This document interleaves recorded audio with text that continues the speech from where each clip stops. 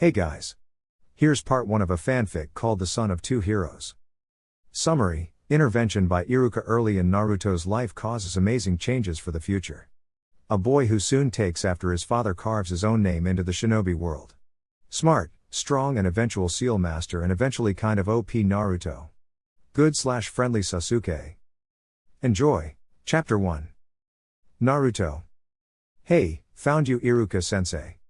A 9-year-old Naruto said to the scarred Chunin. With a swift firm smack to the back of the head, Iruka shouted back, I found you, you idiot. Eyes to the ground. Naruto didn't say a word. Naruto, when are you going to take your studies seriously? Frowning, Iruka continued, at this rate you'll fail the academy, Naruto. With a faint mumble Naruto responded, it's not like they listen to me. Say again? They don't listen to me. They look down on me and ignore me and go out of their way to make my life hard. I've tried sensei, I really have. Naruto frowned and sighed, I can't learn when they won't teach me. Naruto, Iruka sighed. Flashback. Iruka. Yes, Lord Third? Naruto. Is a very special boy, a boy who I have no doubt has the potential to be the most gifted shinobi ever produced by the Hidden Leaf. However, talent, like using water for power, must be tapped and cultivated to be molded into something greater. The most gifted Lord Third? Iruka replied, eyes wide. Iruka, what I'm about to tell you is an S-class secret, known only to 6 people in this village. I tell you because you have shown to me you care for the boy. Lord Hokage are yo. With a stern tone, Hiruzen cut him off. Iruka. Please just listen, many mistakes have been made by this old man, many I very much regret, Sarutobi said in an almost weak voice. He suddenly regained the tone of a battle-hardened Hokage and continued on, however, Uzumaki Naruto will not be one of these many mistakes. For Naruto is not only the hero of the Hidden Leaf for jailing the 9 tails, but he is the son of our very own 4th Hokage. Iruka's eyes shot wide and his mouth would have dropped open, were it not for his restraint as a shinobi. The son of Lord 4th, and all this time we've. Indeed it was Minato's wish for Naruto to be seen as a hero. Hiruzen sighed, I may have failed Minato, but I will not fail young Naruto. Please Iruka instruct him to the greatest of your ability and lay the foundation for him to become a splendid shinobi. Flashback end. Alright then. Iruka suddenly shouted. A sensei? Naruto, do you wish to learn, and become a splendid shinobi? Of course. I really do want to learn, sensei. But do you? Do you really think I can be a good ninja? Iruka smiled down at the boy, ruffled his hair, and replied, Naruto, I believe you have what it takes to not only become a wonderful shinobi, but also the greatest Hokage. Naruto's eyes widened at that statement, and for the first time, he felt the determination and resolve in him harden into something he knew that was completely unbreakable. Little did Iruka know, he had just placed Uzumaki Naruto on a path that would later become one of legend. Alright Naruto, meet me outside the academy an hour after classes are out every day. Got it? Yes, sensei. 3-year time skip. Over the next 3 years, Iruka gave extra training and lessons to Naruto to help him catch up on what he had been missing because of the bias academy teachers. Iruka taught the basics of shinobi to Naruto, Tai, Nin, and Genjutsu. Although, as it turns out, Naruto is terrible at Genjutsu, and it seems he may actually be incapable of it. However, Iruka learned many things about the once thought dead last. By now, he had raised to number 2 in the class, just behind Uchiha Sasuke. Naruto, as it turns out, was quite a bit more like his father than Iruka ever could have originally thought.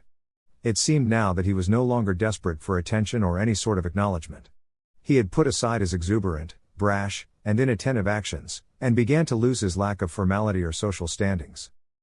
Naruto's true personality with a proper adult influence in his life had become something quite akin to his father's. He seemed to be more perceptive and collected. For the most part, he was respectful, but could still be overly excitable and quick-tempered. He still possessed his indomitable spirit and fierce ambition that drove him through all his choices in life. He is of unwavering loyalty to Konoha and his precious people.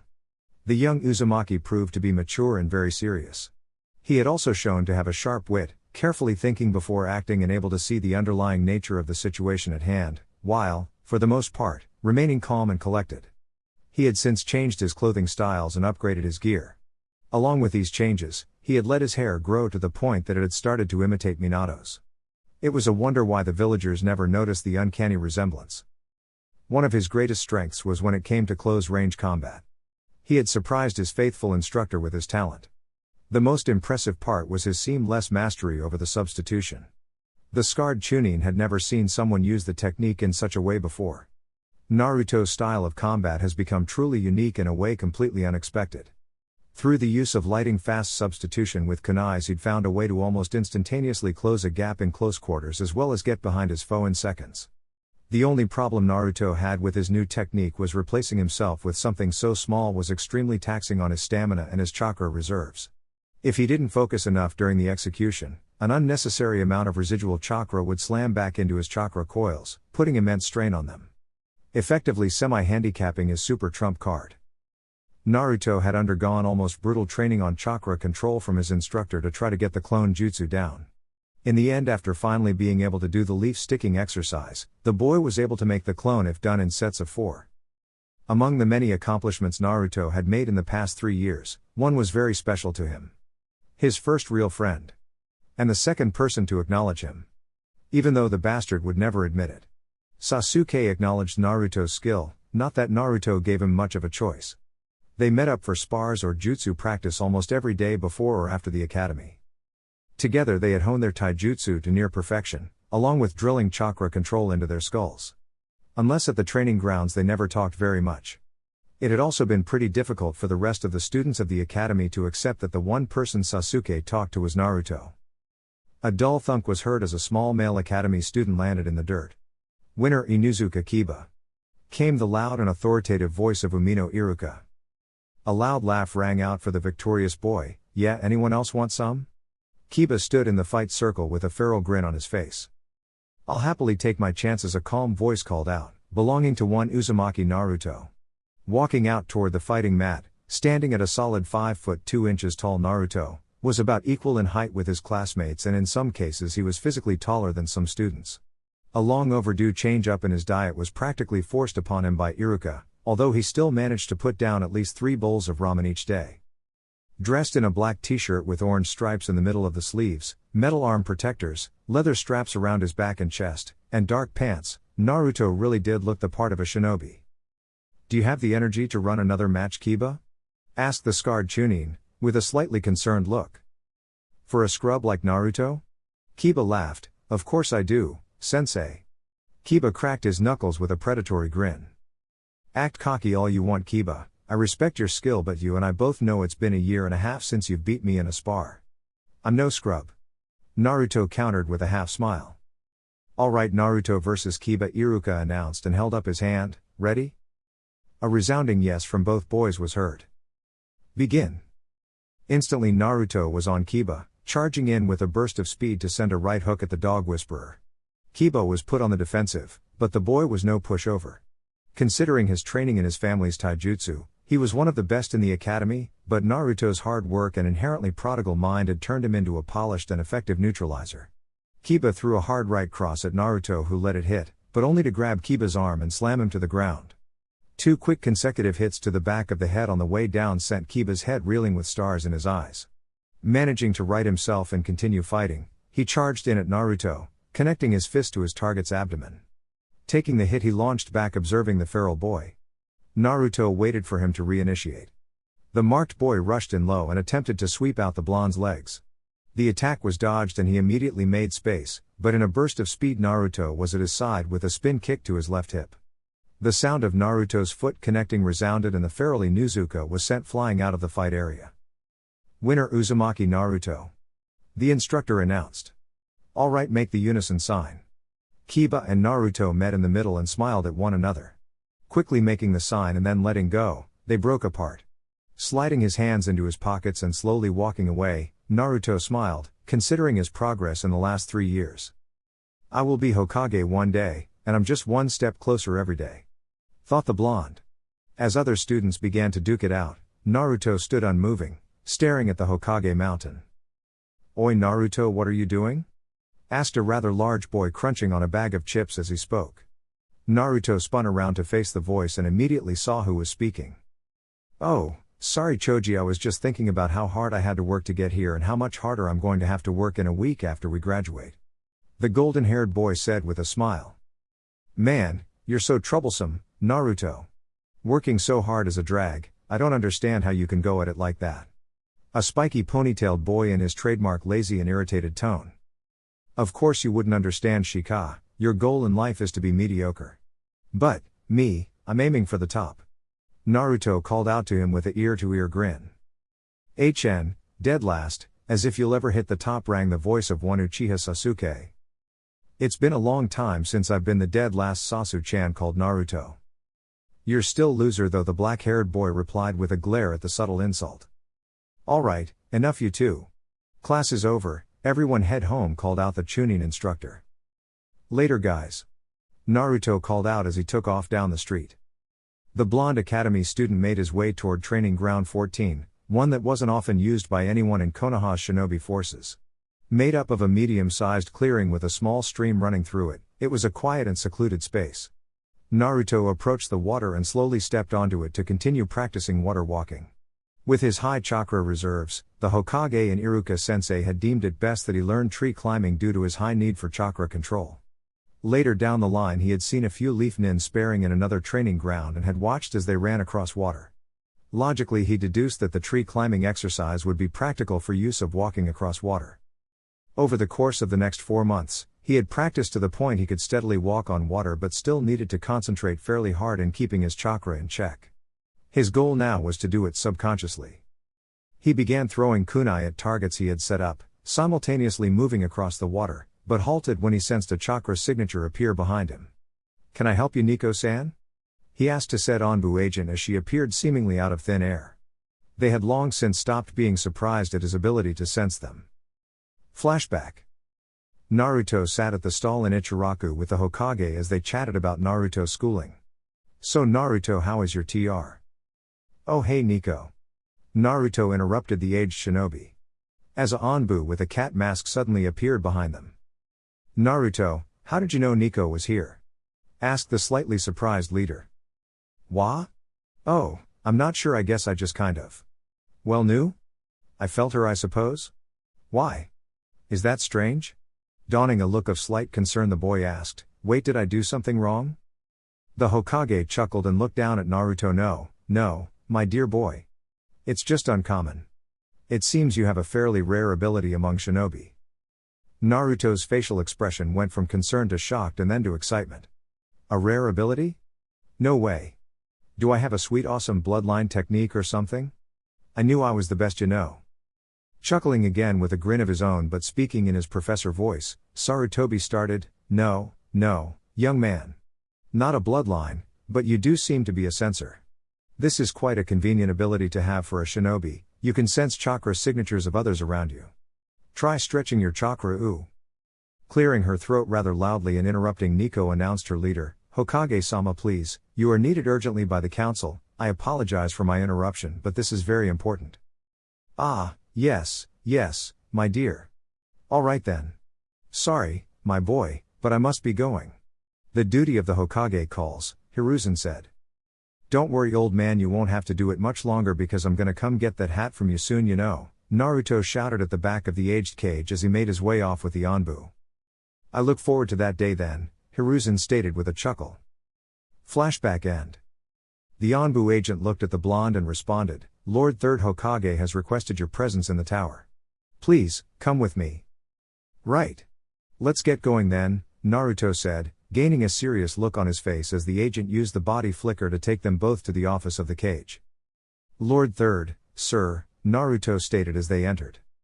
Ah, hello Naruto, I trust you're working hard in your training? Walk with me, boy. Hiruzen began to walk out the door and head up the stairs to the roof of the tower. I am, Hokage-sama. I'm working on my water walking right now. If you don't mind my asking, why am I here? Naruto asked while rushing to catch up to the elder. They arrived on the roof overlooking the village. It was sunny and warm with a cool breeze floating through the air. The Hokage passed his gaze over the village and then behind him and up at the Hokage mountain. Naruto, my boy, you'll be a ninja soon if you pass your test at the academy. Assuming you will, and I do believe you are capable, there are many things you need to be informed of. Naruto, donning a look of confusion and suspicion on his face, then asked, what do you mean by that, sir? There are things you need to know to help with your development as a shinobi and your service to the village. I also intend to, upon your reaching the rank of Jinan, inform you of the identity of your mother, my boy," Hiruzen said, gaining a softer look and a sad tone in remembrance of Kushina as he finished his statement. Eyes widening and tears slightly appearing in the corners of his eyes as he began to slightly shake, Naruto peered up at old Sarutobi. "Am my mother, old man? Why, you knew her? My real mother? You never told me." Taking a deep breath to calm himself, he continued, "I'm sure you had your reasons, sir, but why did you never tell me?" "That I did. I knew her quite well, and that right. I couldn't tell you because your mother had many enemies. But after you graduate, you will know, my boy," Hiruzen sighed, saddened by the way the boy completely controlled his almost breakdown, but inwardly gained a new respect for the boy's discipline and his emotions, a key necessity in the life of a shinobi. Only a week was left before the Jinan graduation exams. Naruto was slightly excited, but still kept himself well composed. He had finished his water walking training and now had a much better grasp on his chakra control. He had also gained better mastery of his most prized and favorite technique, the substitution with his kunai. He was now able to do it a total of 8 times during spars with Sasuke or training sessions without tearing apart his chakra coils.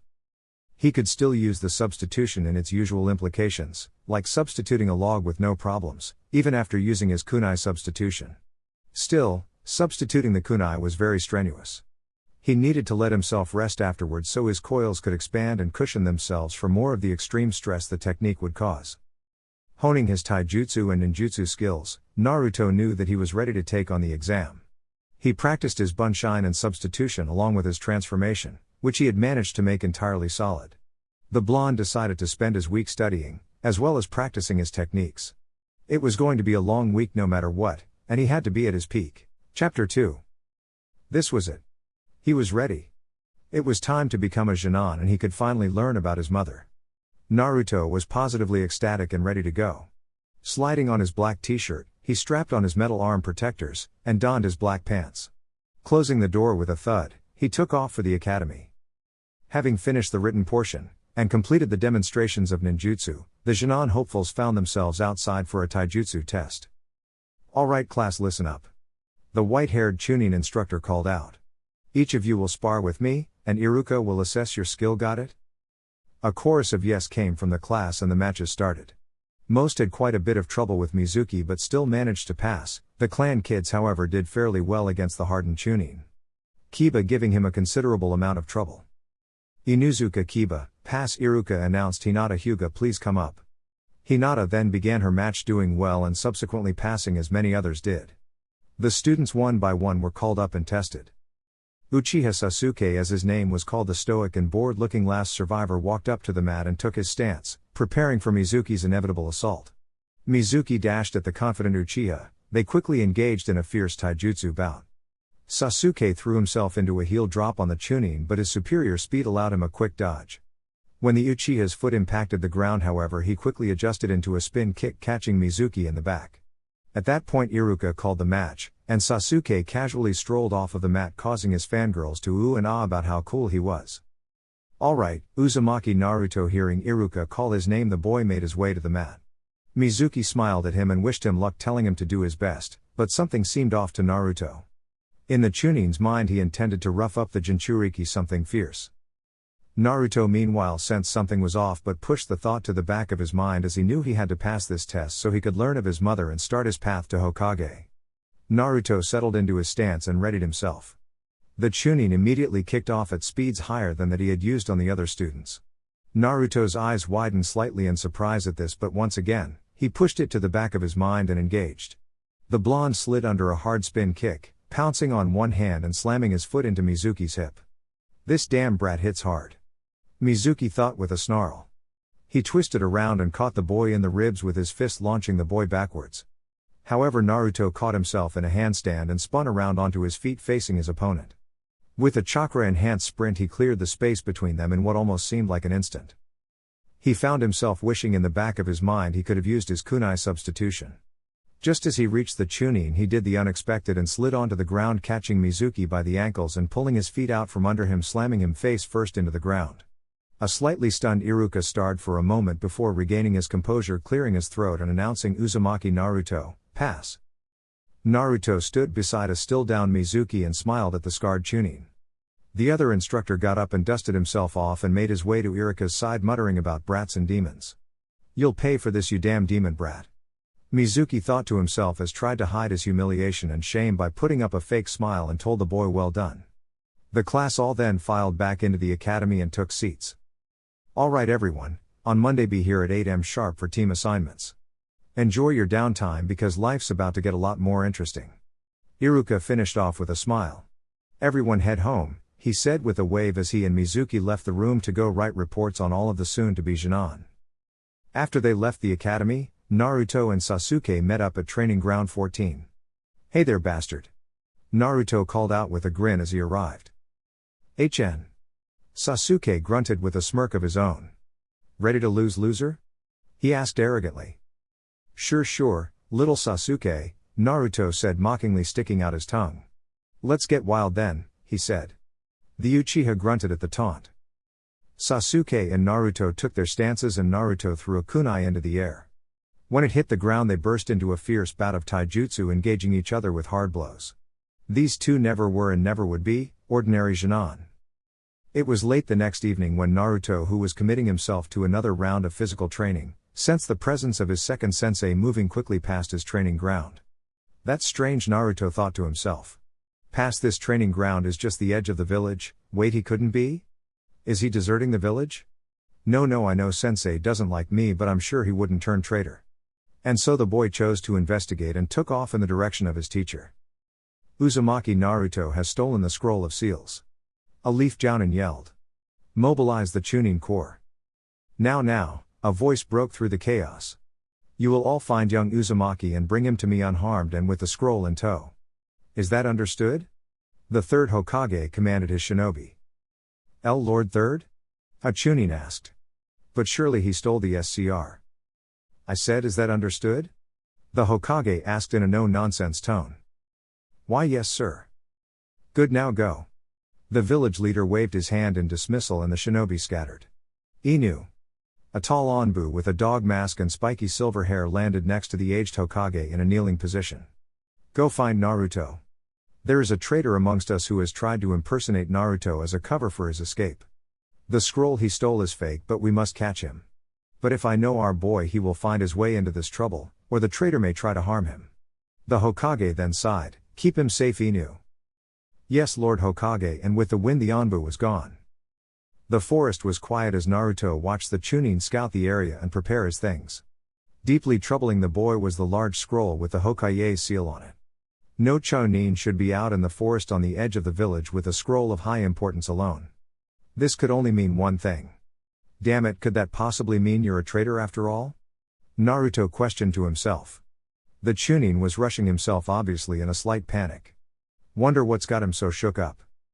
Dropping down a few yards away from the supposed traitor, Naruto called out, "Hey! Mizuki sensei! What are you doing out here at this time of night? Are you lost, sensei?"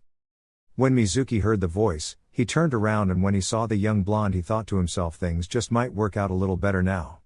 Naruto approaches his sensei and smiled at him. "I can help if you want." "Whoa! What's that super big scroll?" Mizuki's eyes narrowed, and in seconds a large Fuma shuriken appeared in his hand and slammed into the spot Naruto had been standing. Had he not had the reflexes he possessed from his rigorous training, he would have been killed. Naruto leapt back to create space, instinctively throwing a volley of shuriken at his foe. "So you really are a traitor," he wondered aloud. "Hopefully someone comes along to assist, but I'm not just gonna let you take off on the village like this. I'll keep you here until someone shows up." "Ha! As if you could keep up with me, demon brat," Mizuki chuckled darkly. "You're weak in that form, aren't you, monster fox?" "Wait, monster, fox? Why, you mean the Nine Tails? Why? Why do you people all keep calling me that? Do you know, you bastard? Tell me," Naruto exclaimed, composure crumbling down under a tidal wave of emotion. "It's simple, you damn demon. 12 years ago, when the fourth Hokage fought the nine-tailed fox, he sealed it in you. You are the Nine Tails. You are the monster fox." Mizuki began to cackle at Naruto's expression. "That's why they all hate you. Even Iruka, and now I'm gonna get rid of you for good," he yelled, laughing as the boy fell onto his rear in disbelief. He then retched his arm back and launched his Fuma shuriken. "No. A voice cried out and the dull thud and of steel impacting flesh rang through the small clearing. It's true, there is a demon fox inside you. But you are its jailer. You're no monster fox, Naruto. You're a great student and I acknowledge you and your incredible talent, along with the immense potential you possess as a shinobi. Iruka coughed up a bit of blood but smiled at him. Hunched over the boy with the large shuriken sticking out of his back. You are Uzumaki Naruto of Konoha. As heartwarming as this is, it's time to die. Both of you, Mizuki yelled out. Naruto stood, laying Iruka down against a tree while removing the shuriken. Rest now, Iruka-sensei, I'll take things from here. Thank you. That was when Iruka noticed the look of absolute determination and unshakable resolve the boy had on his face. He smiled at the blonde. Good luck, Iruka said to him softly. Sensei, I make my own luck, the boy replied with a smile. Oi! Bastard! If you lay one finger on my sensei ever again, Naruto pointed at his forehead with his thumb. I'll kill you. You can try, fox, yelled Mizuki, who charged at the boy. A volley of shuriken come his way but Naruto deflected them with his kunai. He then launched his own volley but of kunai, they flew toward Mizuki and the Chunin deflected all but one. Only to tilt his head to the side and avoid it. Then, the blonde disappeared. Reappearing in his place was a kunai and Naruto's foot slammed into the older man's back. Stumbling, Mizuki found himself about to fall right in front of the kunai from before, only to see it disappear and felt the boy's sandal plant itself in his face. The traitorous nin was launched backwards, righting himself in time to see the young boy launch into a spin kick that planted itself firmly in Mizuki's chest, slamming him into a tree. Eyes widened in shock, the Chunin thought to himself, how? How did he get so strong? Rah, no matter, I'll use the power Lord Orochimaru has given me and destroy this pest. Mizuki's body was suddenly covered in black markings and his chakra began to flare up. Naruto's eyebrow rose in confusion. What's with this malevolent chakra? The boy wondered to himself. But suddenly a loud chirping sound rang through the clearing and in a flash of blue light a hand rammed out of Mizuki's chest. The Chunin coughed up blood and managed to get out a gurgled wah? Before abruptly dying. His body slid off of the arm and landed on the ground. Naruto's gaze focused on the arm but slowly followed it up to its owner, a dog masked Anbu. Inu? What are you doing here? Naruto was shocked but relieved to see the Black Ops nin. Hokage's orders. He stares blankly. He walked to Iruka and checked on him, bandaging his back. He then stood to look at the young man. You did well, Naruto, be proud. Now stay with him while I go grab a medic, I'd rather not move him. Why, yes sir. Thank you. Naruto managed to get out, straightening his stance out to look more presentable, and the Anbu disappeared in a swirl of leaves. One day I need to learn how to do that, he muttered to himself. Naruto. The pained voice of Iruka came. Come here, he grunted as he fully sat himself up against the tree. What is it? Sensei, you shouldn't move. The boy knelt next to the Chunin. A look of worry etched onto his face. You did well, Naruto, Iruka said with a smile. I have no doubt you'll make a great Hokage one day. And with that, for the first time in at least 3 years, Naruto cried. Taking the empty seat next to Sasuke, Naruto settled in for team assignments. Iruka entered and began a long speech. After that was finished, Iruka smiled at his class. Alright, team assignments are as follows. Naruto spaced out, only listening only for his name, and Hinazuki Rika. You guys are team 2, your Jounin sensei will be Satomi Yuta. Rika? Where have I heard that before? Naruto questioned to himself. Unsure, he thought on it longer but couldn't come up with anything for why he would recognize the name. Team 7, Uchiha Sasuke, Haruno Sakura, and Uzumaki Naruto. Your Jounin sensei will be Hitake Kakashi.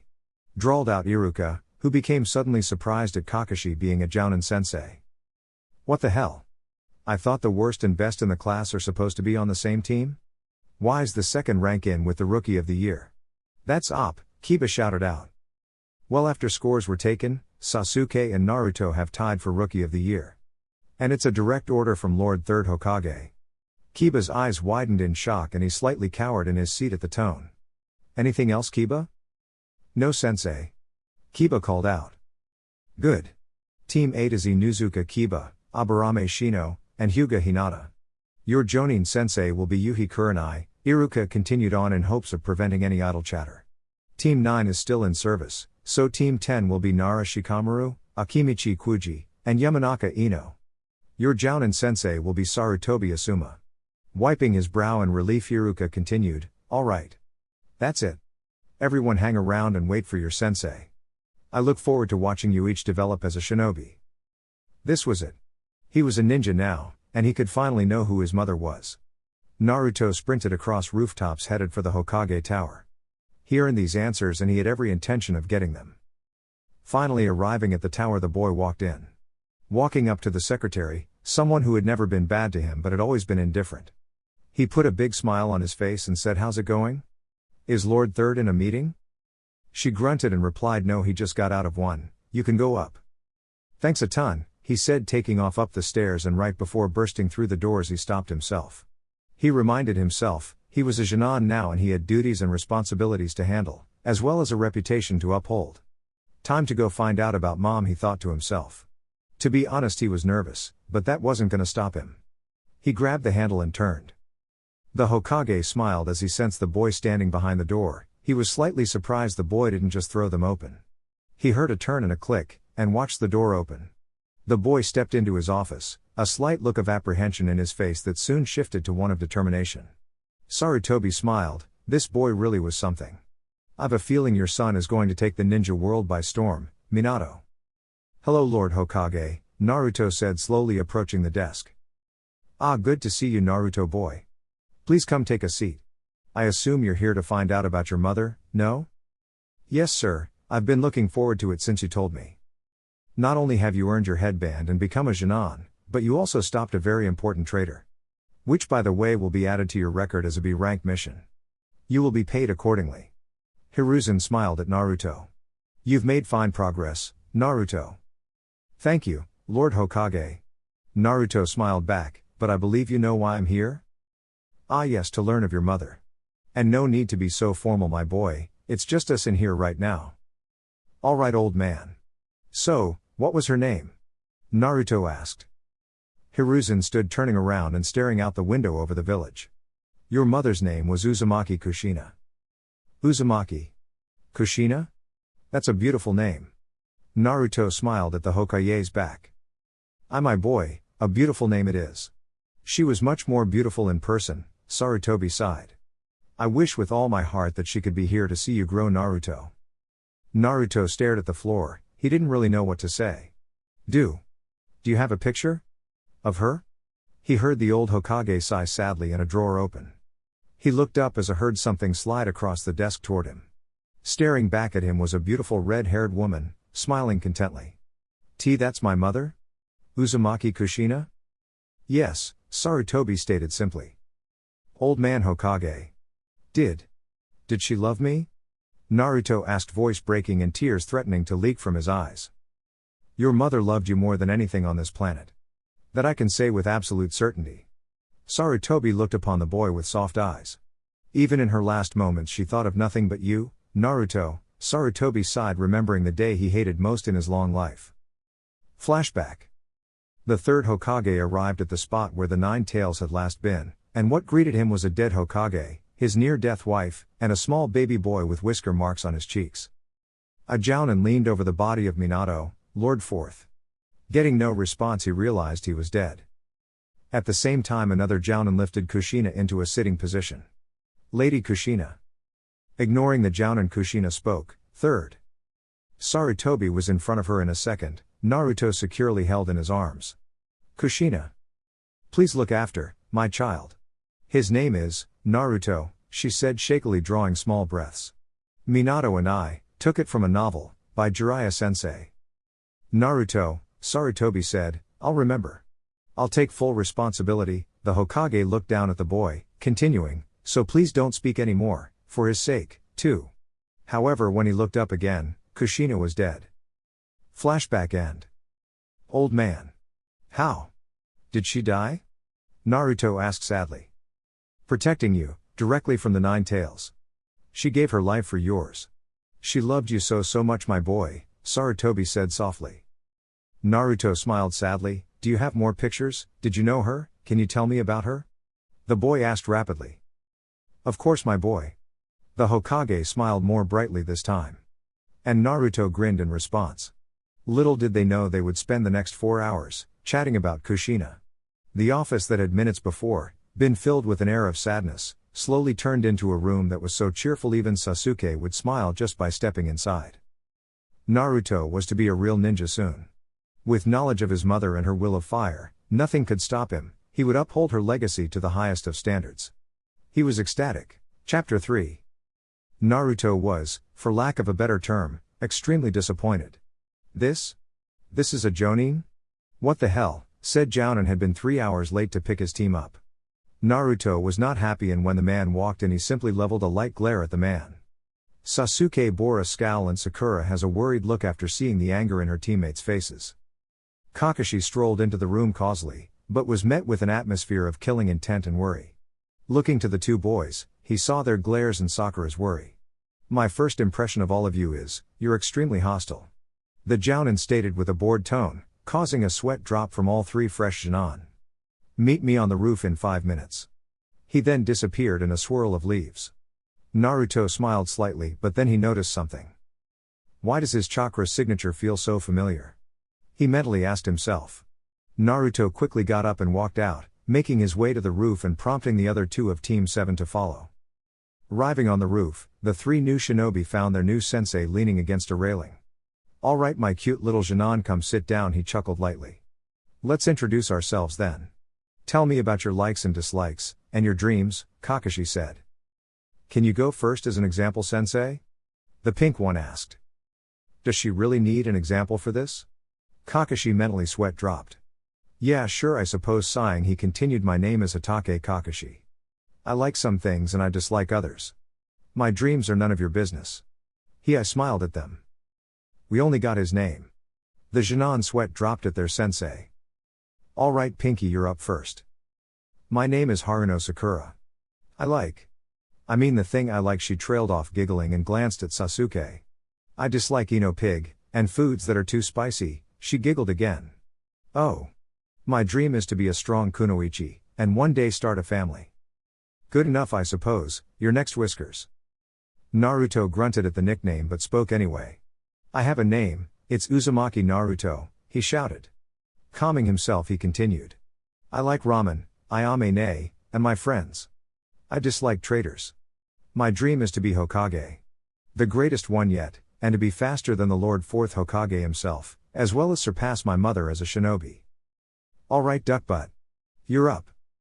HN. The last Uchiha grunted at the insult. Fine. My name is Uchiha Sasuke. I like nothing and dislike a lot of things. I don't have a dream, but an ambition. I will kill a certain man, and restore my clan. You actually like tomatoes though. And training, and me of course, Naruto said with an ear-splitting grin. HN. Shut up Dobi. Sasuke retorted. Oi. Hey I resent the. Naruto started. Alright enough banter. Kakashi interrupted. Meet me at Training Ground 7 tomorrow at 8 in the morning sharp for our first team exercise. And you shouldn't eat breakfast. You might throw up, he said with an eye smile. And then he was gone. The three Jonin were silent. So you guys want to go get some ramen? Naruto then broke said silence. Fine. You're paying Dobi. Sasuke replied. What, why would I pay? You're the one with all the money. Naruto retorted. HN. Alright fine, I'll pay, damn it. The blonde grumbled as they began to walk off. A few steps down the stairs Naruto stopped and turned around. You coming, Sakura? I can? Right, sorry, yeah, I'm coming. She replied, lighting up at being included. Kakashi stood in front of the memorial stone, collecting his thoughts. He stretched his chakra making sure he was alone and then sighed aloud. Sensei. I have your son on my team. I'll train him well. I won't let what happened to our team happen again. Kakashi looked at the ground and smiled slightly. He wants to surpass you not only in strength but in speed, and even more so as Hokage. I've no doubt that he will one day. It seems Lord Third has also told him of Lady Kushina. Guide me please, Sensei. I'm glad I convinced Lord Third to give me him and Sasuke. Flashback. Inu stood before the Hokage. Sir? Stand and remove your mask, Inu. The professor ordered. Kakashi, you will take a Jonin team again this year. Sir, no team has passed with me before, why would we keep doing this? Kakashi inquired. You will train Uchiha Sasuke. You're the only one who can. The old Hokage puffed on his pipe. Fine. But I want Sensei's son too. Kakashi made his demand. If he was going to do this, he was going to protect his sensei's legacy. You cannot Trey. Respectfully Lord Third, I won't miss my chance to train him. He needs someone who knows. How many years have you had me watch over him from the shadows? It's time, sir, Kakashi demanded again, with more determination than the old Hokage has seen since the day Minato tasked Kakashi with overwatching Kushina's pregnancy. Fine. On the condition that you do not reveal his heritage to him, Sarutobi sighed. He must not be told. Not yet. When the time comes, Jiraiya will return to the village to help train the boy. Eventually he will tell him. Flashback end.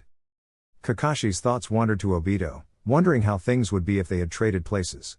Obito, I'll look after Sasuke and try to save him from his hatred, like you once did for me. Thank you, Obito. The dawn of the next day saw 3 new Genin stroll into Training Ground 7. Sasuke, stoic as ever, made no comment as they saw their sensei was indeed not there yet. Sakura was looking quite annoyed with her sensei, and Naruto? Well, he was currently snacking on a stick of dango and looked extremely bored. Naruto, why are you eating? Sensei said not to eat breakfast. Sakura broke the silence. Nah, his mouth full of food was then swallowed and he cleared his throat. He said we shouldn't eat breakfast. Not that we couldn't. That is absolutely. A voice promising punishment started as Kakashi landed behind the Genin. Tone suddenly softening, he continued, correct. Sakura nearly face faulted and Sasuke even deemed it worthy of a sweat drop. Naruto simply laughed. Alright, Kakashi said, clapping his hands together. Time for your real Genin test. What? Came the outraged shout of 2 out of the 3 students. Sasuke settling for a questioning grunt. Kakashi smiled at them and then pulled out a timer, setting it on a post next to him. He then pulled out 2 bells and tied them to his waist. To become Genin you must first take a bell from me. Any of you with a bell by the time this timer goes off, pass. He lowered his tone slightly and continued, however, anyone without will be sent back to the academy. But sensei, there's only 2 bells? Sakura questioned, does that mean? Yes, Kakashi interrupted, only 2 of you can pass this test. No matter what, one of you is going back to the academy. Shit, high stakes then, alright, let's get this done, Naruto stated. Come at me with the intent to kill. Otherwise you will not succeed. The Jounin stated. Your test starts, now. The Genin immediately scattered and hid off in the trees. Naruto observed the lazy Jounin with a calculating gaze. Wondering what exactly his game was. This test can't be normal. Why separate from a 3-man squad to a 2-man squad? No. He intends to put us against each other. I see. Alright, I'll play along. Naruto thought to himself. Now who's going to make the first move? If I know Sasuke. The last Uchiha burst from the trees with a hail of kunai in front of him, aiming at the Jounin. Speeding through hand seals, he shot off a jutsu fire style, fireball jutsu. A large fireball left the boy's mouth, barreling at Kakashi. When the jutsu cleared, all that remained was a burning log stuck with many kunai. A substitution? He's good. Thought Sasuke. Weren't you ever taught not to play with fire? Kakashi asked from behind him, book in hand. Don't underestimate me, I'm an Uchiha, Sasuke shouted. Immediately he engaged Kakashi in a bout of taijutsu, eventually forcing Kakashi to stash his book away. I'm no ordinary Genin, he continued, as he came down with a heel drop intent on caving in the Jounin's skull. Kakashi caught his leg and slammed him face first into the ground. First up, taijutsu, not bad. He then disappeared, allowing the Uchiha to flip back onto his feet. Sasuke wearily looked around trying to find the Jounin. Earth style, headhunter jutsu, Kakashi called out. His hand shot out of the ground, grabbing his student's leg and dragging him into the earth, leaving only his head above the surface. Second up, ninjutsu. Now stay here and think about what you did. The Jounin said with an eye smile, subsequently disappearing. Sakura snuck her way through the forest, trying to find a good line of sight on the clearing. Third up, genjutsu. The Jounin appeared behind the pink-haired girl. Demonic illusion, death mirage jutsu. The girl found herself alone. Sakura. Help, me, Sasuke said, collapsing. With that, the pink-haired girl fainted. Kakashi would be lying if he said he wasn't disappointed. That was way too easy. He would need to change that. Alright Blondie, you're up. Kakashi thought to himself, disappearing in a body flicker back to the tree at the center of the clearing. Naruto had seen enough. He was ready. He was fairly confident the Jounin wouldn't expect his kunai substitution, however he wasn't going to fall for it more than once. Kakashi was just about to get bored enough to initiate the fight when a volley of kunai shot out of the trees at him. He dodged them and simply waited, and his wait was rewarded as 12 Narutos came charging out of the trees all jumping at him, fists cocked back. They all phased right through him. The clone being only an illusion. Naruto came from behind with a burst of speed launching into a spin kick. The white-haired man batted the boy's leg away but was almost stunned to see Naruto instantly transition into a handstand that brought his opposite leg back around, leveled at the Jounin's head. He quickly caught the leg, moving to throw Naruto, only for him to suddenly be caught holding a log as another volley of kunai came at him from behind.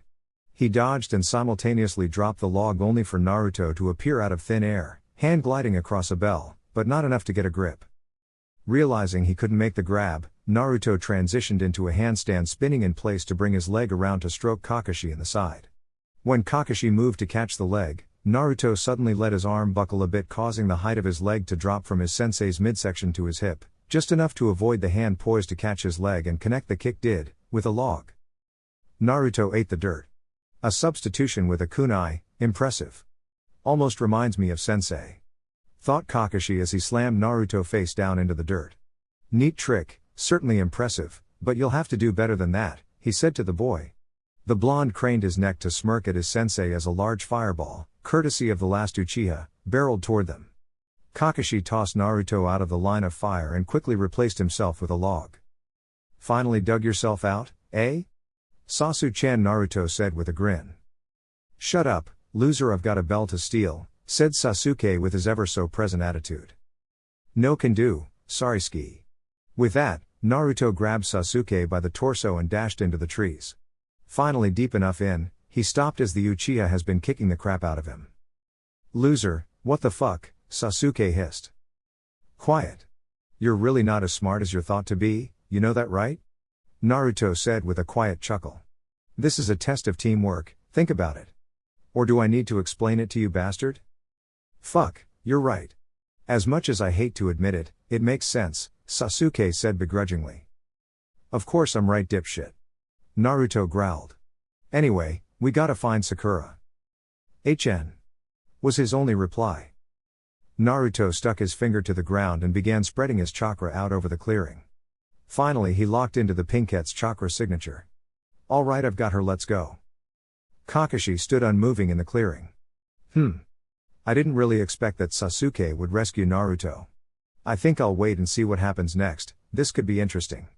The masked Jounin thought to himself. Just as he began to consider pulling out his book, a volley of shuriken came at him from the woods. Quickly turning, the Jounin moved to deflect them when a hail of kunai shot out from the opposite side of the clearing. A pincer? Kakashi thought quickly, one of those kunai might end up being Naruto in a second. The former Anbu deflected the shuriken, and quickly substituted with a log appearing across the clearing from where he had been standing. Fire style, fireball jutsu. A fireball barreled toward Kakashi, ripping apart the clearing as it moved. Kakashi quickly dodged, then was confronted with a hail of shuriken. After deflecting them, he then immediately caught Sasuke's foot as it moved to catch him in the shoulder. The Jounin threw the boy away, who righted himself and threw another hail of shuriken at Kakashi.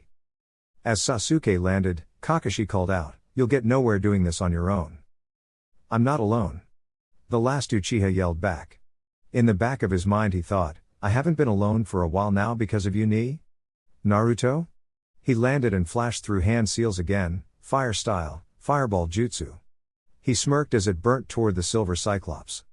Naruto. Now. He called out to his friend. Two hails of kunai ripped from the trees at the new Jounin sensei. He deflected them all and dodged others. As expected, one suddenly became Naruto, who launched a new set of kunai at the instructor as he turned to face the new combatant. The Jounin's eye widened and he substituted with a log to escape and create distance. Good. But where's the other one? He called out. Right here, sensei. Sakura called as Kakashi looked and saw her standing alone, with one hand held in a snake hand seal. Explode, she yelled. Kakashi's eye widened as the 100 explosive tags around the field began to glow. Microseconds later they resounded with a ball of fire and a thunderclap like boom. Kakashi appeared behind Sakura and caught her wrist as she tried to swing a kunai at him. Enough, he said, well done all of you, you pass. I smiled at the Jinan. Eh? Came the voice of Sakura and Naruto. But we didn't get the bells, Sensei? Sakura continued. It was never about the bells, my little Jinan, it was all about teamwork, and you've shown you have that in spades. I'm proud of all of you, and you are all ready to be ninja. Kakashi had them all gather around the 3 posts at the far side of the clearing. Here he let them help themselves to the bento lunches he had waiting. As they ate he contemplated what to say next. Ushering them over to the memorial stone, he began. Upon this stone, we engrave the names of the heroes of Konoha. These are all shinobi who gave their lives in the line of duty for the village. Many of my friends' names rest upon this stone. Along with that of my sensei. Who was your sensei, Kakashi-sensei? Sakura asked gently. I smiled down at her, Minato Namikaze, or as you may know him, Lord 4th Hokage. What? No way. My sensei was trained by the 4th Hokage himself. You've got to be super strong, you know. Naruto's hands clapped over his mouth at the surprise of letting his verbal tick go in front of his new teammates and sensei. Kushina would be very proud of you, Naruto. I smiled at the boy, who looked oh so much like his late sensei. Wait, you knew Mom? Yes, I did, and I can tell you that the verbal tick of yours comes directly from her. Kakashi replied in a cheerful voice. Thank you, Kakashi-sensei, Naruto said softly with a huge grin plastered on his face. The masked man looked to the last Uchiha. Sasuke, you've done well by your clan's name, and if they were here right now I'm sure that they would be very proud of you. Sasuke's eyes widened and a rare flicker of pure emotion shined through. After a moment, he settled back into his nonchalant, uncaring demeanor once again. Thanks. The Jounin finally turned to the pinkette. Sakura, you have potential, but there are many things you need to work on. But I'm sure you do your family proud as well. Thank you, Kakashi-sensei, she said smiling widely. A very wise shinobi once taught me a very valuable lesson. Kakashi began. Those that break the rules are trash. But those who abandon their comrades are worse than trash. Kakashi sighed, remembering Obito. It's a saying that should be beaten into your heads at the academy, but that doesn't happen, so I'll do it myself. I smiled once again. Over the next 3 months, Team 7 would meet every day in the morning and do team and individual training until the early afternoon. After that, they would head to the Hokage Tower and acquire and complete 6 D-rank missions. They quickly became Konoha's top rookie Jinan team with 546 completed D ranks under their belt. Adding to their feats, the instructor taught Sasuke and Sakura tree climbing and water walking. While doing so, he also helped Naruto complete his water walking training. Kakashi felt they would be ready. Team 7 walked through the door of the Hokage's office. Kakashi smiled at the Hokage and gave a greeting, yo. Ah, Kakashi, here to start your daily D ranks? Sarutobi smiled. I have a few here. He trailed off while shuffling around papers. Ah, actually Lord Hokage, I'm here to request a sea tank for my cute little Jinan. Oh? It is about time now, isn't it? Let me see here. Bandits have been seen around Neba village, abnormally large wolves have been terrorizing Hashikawa village, there's also B. Lord Hokage, we'll take the bandit mission, sir. Kakashi interrupted. Alright, it's settled. Team 7 is to dispatch immediately to Neba village in eastern Hai no Kuni. You will meet with the village elder, Ijima Tohaku. The Hokage gave his orders, and the team set out. After exiting the tower, Kakashi turned to face his team. Alright guys, I want you to go home, pack 1 week's worth of gear and meet me at the east gate, understood? A chorus of yes, Kakashi-sensei. Came from the 3 child soldiers. He chuckled, it's about a full day's travel to Neba village, so be ready for a walk. Got it. The team scattered. Nice to meet you, Mr. Ijima, Kakashi said as he and his team bowed before the village elder. Thank you for coming to assist us, Mr. Hitake. The elderly man bowed. We've had trade caravans and travelers reporting that they have been confronted by bandits all around the village outskirts. Please take care of this problem for us. Of course, Mr. Ijima, we'll be off then. We shall report back when the mission is complete. The white-haired man replied. The team turned sharp and headed outside of the village. The Jounin turned to face his team. I won't lie to you. It would be wrong to do so. There is a high probability that you will either witness a kill or directly kill someone yourself on this mission. I'm hoping you don't freeze up if you do so. However, don't worry, as I will be watching over all three of you. Another possibility is that if the bandit group is large, there may be missing nin amongst them. So be careful. Understood? Yes, Sensei, came the reply of all three students. The masked man stared at them a minute longer before signaling for them to follow him toward a spot that a carriage had been attacked. Upon arriving at the day-old scene, Kakashi began to investigate. Taking note of the area, he found a series of drag marks. With closer inspection, he deduced that chests of goods had been dragged sloppily back to the bandit camp. Come, he said, we'll follow this trail to the camp, scout it out, make a plan, and then take care of the problem. Understood? The three genin all nodded their heads at him. With that, they took off along the trail. Team 7 was on the hunt. Chapter 4. When Naruto had heard the term bandit camp, he had not envisioned what he was seeing currently. The team was perched on a rocky outcrop looking over the forest below them. In it was a large clearing filled to the brim with tents and carts. When he had heard bandit problem, he had thought of maybe a group of 10 to 20. Not the view that greeted him of somewhere between 1 to 200 bandits strolling about. All sorts of weapons floated around between them. From swords to scythes and even axes. If you could think of it, someone down there probably had one. Kakashi-sensei, how exactly do you plan for us to deal with all of this? Naruto quietly broke the silence with his question. I'm sure we could take these guys, but there's a lot of them.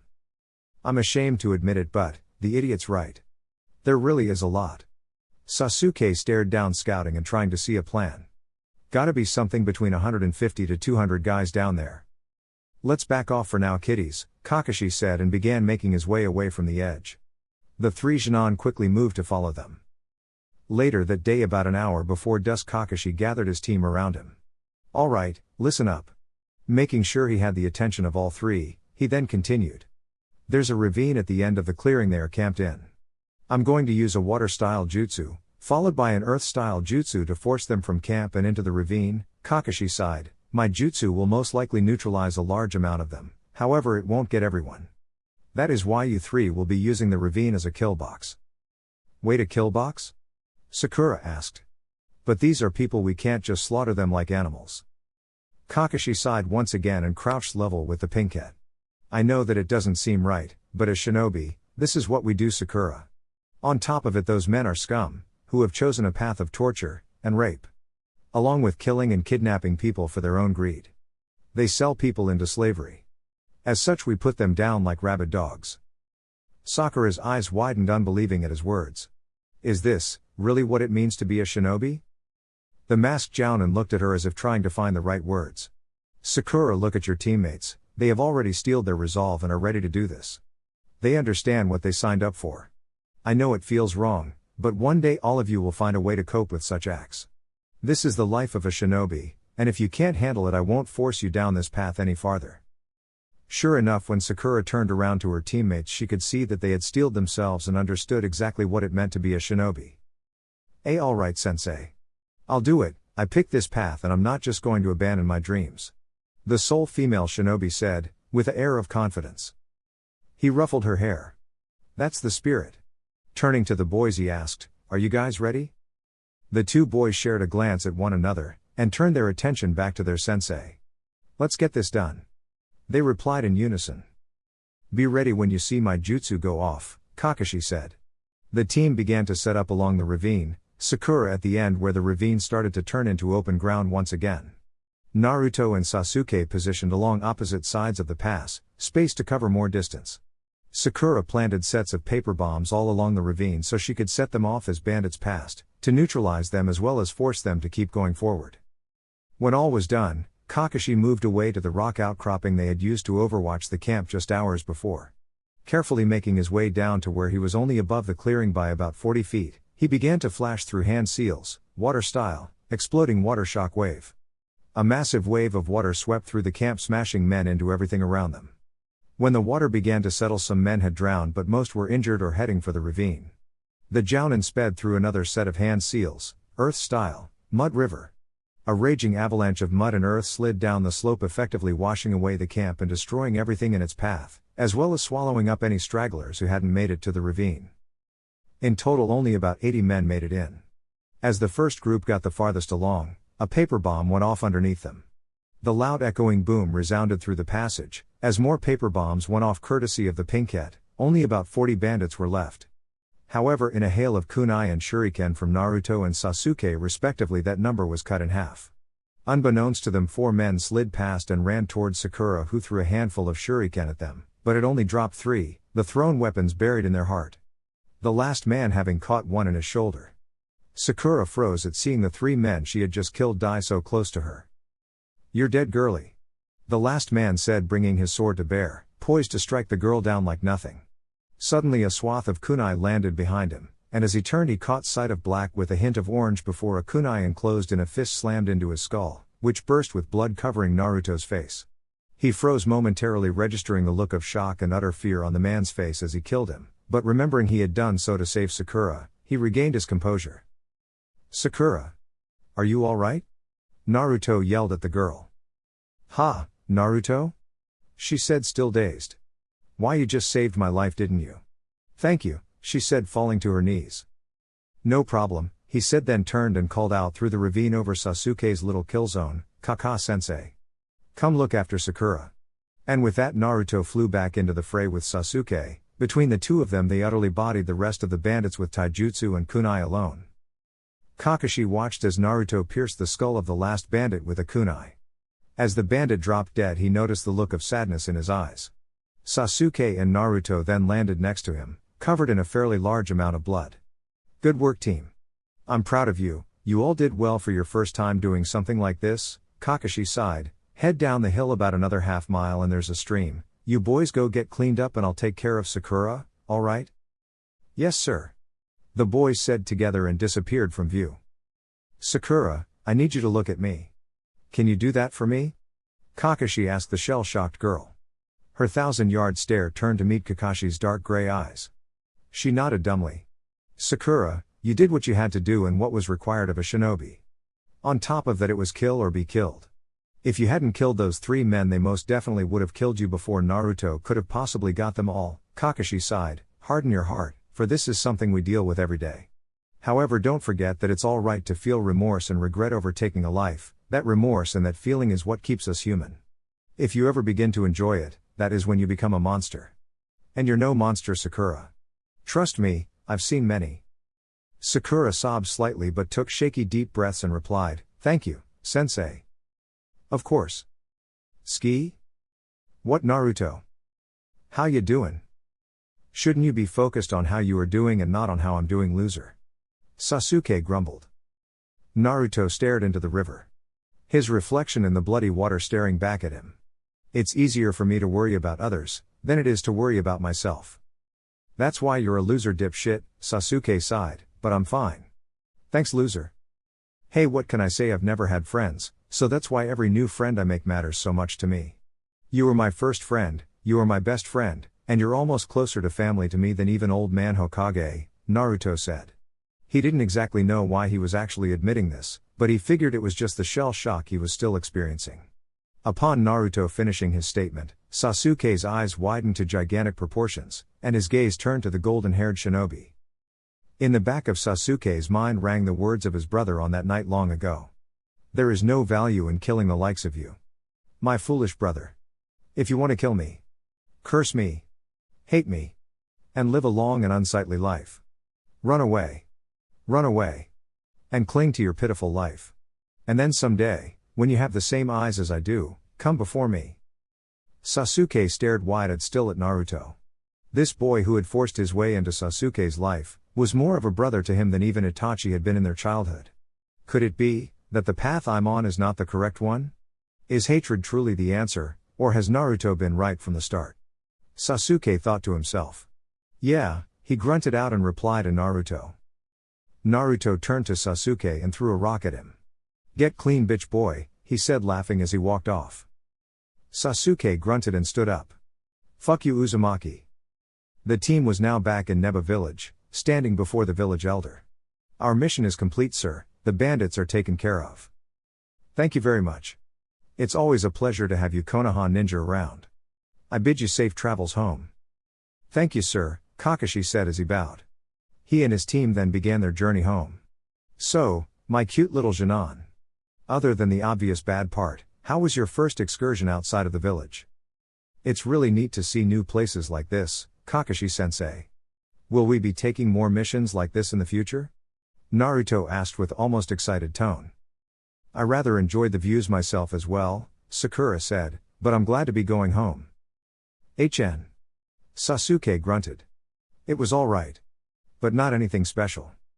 PFFT, you're always such a downer, ski, at least be slightly enthusiastic, Naruto said, crossing his arms. Oh please, loser. You have enough enthusiasm to make up for the entire team.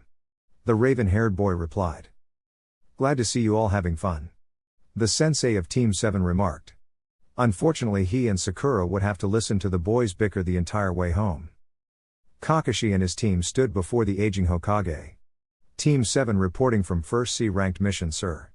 I'm happy to report that the mission was a complete success and these Jinan handled themselves quite well. Ah yes, good to have you back, Kakashi. The old shinobi replied, packing and igniting his pipe. That's one C rank added to your official record. Well done. If that is all, Kakashi, would you mind staying behind a moment? Of course, sir. Kakashi turned to his students. You three should go get some ramen or barbecue and I will meet you there after I'm done here. He finished with a nice smile. Sounds good, later sensei. And the three were off. So Kakashi, how did they handle the first time kills? It really broke Sakura down quite a bit, Kakashi said sadly, however she is back to her normal self. I believe Naruto and Sasuke dealt with it by talking amongst each other. I'm really not all that worried about those two. They will make fine careers as shinobi. Kakashi finished with a smile. I bet they will. The Hokage said, exhaling a plume of smoke. And how exactly is Naruto coming along in his training? Well, Lord Third, he finished his water walking training while I trained the other two in tree climbing. So that's out of the way. Mentally as a shinobi, when we get into battle his head is clear. He's calm and collected, he's almost like Minato-sensei if I'm to be honest, sir. He still hasn't seemed to make contact with, nor use the power of the nine-tailed fox. Kakashi recounted his progress with Team 7, deciding they needed to be a lot stronger before they went running into the next mission. Good, I'm glad to hear the boy is making progress. The professor then snuffed out his pipe and put it away. Well, I suppose that will be all then, Kakas. Actually, Lord Third, there was something I wanted to ask you. The Jounin interrupted, tone completely serious. Oh? Please do, ask away. The god of shinobi said with a raised brow. It's well known that elemental jutsu training is mostly reserved for Chunin and above, however I believe the potential in this team is extremely high. I would like your permission to begin teaching them fairly high-level techniques and test their elemental affinities. Also, sir, I would like to train Naruto in the fourth hummingbird fist taijutsu, Kakashi said, voice in full business mode. I suppose it can't hurt to properly start our most promising team off with some new jutsus. Alright, I approve your request. Along with your request to train Naruto in Minato style. However, not a word is to be spoken about who he really is to Naruto. Is that understood, Hatake? The third Hokage said in a tone that promised severe punishment for any disobedience of his order. Yes, sir, Lord Third. The former Anbu said. I'll take my leave then. The three Jinan sat eating and bickering at Ichiraku ramen. Naruto suddenly spun around in his seat and smiled. Hiya, sensei. What's up? He said to the empty street, caused Sakura, Tuchi, and Ayame to all adopt a confused expression. However, just as Sakura was about to ask what he was talking about, Kakashi appeared right before the blonde boy. Yo, Naruto, he laughed. Sakura was visibly stunned. Wah? How? Wah, she muttered out. Sakura, you dolt, Naruto is a censor type. How have you not picked up on that? Sasuke quipped. Wow. I guess I never did really notice. Sorry, Naruto. The girl said. Hey, it's fine, Sakura, Naruto stated. Now, you kids gotta come with me. There's training to be done, Kakashi said. I suppose I can pay just this once. He leaned over and paid for their meals. Turning around, he bid the father-daughter duo goodbye. Later, Tuchi, Ayame, we'll have to catch up sometime. Of course, Kakashi, stop by any time.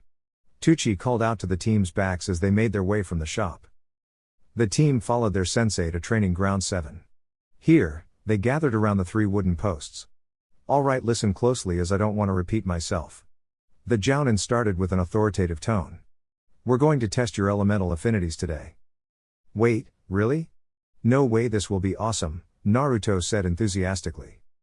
Pipe down Naruto, I'm not done, Kakashi said with a stern look. Now, as I was saying, I'm going to test your affinities, after which I intend to give you all a jutsu to learn before our next mission that we will be taking at the end of next week. I want all of you to try to have them mastered by then, or at least be proficient with the jutsu. Understood? Yes, Sensei. The three called back to him. Alright then, let's get this started. Hokage opened a pouch on his vest and produced 3 pieces of chakra paper. Take these in your dominant hand and then slowly push your chakra into them. He then handed the papers out. If your affinity is fire, it will burn, water it will turn soggy, wind it will split, lightning it will crinkle, and earth it will crumble. Go ahead and start. He ordered to his team. He thought to himself, let's see what we're working with. Sakura went first, pushing her chakra into the paper and it crumbled in her hand. Earth, it's not rare but it is a strong element. Especially good for defensive jutsu. The masked man commented. Sasuke took his turn and followed after Sakura, his paper crinkling before setting alight. Fire and lightning, not bad. I'm also a lightning type. I smiled at the Uchiha boy. Naruto finished for the group by pushing his chakra into the paper, causing it to split in half before turning soggy and dissolving into water. Wind and water. Wind is very rare in the land of fire, as I know of only 2 shinobi and Konoha have natural wind affinities. One of whom being Sarutobi Asuma. And water to boot, also a good element. I'm surprised to see 2 of my students have dual affinities. Kakashi then put his hands into the clone seal, shadow clone jutsu. 2 identical Kakashis appeared next to him. Any one of you who can get their jutsu down before the weekend is over, I will teach a second jutsu to you. He then had Sasuke and Sakura head off with one of his clones each. Kakashi stared at Naruto before smiling at him. Ready? He asked. Of course, Sensei. The boy responded, ready to learn. Alright Naruto, now, just so you know, high-level techniques require additional chakra control training as well as elemental control training. So don't go off trying to learn any high-level wind or water techniques without having me there to help, alright? Kakashi's clones were also giving the same talk to his other 2 students. Yes sir.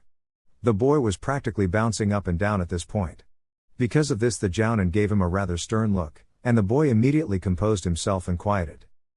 Now the jutsu I'm going to teach you is called Wind Style, Great Breakthrough. Watch my hands, alright? Kakashi then began to move through the seals for the technique, aiming for the middle of the clearing. Tiger, ox, dog, rabbit, snake, wind style, great breakthrough, he yelled, and a massive gust of wind burst through the clearing, ripping the leaves off of many trees. You get that? Yep, Kaka-sensei. Can I try now? He asked impatiently. Yes, but let me walk you through it, alright? After you run through the hand seals, you'll gather wind chakra to your lungs and blow out a stream of air. Go ahead and try now. The instructor was curious as to how exactly this was going to go. Naruto burst into action, sliding through hand seals and releasing the jutsu, Wind Style, Great Breakthrough, he yelled and watched in pure disbelief as his first wind jutsu ripped a single leaf off of a tree. He face-planted in shame. Get up, Naruto. That's to be expected on your first try. Again. Kakashi ordered. Yes sir. The boy grumbled, flashing through hand seals and repeating the process, however still only tearing a single leaf from a tree. When mastered and filled with chakra, this jutsu can go from C to A rank in no time. You have the potential for that. Kakashi advised. Again.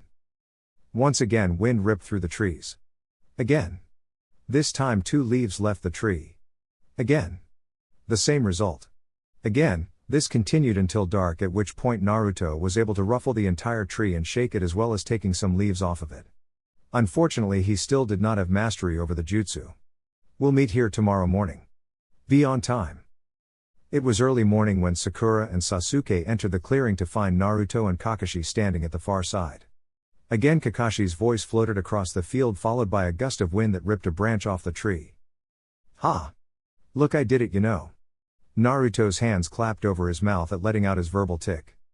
Sometimes you really are just like Kushina, Naruto, Kakashi said with an smile. Thank you, Kaka-sensei. Naruto then noticed the rest of Team 7 standing there. Oh hey guys. What's up? Hello Naruto. Responded Sakura. HN. Loser. Sasuke grunted out. What jutsu are you learning? He asked wondering. Wind style, great breakthrough. Naruto smiled, how about you guys? The Pinkette spoke first, earth style, hidden mole jutsu. Sasuke followed up with, fire style, phoenix flower jutsu. Ni Sasuke? Think we could combine our jutsu for a combination? Naruto asked. I don't see why it wouldn't work. The Uchiha replied. Thinking ahead, aren't we? Your chakra natures are a perfect match not only to go against each other in spars, but also to work together in unison for a better effect. Kakashi interdicted. You all have great potential, he chuckled then continued. Alright Sakura, head off with the clone. Naruto, my other clone, will stay here and oversee your progress. Sasuke, come with me. The clearing was once again filled with the repetition of again, followed by a gust of wind. It would continue until dusk. Naruto, with this much chakra you're capable of being an artillery battery of jutsu. I'm going to expand your ninjutsu arsenal as much as I can. Kakashi, I smiled at the boy. Now one more time. Again. Naruto inhaled and then released his jutsu only to watch as it ripped the tree in the center of the clearing right out of the ground. Kakashi's eye widened. Naruto, how exactly did you pull that off? Naruto rubbed the back of his neck. Well, you see, Sensei, I kinda got frustrated and poured a bunch of chakra into it. Again. Huh? Do it again, Naruto. We need to see if you can replicate that. Yes, sir, he said, speeding through hand seals and inhaling heavily. He poured chakra into his lungs and released his jutsu. Wind style, great breakthrough. The wind tore through the clearing and tossed the downed tree another 20 yards across the clearing. Well done, Naruto, I truly am impressed. I'm going to dispel now to let the original know what happened. The clone burst into smoke. Over the next 3 days Sasuke would master his jutsu as well, meaning that the boys would get a second jutsu to work on. Sakura had not, but Kakashi knew she was getting close. He also had her firing on all cylinders. He worked her half to death every day to try to build up her chakra reserves. Kakashi would teach Naruto and Sasuke their new jutsu over the next week, as well as helping Sakura perfect hers. He also began having her learn medical ninjutsu. For Naruto, he taught him the water style, water clone jutsu. He felt that with Naruto's reserves it would be a great asset. He didn't want to try with the shadow clone yet, as he would need to convince the Hokage that it was a good idea. In the long run, the multi-shadow clone jutsu could turn out to be one of the most deadly in Naruto's arsenal. He had taught the self-proclaimed Avenger a lightning jutsu. Lightning style, lightning bolt. A C-rank jutsu that was essentially the lightning version of the water style, water pistol jutsu. Sasuke has picked up the lightning jutsu much faster than Kakashi was expecting, and he was proud of his team. It was time to get their next C rank, so they made their way to the Hokage Tower. Chapter 5. Kakashi and his team were currently making their way down a road. Client in tow, they were en route to the Land of Waves. Tazuna the bridge builder had requested a C-rank escort mission to his home country. Located south of the Land of Fire, the Land of Waves needed Tazuna to complete his bridge to increase trade opportunities. Naruto was walking alongside Sasuke at the front of the group, when he noticed a puddle. It hadn't rained in weeks. Oh come on, that's just fucking sloppy. Who does that? Naruto thought. Clearing his throat, he said to Sasuke, you're a fucking scrub, you know that, right? You couldn't even use my water jutsu properly when you tried. Sasuke got the message loud and clear, having noticed the puddle himself. Fuck you, Uzumaki. The puddle came to life, as two nin burst from it, wrapping Kakashi in their chain, and then splitting him in half. One down. The nin said in unison. A lightning bolt courtesy of Sasuke's lightning pistol jutsu hit home on their chain, shocking both of the nin and forcing them to detach from each other. Sakura sped through hand seals and called out, Earth style, hidden mole jutsu. Dragging herself and Tazuna underground and out of the way. The two nin engaged in combat with Naruto and Sasuke. Locking kunai with Naruto, one of the nin growled. Naruto responded in kind with the addition of, what kind of idiot scrub are you? That was the worst plan I've ever seen. The nin growled again and launched back away from the golden-haired boy. The Jinchuriki threw a hail of kunai at the nin, who batted some out of the way with his gauntlet, and dodged the last four. Only for the kunai that was closest to him directly behind his back to suddenly become Naruto, who kicked the nin into the air. Sasuke on the other hand got caught up in hand-to-hand with the second nin. The nin whose experience was giving him the upper hand, got overconfident and left an opening that the Uchiha gladly exploited, kicking him hard enough to crack his ribs. Sasuke shot away from the nin and flew through hand seals, fire style, phoenix flower jutsu. Spitting a volley of small fireballs at his opponent, it was enough to light the man's cloak on fire. Throwing his cloak from his body, he prepared to re-engage with the Uchiha when he saw his brother fall from the sky. Uzumaki hammer, Naruto yelled after punching the man hard enough in the face to break his nose. The man landed face up on the ground only to meet a kunai through the heart as the blonde substituted with one of his kunai still on the ground. Naruto looked at the dead nin and immediately shifted his attention to Sasuke. Mizu. You fuck. I'm gonna kill you. The nin was enraged. A voice came from behind as the ring of a kunai handle impacted the back of his skull, knocking him out. You let your guard down, came Sasuke's disappointed tone. Wow. Well done, kiddies. You can come up now, Sakura. Kakashi called out to his Jinan. Sakura bust from the ground, Tazuna in tow. The old bridge builder looked at the Jounin and said, wait a minute. Didn't you just die? I used a substitution, I am a Jounin after all, but most importantly I had to see if they were after me for my bounty. Or after you. Start talking, Tazuna. Right now. Kakashi's tone hardened into a firm command. Right, yes, I'm sorry. He dropped to his hands and knees. Our village is too poor to pay for anything above a C-rank mission. It took everything we had to scrounge up that much money. In that case, you should have explained your situation to our Hokage. He would have gladly made a deal with your country. Now why are there missing nin after you? Kakashi said to the old drunk. The man sobbed and said, the truth is there's a super dangerous man after me, you may have heard of him, his name is Gato. Gato? Kakashi asked, slightly surprised, as in the shipping magnate? What could he possibly want with you? He took over the land of waves with his company, he effectively ruined the economy. And we're bankrupt. Building my bridge would kickstart the economy again and his company wouldn't be able to keep hold of us anymore. He sobbed loudly, please you have to help me. Standard procedure states that we return to the village at once. The Jounin said. This mission is no longer a C rank and by that right your contract is null and void. Ah, I see. The bridge builder replied. I guess Gato's thugs will just kill me and my super cute daughter and grandson will cry for weeks, and my super cute grandson will grow up hating Konoha forever, he sobbed out. The whole team shared one thought, this is a grown man? But still all looked at each other. Kakashi turned to his Jinan. And asked, this is no longer a mission you have to do. Any of you can turn around and go back to the village. This mission could very well be your last. I can't order you to go, so what's it gonna be? Say, Sensei, as Konoha shinobi, don't we take it upon ourselves to help anyone in need, even more so than the other great villages? So to hold up our values and the will of fire, I'm going to go save that village. With or without you, sir. Naruto voiced his reply. HN. Sasuke grunted. I have to make sure this idiot doesn't die or get all the credit. If they're in, then I'm in too, Sensei. We're a team, Sakura said with enthusiasm. Alright then, so be it, let's move out. The former Anbu said. Right. Thank you, Ken. I know you stuck your neck out for me this time. The old bridge builder said to the fisherman as the team dismounted the boat. Yeah, no problem, just get that bridge built. With that the fisherman floated away. Alrighty. It's not too long of a walk to the main village. I'll lead you there, Tazuna said with a bit more enthusiasm than he had shown the whole way here. As they walked along, Naruto immediately sensed the large chakra signature. Responding in kind, Naruto took Tazuna and Sakura to the ground a full 8 seconds before Kakashi even yelled get down. A massive sword flew through the air above them where their heads had been.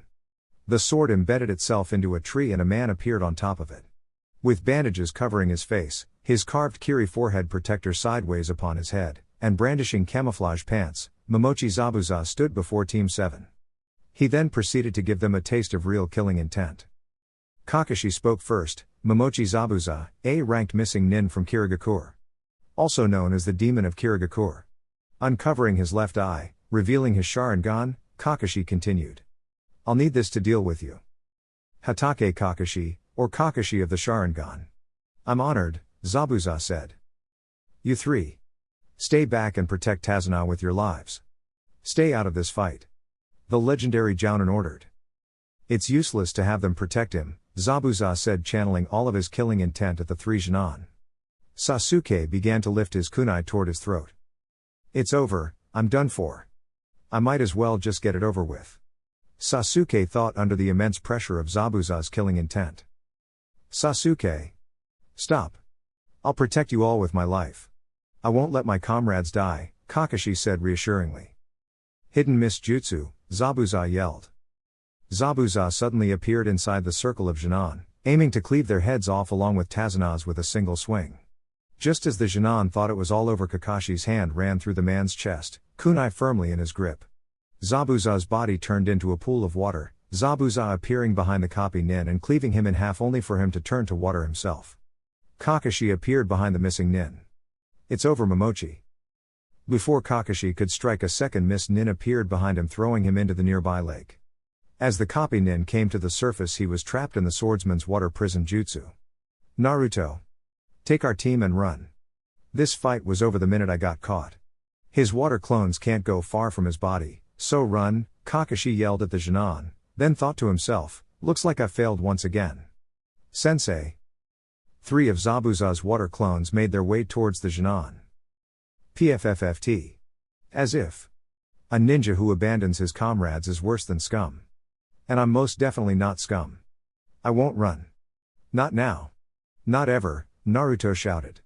Sasuke. Combo 5 Formation B. Got it. The Uchiha yelled in retort. Just what the hell are they doing? Thought the copycat nin. Secretly under Kakashi's nose, the two boys had been meeting for 3 hours at midnight to practice combat plans, have spars, and try to perfect their first collaboration jutsu.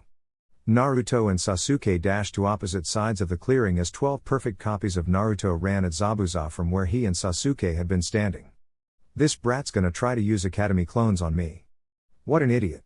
The bandaged man laughed aloud, but his eyes widened upon watching one of the clones pull a kunai out and wreck one of his water clones. The other 2 of the missed nin's clones quickly neutralized the Naruto clones. Zabuza's eyes widened again when he saw they were water clones. Sasuke burst from the trees on the right side of the clearing, running at the missing nin kunai drawn. No, Sasuke. Keep your distance, Kakashi yelled. But it was too late, and the missing nin clone cleaved Sasuke in half only for him to revert to a Naruto clone that then dissolved into water. Kakashi's eyes widened as they had many times before. What absolute brilliance. Naruto is a wonderful strategist. At the same moment the clone was split in half, Naruto and Sasuke burst from the tree line on the left, flying through hand seals in unison. They then both fired off said jutsu. They called out in perfect sync as they had done hundreds of times before. Wind style, great breakthrough. Fire style, fireball jutsu. The wind boosted the fireball's speed and doubled its size as the jutsu barreled toward the 2 water clones, which were instantly evaporated from the immense heat.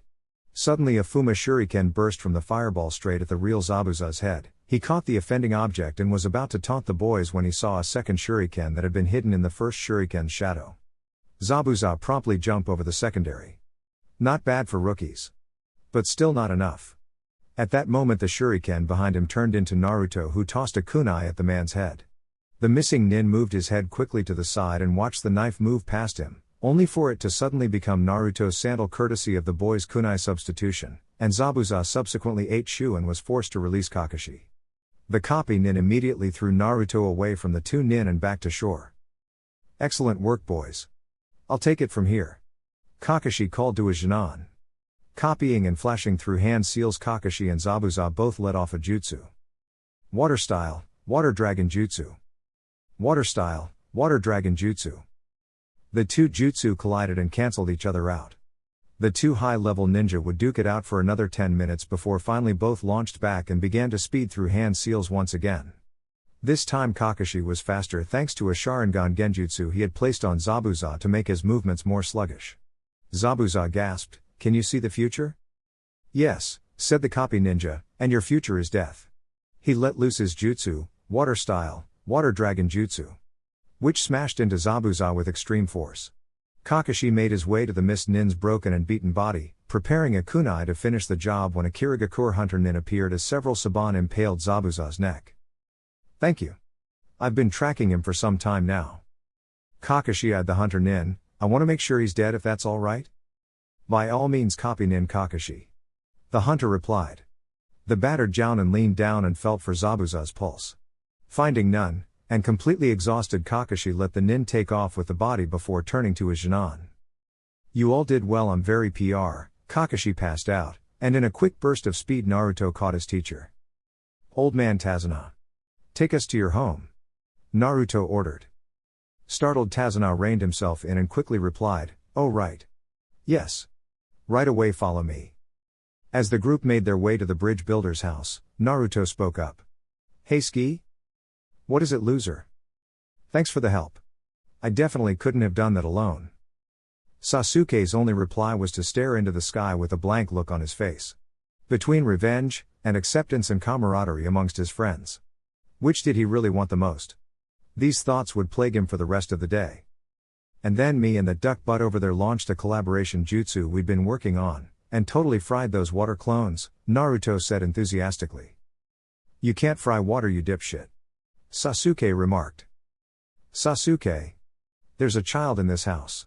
Watch your damn mouth, Sakura shouted at the boy. Naruto and Sasuke sat and stared wide-eyed at the pink cat. Faces contorted in disbelief. The girl blushed and sat down. Just because I like you, doesn't mean I have to go easy on you, Uchiha Sasuke. You're almost as bad as Naruto sometimes. At that moment Naruto burst into laughter. Sakura soon followed and Sasuke even began to chuckle lightly. And this was the scene that greeted Hatake Kakashi as he entered the dining room of the house. Well, I'm glad to see you all have been enjoying yourselves. Thank you for the hospitality, Mr. Tazuna, and you as well. Kakashi trailed off staring at the woman, inclining her to give him her name. Oh, pardon me, I'm Tsunami. Nice to meet you, Mr. Hatake Kakashi, it's a pleasure. Sensei? Naruto cut in, should you really be up and about already? Yes, I'll be fine, Naruto, but thank you for your concern, Kakashi reassured the boy. Now I want you all to know that I'm fairly certain Zabuza is still alive. And I'd say we've got about a week to prepare for him to come back. We were thinking that might be the case actually, we all felt something was off with that hunter nin, Sasuke said. Well good, I'm glad to see you three are learning to pick up on these kinds of things. Kakashi smiled at his team. Inari, Tazuna yelled, come down here. Footsteps were heard and a small boy came down the stairs into the dining room. What? Inari, say hello to the wonderful ninja who protected your grandpa, Tsunami said. Sup kid? Don't worry, we're gonna save your country, no problem, Naruto said, giving a reassuring grin and a thumbs up. Whatever. The boy muttered, you're all gonna die anyway, nobody beats Gato. Naruto shot up, standing at the table. Excuse me? He almost growled. What are you just giving up, scaredy cat? You're all gonna die anyway. Why do you even try? There's no such thing as heroes. The young boy shouted. Bullshit, Naruto yelled, I'm gonna save this place and show you you're wrong. You wouldn't understand. What could you ninja possibly know about this kind of suffering? Inari yelled back, crying. Naruto began to leak killing intent, shaking slightly. He said, wouldn't understand, huh? Yeah, fuck me, what would I know, right? You know what? Fuck you, kid. You're just a crybaby bitch who can't get over himself. I know more about suffering than almost anyone on this planet. Naruto walked to the door, opened it and said, I'm leaving. I'll be back later. The door closed softly behind him. Inari burst into tears and ran up the stairs. The whole room was silent. I apologize for my student's behavior, he's had an extremely hard life. It's okay, Mr. Hatake. He's needed to hear that for a while now. I just couldn't bring myself to be the one to say it, Tazuna reassured the legendary Konoha nin. Sasuke stood, I'm gonna go for a walk. Maybe do some training. I'll be back by tomorrow. With that, Sasuke left the house. Sasuke strolled through the forest in the direction Naruto had gone. Not that he was worried or anything, he was just going to see if the blonde wanted to get beat up in a spar. Sasuke wandered around for quite a while and it was almost dusk when he felt the faint sense of his friend's chakra.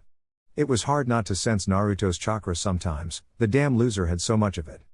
Sasuke made it to the edge of the small clearing and instantly drew a kunai and burst forward to the down form of his friend. Putting himself in between Naruto and the person who had been standing over him. The Uchiha stared at the individual that stood only a few feet away from him. Who are you? Sasuke said. Oh, my name is Haku. I'm a local. I was out gathering herbs for my ill father. I heard a lot of noise this way and came to take a look. I watched him train for a while. The girl now identified as Haku said. In that moment Sasuke had the faint thought that this girl was absolutely gorgeous. Almost as beautiful as his own mother. HN. The raven-haired boy grunted. Seems he knew you were here then. Oh, he did? Haku asked, curious. Yeah, my stupid teammate is a sensor type. Fucker can feel out chakra like it's his own hand, Sasuke said, slightly jealous.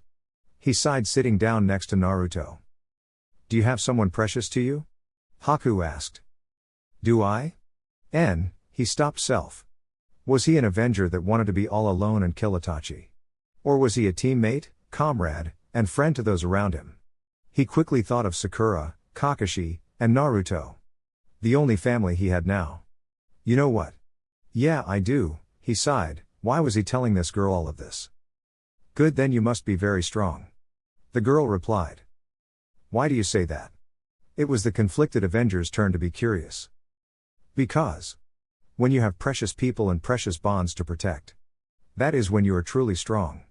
The girl smiled. Strength comes from the bonds we form around us. Our precious people are the ones we fight so hard to protect.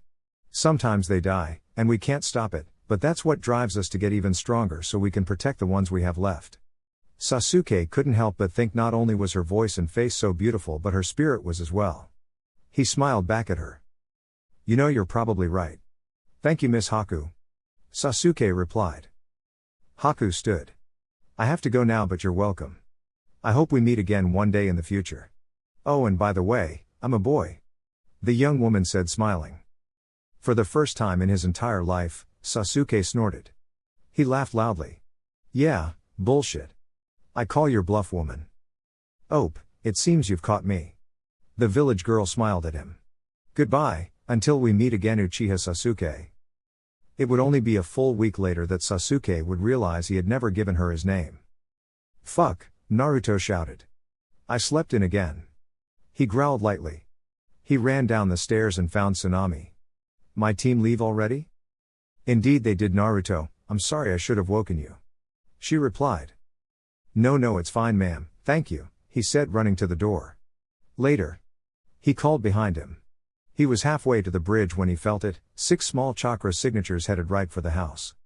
Naruto quickly doubled back on his trail, intent on stopping whatever was about to happen. He arrived just in time to watch a bandit kick the door in and drag Tsunami out of the building. He quickly flashed through hand seals, creating 5 water clones to deal with the 5 bandits guarding the perimeter. As his clones snuck up, so did he. He was in kunai range now. He watched as Inari came running out of the house in full charge, brandishing a knife. Hey, I'll kill you, brat. Don't hurt my mother. Inari. No. As a sword swing came down toward the boy, a kunai impacted at the man's feet and then was gone. And somehow the man had a fist brandishing a kunai embedded halfway in his chest underneath his ribs. Naruto twisted the small blade, and the man promptly died. All the while Naruto's 5 water clones simultaneously killed the other 5 men. Good job, Inari, he said, looking down at the boy and ruffling his hair with his blood-soaked hand. That's how a true hero acts. Thank you for saving us, Naruto. Thank you so much, Mr. Uzumaki, Tsunami cried out. Hey, no problem. But I gotta get going here, my team's waiting for me. You should barricade yourself in the house and wait. And with that the boy took off into the trees once again. Meanwhile, on the bridge, Sasuke was getting his ass beat. And it was pissing him off. Like a lot. Damn it. Am I really this outclassed? The fake hunter Nin had encased the last Uchiha in a dome of ice mirrors, and was proceeding to rip him apart with Saban. The Uchiha really did think it might be over for him. Suddenly a loud explosion ripped apart one of the mirrors, courtesy of Naruto, who used the opportunity to catch the fake Nin across the face with his foot. Sasuke. Don't tell me you've been losing to this asshole. Shut up, you idiot. Now we're both stuck in here, he said as the destroyed mirror reformed. Well, at least I don't have to fight alone now. The Raven thought. The fight proceeded and Sasuke found out that Naruto was, after all, faster than he was. It bothered him slightly, but at least they had a chance. Enough. It's time to end this, yelled the enemy shinobi. And suddenly there was an absolutely huge blanket of Saban coming straight for them. Sasuke knew he couldn't dodge. He was gonna die here. Sasuke suddenly found himself thrown against the ground. with Naruto standing over him. Body covered in saban. Looking at him with almost lifeless eyes. "Ski, you gotta live," Naruto said through gritted teeth. And with that the unknown son of the fourth Hokage fell and died. Naruto. "Hey! Idiot! Get up!" Sasuke crawled toward him. "Why, loser? Why would you save me? You're supposed to be Hokage one day." Sasuke was racked with two emotions, guilt and anger. His eyes flashed red. A fully mature 3 Tomoe Sharingan appearing in place of his black eyes. "Was he precious to you?" the nin asked. "He obviously cared for you." The nin sighed. "Sorry it had to end this way." "Shut up. I'm gonna kill you." Sasuke was on the nin in seconds, eyes working double time and reading every move the nin made before he could make them. Sasuke slammed hit after hit into the nin. Kicking the nin into the air, Sasuke did as he had seen Naruto do with the demon brothers. He slammed his fist into the fake hunter nin's face, breaking her mask and sending her crashing to the ground face up. Sasuke came down kunai poised to cut open the nin's heart. As soon as his feet touched the ground, he stopped stone cold. Haku? What? What the fuck? What are you doing here?" he screamed at the down girl. "It was you. Why was it you who killed my friend?" "I am a tool for Zabuza. As all shinobi are. In the same way you are all tools to your village and Hokage, I am a tool to Zabuza. I will serve him faithfully, for my dream is to see him achieve his dream." Haku grunted out. "A tool?" Sasuke yelled. "No, we're people. The loser was to be Hokage one day. You, Uchiha Sasuke, are at your strongest at this moment, as you are protecting someone precious to you," Haku sighed. "I am a broken tool, and am no longer able to protect my precious people. So please kill me, Uchi." A blast of chakra flew across the bridge, freezing everyone in place. They felt one emotion over all others, fear. Fear at the overwhelming feeling of killing intent and hatred as Naruto's body seemingly rose from the dead. Chapter 6. Shit. Did the seal break? The panicked thoughts rushed through Kakashi's mind. "Hatake. What the fuck is that?" Zabuza asked as the two nin locked blades once again. The former missed Jounin disengaged and leapt back, sweeping his blade in front of him and catching Kakashi lightly across the chest. At that moment a black and red mass shot across the bridge and took Zabuza off his feet. The man's back impacted one of the bridge's supports hard enough to cause cracks to spiderweb out from the point of impact. Zabuza coughed up blood. "What the fuck just hit me?" he thought. When he opened his eyes, what he saw terrified him. When he took this mission, he never would have thought he would face Konohagakure's Jinchuriki. He remembers what kind of terrors occurred during the battle with Yagura, and he was only the Jinchuriki of the Three Tails. And if this kid was Konohagakure's, then that could only mean one thing. It's the fucking Nine Tails. Shit. Zabuza half thought and half mumbled under his breath. Naruto was pressing Kakashi hard. Well, not really Naruto, but the demon in control of his body. He was barely dodging hits. "Naruto." The copy nin yelled at his blonde student. "You've got to rein yourself in. Fight it." "Kakashi sensei." "What's happening?" Sasuke yelled, his eyes were wide, Sharingan following Naruto's moves. What even was this power? "Sasuke, stay out of this. If you don't, you'll die." The Jounin replied, desperation in his voice. "Naruto. Kushina, your very mother was also the Jinchuriki of the Nine Tails. She could keep it under control, and I'm more than sure you can as well, Naruto." The desperate Jounin yelled at the red-eyed Jinchuriki. But he finally slipped up. Kakashi lost his footing and knew this was the end. He could only hope the boy would regain control before killing his teammates. Naruto's clawed hand stopped mere inches from the Jounin's face. The nin's eyes widened as he saw the boy stop. "Naruto, you in there?" he said as calmly as possible. The boy's eyes flashed blue for a split second. "I'm here, sensei, it's me, I'm in control." "Naruto, don't think about anything else, but as long as you're like this, let's use it, let's get Zabuza together. Alright?" the Jounin instructed the boy. "Got it, sensei." He grinned. "What's the plan?" "The same combo you and Sasuke used. Pour the chakra, Naruto." The two flashed through hand seals. Fire style, Grand Fireball Jutsu. Wind style, Great Breakthrough. The absolute hurricane of fire that burned across the bridge was enough to superheat the concrete as it traveled. Zabuza barely managed to get a counter out. Water style, Water wall, he yelled. The jutsu held out against the Jounin and Jinan's combo for all of 5 seconds before it evaporated and blew the water away. But it was enough to keep the jutsu from instantly killing the missing nin. As his clothes burned, he screamed and jumped off the bridge into the water, where he then resurfaced and ran up the side of a bridge support to confront the Konohagakure shinobi. Zabuza, it's time to end this, Kakashi stated. He slid through hand seals, the Jounin's hand was engulfed in lightning, and he sped across the bridge, hand extended toward the missing nin. Chidori. The sounds of his hand tearing and bursting through flesh echoed across the bridge. On his hand sat Haku. Hey, made for a useful tool after all. The demon of Kirigakure yelled, bringing his sword back and fully intending upon cutting through Haku to kill Kakashi. But he hesitated. Can I really do this? He thought, but brought his arm down anyway. A black and red blur impacted against the side of his sword, taking it completely out of his hands. What the fuck? Sensei. Finish it, Naruto shouted, throwing the blade to the ground. Zabuza brandished a kunai, but immediately Kakashi was behind him and planted a kunai in the nin's left shoulder, rendering it useless. The nin tossed his kunai to his other hand, bringing it around to bear down on Kakashi. The leaf Jounin adjusted his grip and changed his angle, slamming his kunai into Zabuza's right armpit while simultaneously grabbing and snapping the former Kirigakure nin's forearm. Zabuza growled and launched back, but was met with a voice. Wow, you ninja really do have some cool fights. A short fat man with a cane called out. Too bad I have to cut it short. Gato, what are you doing here? Zabuza growled. I figured I'd wait for you all to wear each other down and then come have my men finish all of you off. I never intended to pay you. He kicked Haku's corpse. This brat almost broke my hand, I'm glad she's dead. Zabuza said nothing, but it was someone unexpected who broke the silent tension. How? How can you stand there and let him do that to her? She loved you. She traded her life for yours and you just let him desecrate her memory? The Uchiha yelled with rage in his eyes.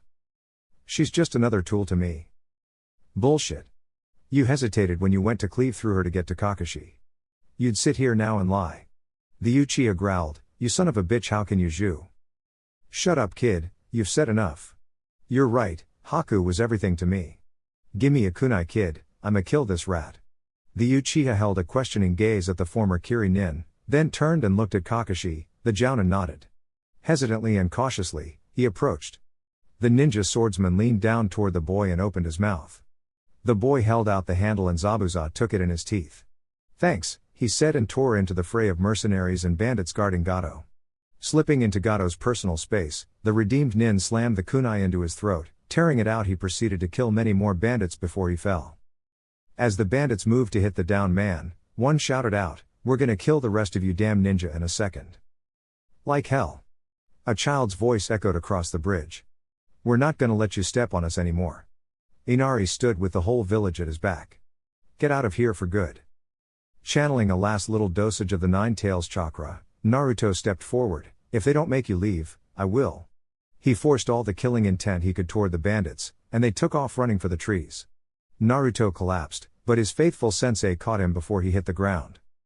Kakashi, will you do me a favor? I'd like to see Haku just one last time. Kakashi obliged the nin, and laid him next to the lifeless body of Haku. Thank you. As they watched the missed nin die crying, snow began to fall on the bridge. Team 7 sat in a bedroom in Tazuna's house, watching over Naruto's sleeping form. The room had been silent as they all stared at the boy. But Sasuke had to know. Sensei, what was that power, that chakra that took control of Naruto? Kakashi stared at the black-haired boy for a minute, as if trying to find an answer. Well, the truth is, it's an S-class secret. Only Naruto can reveal it at his discretion.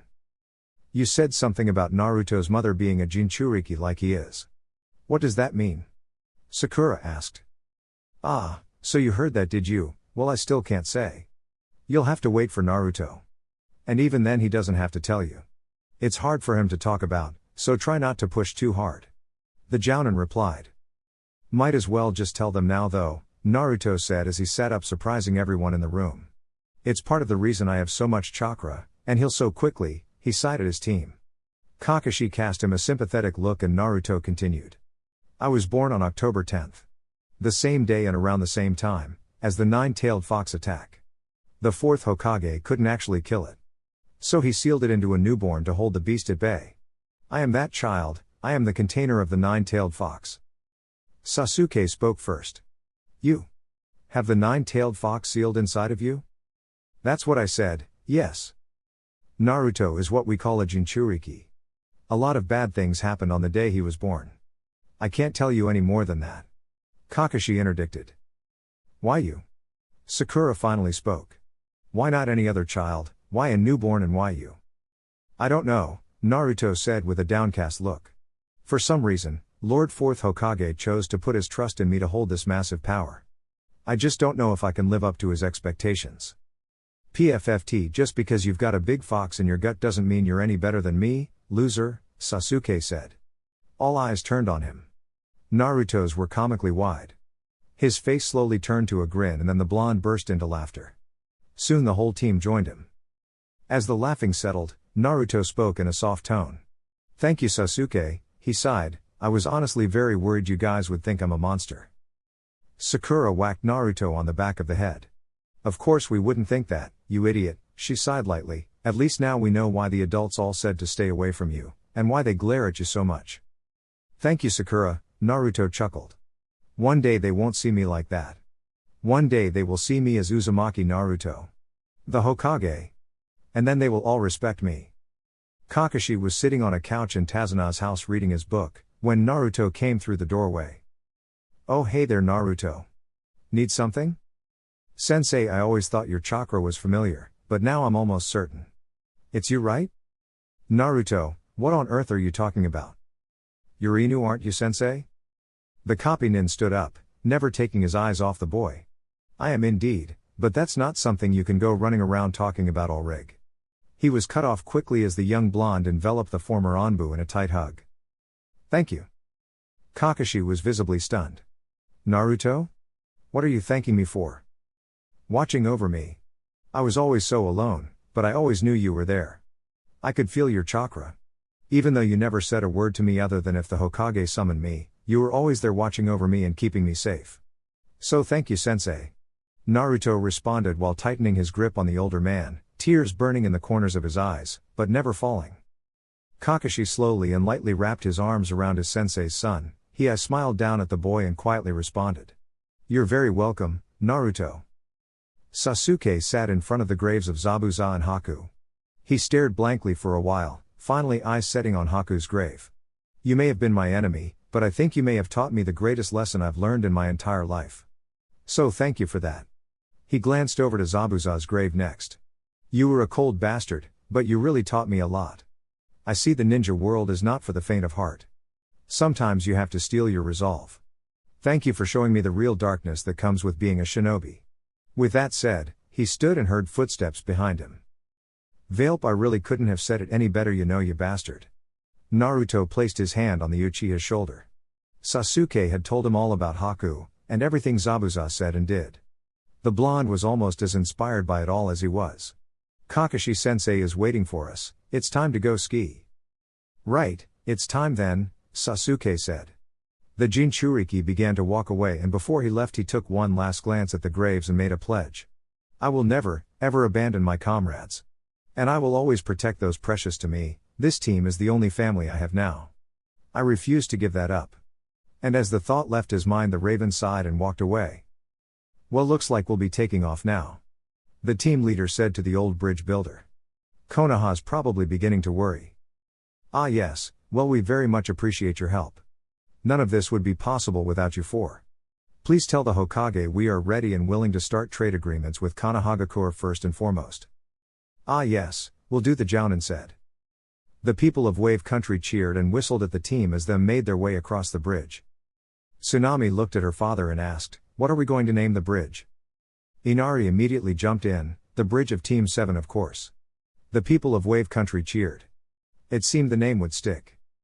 The door to the Hokage's office opened and in stepped the members of Team 7. Team 7 reporting mission complete, sir, Kakashi said. Kakashi, give me all the details. Right now. I believe you need to elaborate on the message you sent to me before you departed Wave Country. Right away, sir, he said, sighing. He proceeded to recount the epic that their mission in Wave Country had become. So you're telling me, you knowingly took 3 Genin on what was suddenly an B rank mission that later, after the appearance of Momochi Zabuza, would become an A rank. The Hokage was visibly annoyed with the masked jounin. Kakashi scratched his cheek. Oh well yeah. But when you put it that way. On top of that you let Naruto get pushed to the point the Nine Tails was able to gain control of his body. And then to defuse said situation you divulged another S-class secret to the boy. The Hokage pulled out his pipe, lit it, and took a pull, exhaling the smoke before sighing. If this was anyone else other than you in this team, you would be demoted and the Genin would be put on probation from any missions above D rank.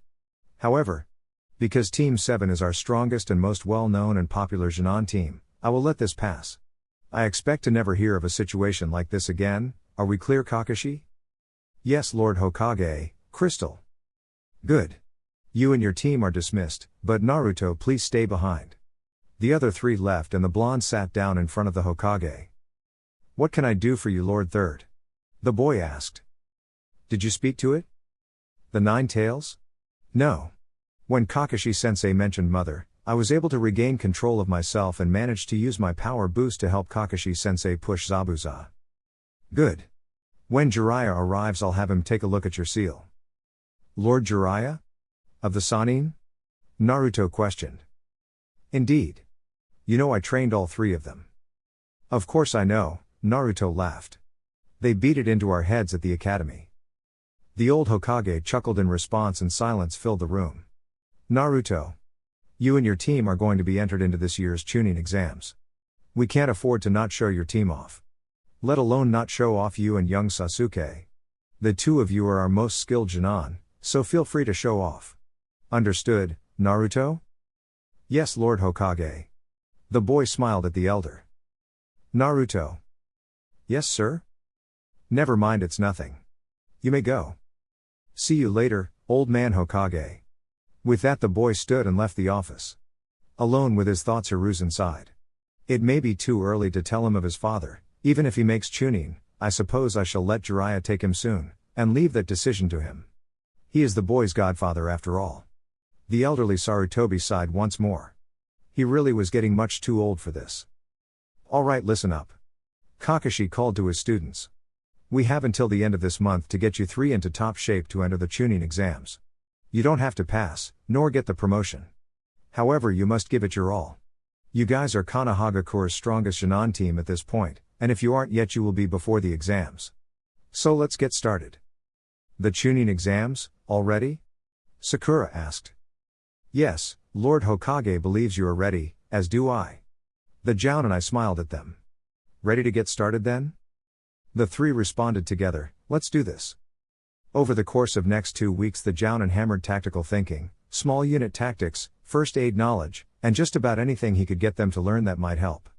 He began to train Naruto in the use of the fourth Hokage's hummingbird fist. This was a taijutsu style not only made for use of extreme natural speed, which at this point Naruto had in spades for a Genin, but also for use in conjunction with the flying Raijin jutsu when Minato had developed it.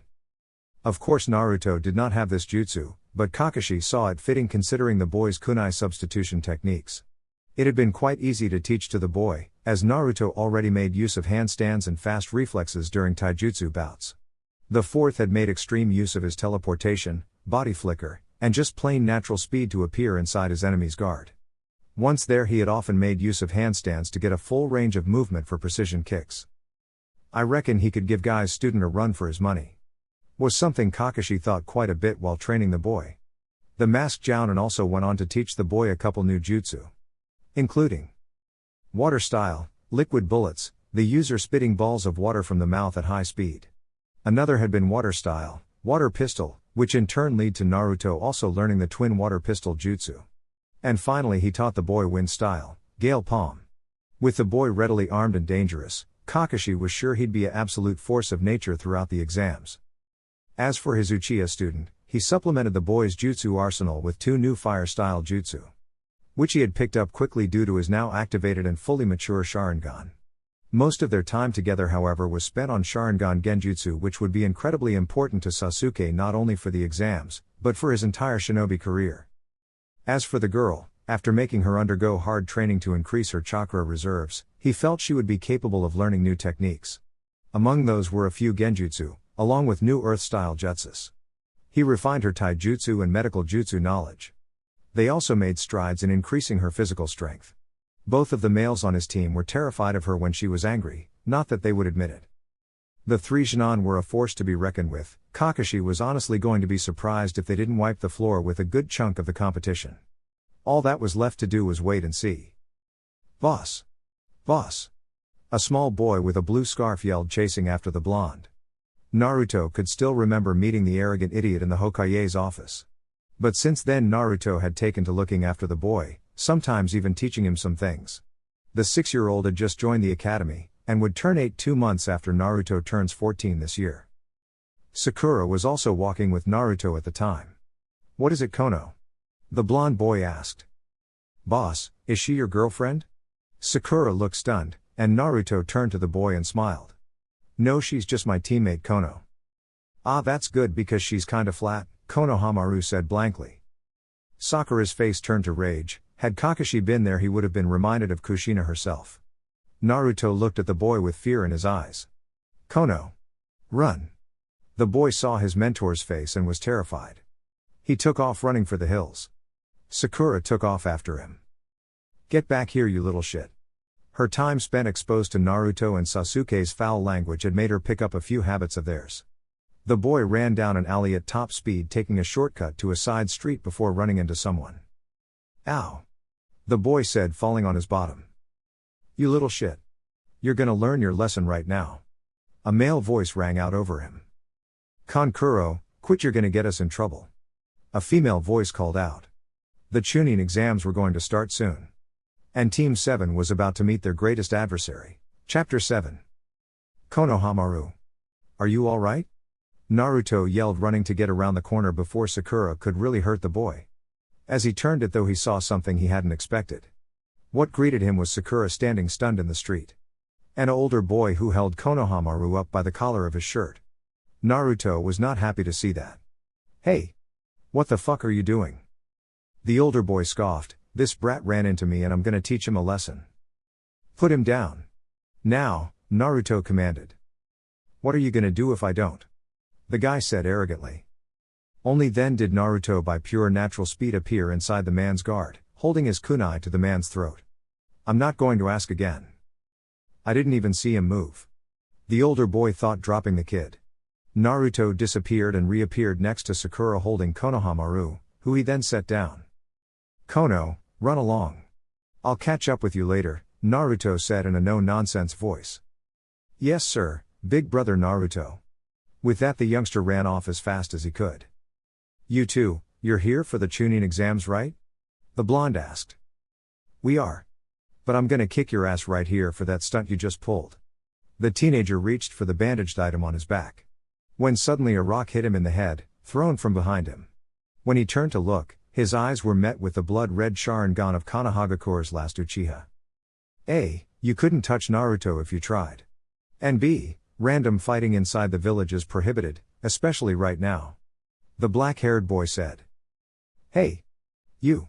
Don't be trying to sneak up behind Sasuke like that," Naruto yelled, pointing behind the boy in the tree. With that a figure walked out, most notable feature being the kanji for love etched into his forehead. "Kankuro! You're a disgrace to the village," the figure said. "Well, you see, Gaara, it's like tea. Shut up or I'll kill you." The redhead cut him off. "You're all shinobi from Sunagakure, correct?" Naruto asked. "Here for the exams?" "Yes, we are," the girl answered. "Are you taking them as well?" "Indeed," Naruto said, his eyes then narrowing as he looked at Gaara. What's your name?" "They call me Gaara of the desert." "What's yours?" "Uzumaki Naruto." "I hope we get to fight, you two Uchiha." And with that the 3 sand shinobi left. "Guys." Naruto shook his head. "If you face him at all, especially without help, run immediately. You'll die if you don't." "What do you mean run, Naruto?" Sasuke asked. "I could feel his chakra the whole time. He's just like me. And since he's from Sunagakure, I'd say he's the Jinchuriki of the One Tails." "Another Jinchuriki?" Sakura asked. "Yes, it's likely I'll end up facing him. Either me or Sasuke, maybe even you Sakura. I'd rather both of you forfeit immediately if facing him, but I can't force you. Just make sure you're content with dying. The blonde sighed. Kami Naruto, is it that bad? Sasuke asked. You know I'd never tell you to back down from a fight, so yeah, it's that bad. As your friend and teammate, I'm begging you to not fight him if at all possible. Naruto was staring at the ground as they walked now. Alright, it's settled. If I can absolutely avoid it, I won't fight him, replied the Uchiha. Agreed. The Pinkette confirmed her adherence to the request. Thank you. A light breeze blew outside the front door to the academy. The three Chunin hopefuls stepped inside and made their way up the stairs. They all tapped each other on the arm at the detection of the Genjutsu Seta upon the door to room 201, that made it read 301. They silently walked by and continued up the stairs. As they prepared to enter the doorway, Naruto and Sasuke made a decision. Sakura turned the handle slightly and stepped back, and Naruto booted the door open hard enough for it to bounce as it impacted the wall on which it was mounted. He then channeled the slightest bit of the fox's chakra, and he and Sasuke absolutely decimated the room with killing intent. And the whole time they were grinning like idiots. Flashback. Hey duck butt? What do you want, loser? I think we should make an entrance that says don't fuck with us. What do you mean, Uzumaki? The raven-haired boy asked. I mean, let's use our killing intent to scare the fuck out of as many of these teams as we can. I'll channel a bit of the foxes. If Sakura's okay with it, then yeah. This'll be awesome, you know. The Uzumaki cheered. HN. Flashback end. The entire room full of teams began to try to focus their combined killing intent on Team 7, just as it began to overpower the murderous feelings Sasuke and Naruto gave off. Naruto made a power move and channeled even more of the Nine Tails chakra. This completely overpowered everything the other teams had, and they all turned away from the glares of Team 7, muttering amongst themselves about dangerous Konoha Nin. You two really are unbelievable, you know that, right? Sakura asked, bored. She had long since gotten used to Naruto and Sasuke using this combination of killing intent since they had experienced Zabuzas in Wave Country. Some of the foreign nin were completely stunned by how she was seemingly unaffected, painting her as not being a weak point for the team. Hey guys, hope that's not gonna turn on us? Kiba said, approaching from the corner, where it seemed all the teams from their graduating class were situated. We're saving it for the real competition, Mutt. Sasuke replied. What did you call me, Uchiha? You heard me. Sakura interjected. Sasuke quit, it's annoying. At that the rookie 9 were all visibly stunned. She looked at them blankly. What? Nothing, sorry. Kiba replied. Impressive display. But that's going to attract a lot of attention, and the rest of you are being very loud. A new Konohagakure Jinan said, walking up to the group. He had come from a separate group of Konoha hopefuls across the room. Yeah, well, at least most know not to fuck with us, said Sasuke, rounding on the newcomer. And who exactly are you? I'm Kabuto. I've taken this exam a couple of times. Figured I could give advice to you all. A couple of times? Kiba asked.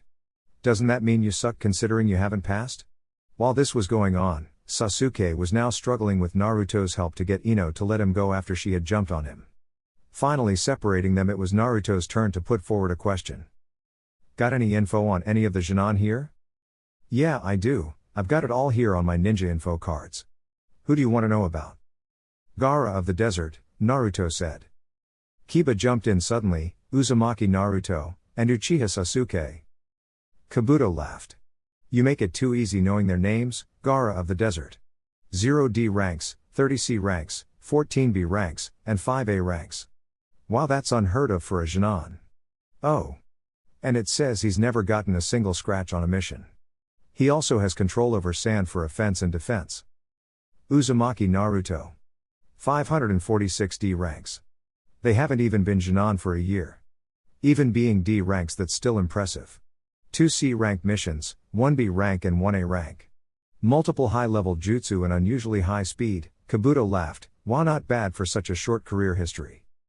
Thanks, Naruto said, deep in thought. No one should know about the B rank, that was supposed to be a secret. Uchiha Sasuke. Same mission history as Naruto, seeing as they share a team, but Sasuke has no B rank, meaning Naruto did one alone?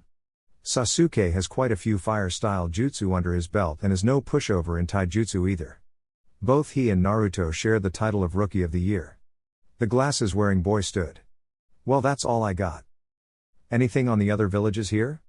Asked Sakura. Well, out of the big five only Sunagakure is participating, otherwise there's a team from Takigakure, along with Kusagakure, and Amigakure. Otogakure is also here, but they're a relatively new village, and not much is known about them. Kabuto explained to the group. Upon hearing this, a group from Oto approached. Hey! I'll show you the power of Otogakure right now, we'll be one of the strongest villages soon. A bandage-covered Jinan yelled. He charged at Kabuto, and just as he was making to swing his gauntlet-covered arm at the Konoha Nin, Naruto appeared in between them. Landing in a handstand, he planted his foot in the Oto Nin's chest, pushing off he grabbed Kabuto with his other arm and disappeared. Reappearing across the room, the blonde spoke. Maybe you'll be stronger soon, but you're still a minor village, might be a bad idea to go pissing off the big five right away. Wouldn't want to get squashed before having a chance to grow. His grin never left his lips. Kakashi's training to increase his speed to unnatural proportions was one of the best terrible things he ever put himself through. The Oto Nin looked positively livid, but a commanding voice broke through the air. Any fighting in this room from here on out is prohibited, and punishable by disqualification. A man with a scared face wearing a black trench coat said, having just appeared in the room. Alongside him was a set of Chunin. I'm Iviki Morino, I will be your proctor for the first test. He growled, the first exam is a written one. Anyone caught cheating more than 6 times will fail alongside their team. Your test scores will be collective, so if one of your teammates fails you're still out. This will be a 2-hour test. After the time limit, a 10th and final question will be given. Now take your damn seats and get ready. The Jinan that filled the room began taking seats, and tests were handed out by Chunin once the examins were seated. Alright, the test begins now. The scared man called out. Naruto looked at his test. They were extremely advanced questions, most Jinan wouldn't know the answers to any of them. He was glad for Iruka's insistence on him learning more advanced math and physics problems.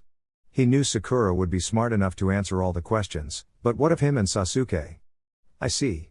They want us to cheat, they're testing out ability to gather information without getting caught. The Uzumaki caught on quick. He now knew Sasuke would use his Sharingan, but what of himself? He got a crazy idea. He wasn't sure if it would work, but he figured he'd give it a shot. The boy proceeded to accidentally knock over his water. Quickly picking up the bottle and trying to look flustered, he began to focus on putting his chakra into the water now on the desk. It slowly evaporated, condensation building on the ceiling above the boy. He manipulated his chakra in the water to get the condensation to turn to a big droplet that then flattened, and turned into an almost perfect mirror surface. From there he kicked his feet up on the desk, leaning back in his chair with his hands on his head. He watched others fill out their tests from the mirror, and once he had all the answers stuffed into his mind, he began to fill out his own.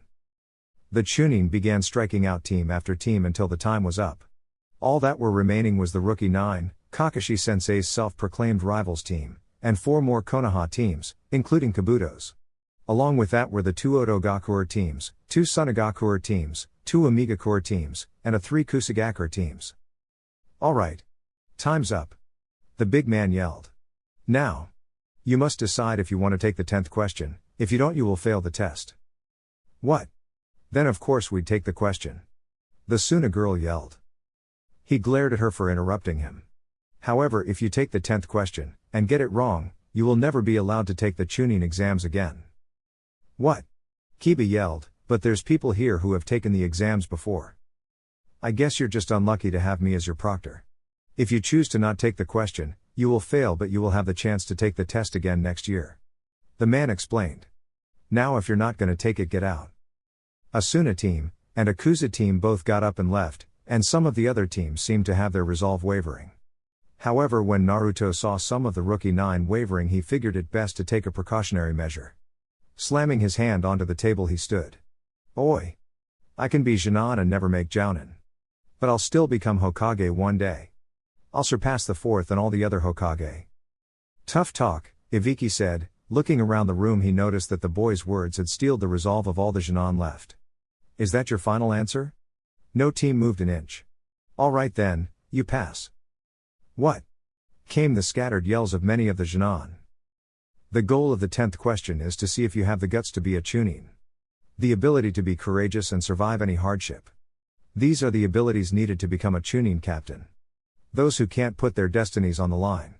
Who cling to the uncertain future of there's always next year, and walk away from their chance. Those pieces of trash who can only make such cowardly choices do not deserve to become Chunin. He removed his bandana, showing his head full of scars. Some Genin audibly gasped. So. A window bust open, and kunai with a large banner attached impacted the wall, interrupting the scared man. The banner read the sexy and single Mitarashi Anko. Iviki. The girl who had stolen the show yelled. You let this many pass? Anko, you're early. No matter. I'll cut that number in half. She licked her lips and a few Genin gulped. Alright shit stains, meet me at training ground 44 in an hour. Prepare to start. A Chunin yelled as the Genin stood at the gates. Go. The gates were opened and the test was on. Team 7 was in need of an earth scroll. They entered the forest quickly, and got as far inside as possible before stopping. Naruto quickly made 15 water clones who set up a perimeter. Sasuke and Sakura began Overwatch, and Naruto crouched down and placed his finger to the ground. Kakashi, having seen Naruto's sensor ability being seemingly in tune with his father's, worked to have Naruto refine and perfect this skill. He could now sense chakra over a range of a mile, just by placing his finger to the ground. Okay, an Ame team is actually trying to sneak up on us right now, they're due east. Let's do it quick, Naruto said, taking off with Sakura and Sasuke in tow. Right, they said. As much as Sasuke hated to admit it, Naruto made a good team leader. His strategies were almost unmatched as well. They quickly found the Ame team, and before anyone could blink, Sasuke and Sakura had them all under a genjutsu, and Naruto sent his water clones in to dispatch the enemy as to be prepared for any traps. Finding none and knocking out the team, Naruto's clones waved the all-clear signal. Jumping down, they found the team did indeed possess an earth scroll. Let's knock out a few more teams on the way to the tower?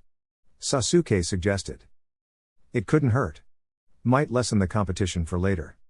Naruto replied. I don't know about you two, but I'd like to set a record time, Sakura said. At that moment, a gust of wind more powerful than anything Naruto had experienced in his life ripped through the trees, uprooting them as it went and blasting the team apart. Naruto had no idea what hit them. Sasuke awoke. He heard screaming. It was a girl, Sakura? He thought with worry. No, that's not her. It was coming from off to his right. Help me! Came the screams. Sasuke ran over and found a giant bear moving to make a midday meal out of the redhead on the ground. Said bear was quickly fried by a fire jutsu, and Sasuke called out, Go find an examiner. Sorry, I gotta go, my team needs me. With that, he was gone. Sakura awoke, and she was mad. Whatever had hit them really spoiled her mood. She was by no means happy. She heard a commotion through the trees. She then neared the source of the sound. Upon peeking through the dense foliage cover, she saw the Suna team Naruto had been so worried about.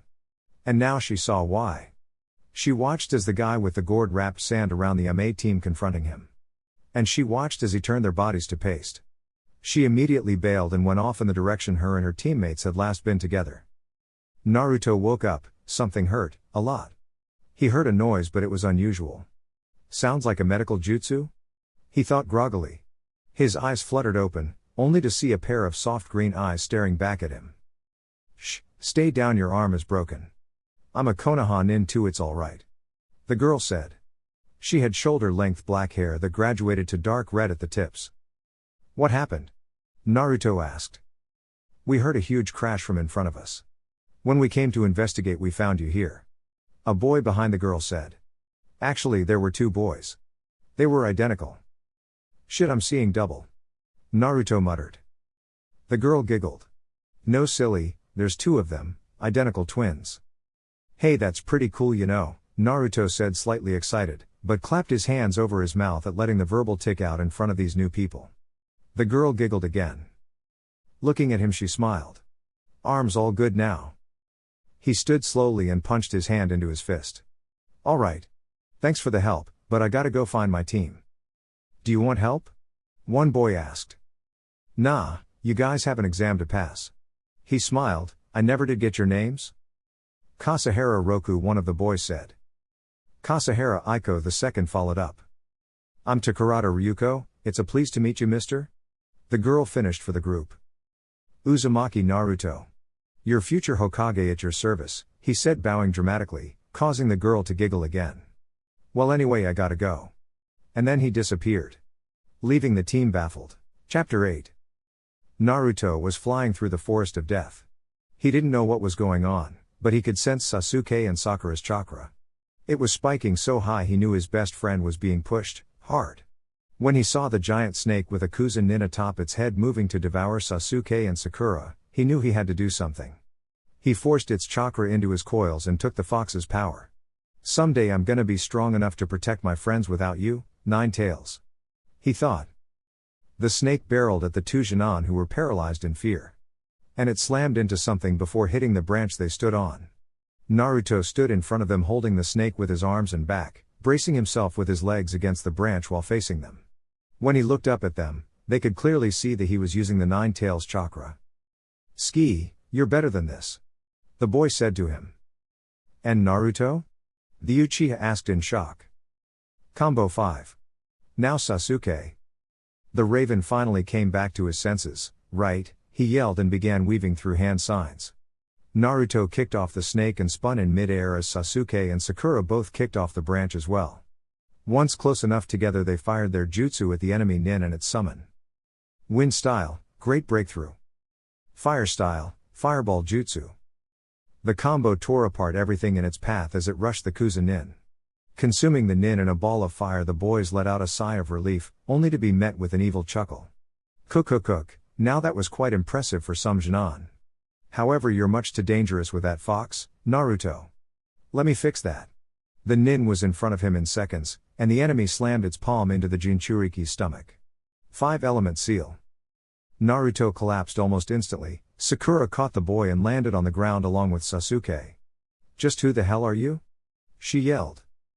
"Kukaku, I've a lot of names, but you'd probably recognize me best as Orochimaru, of the Sannin." Sasuke's eyes widened, fear burning into them.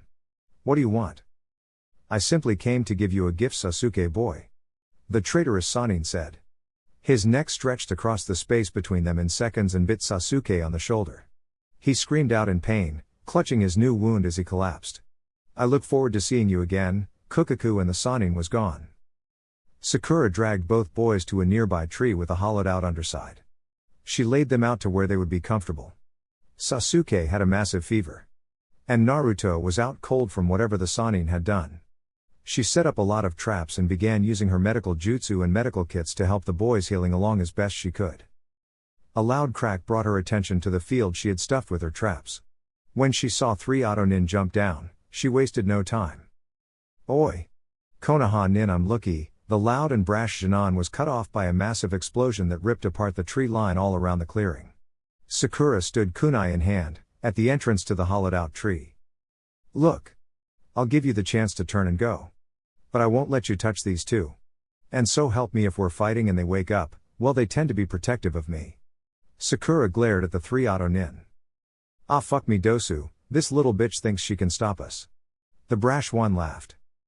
Sakura launched through seals and smacked her hand to the ground. "Earth style, earthquake slam." She called out, and the ground surrounding the enemy began to spiral inwards on itself, attempting to bury the nin alive. The Auto-nin barely managed to dodge in time. "God damn it, this bitch!" the brash one yelled. The bandaged one, now identified as Dosu, then spoke in a commanding tone. "Zaku, calm down. She's obviously well prepared," he sighed. Can you get her?" The female of the group shook her head in negative. "Not at this range." The Auto-nin stood, analyzing their options.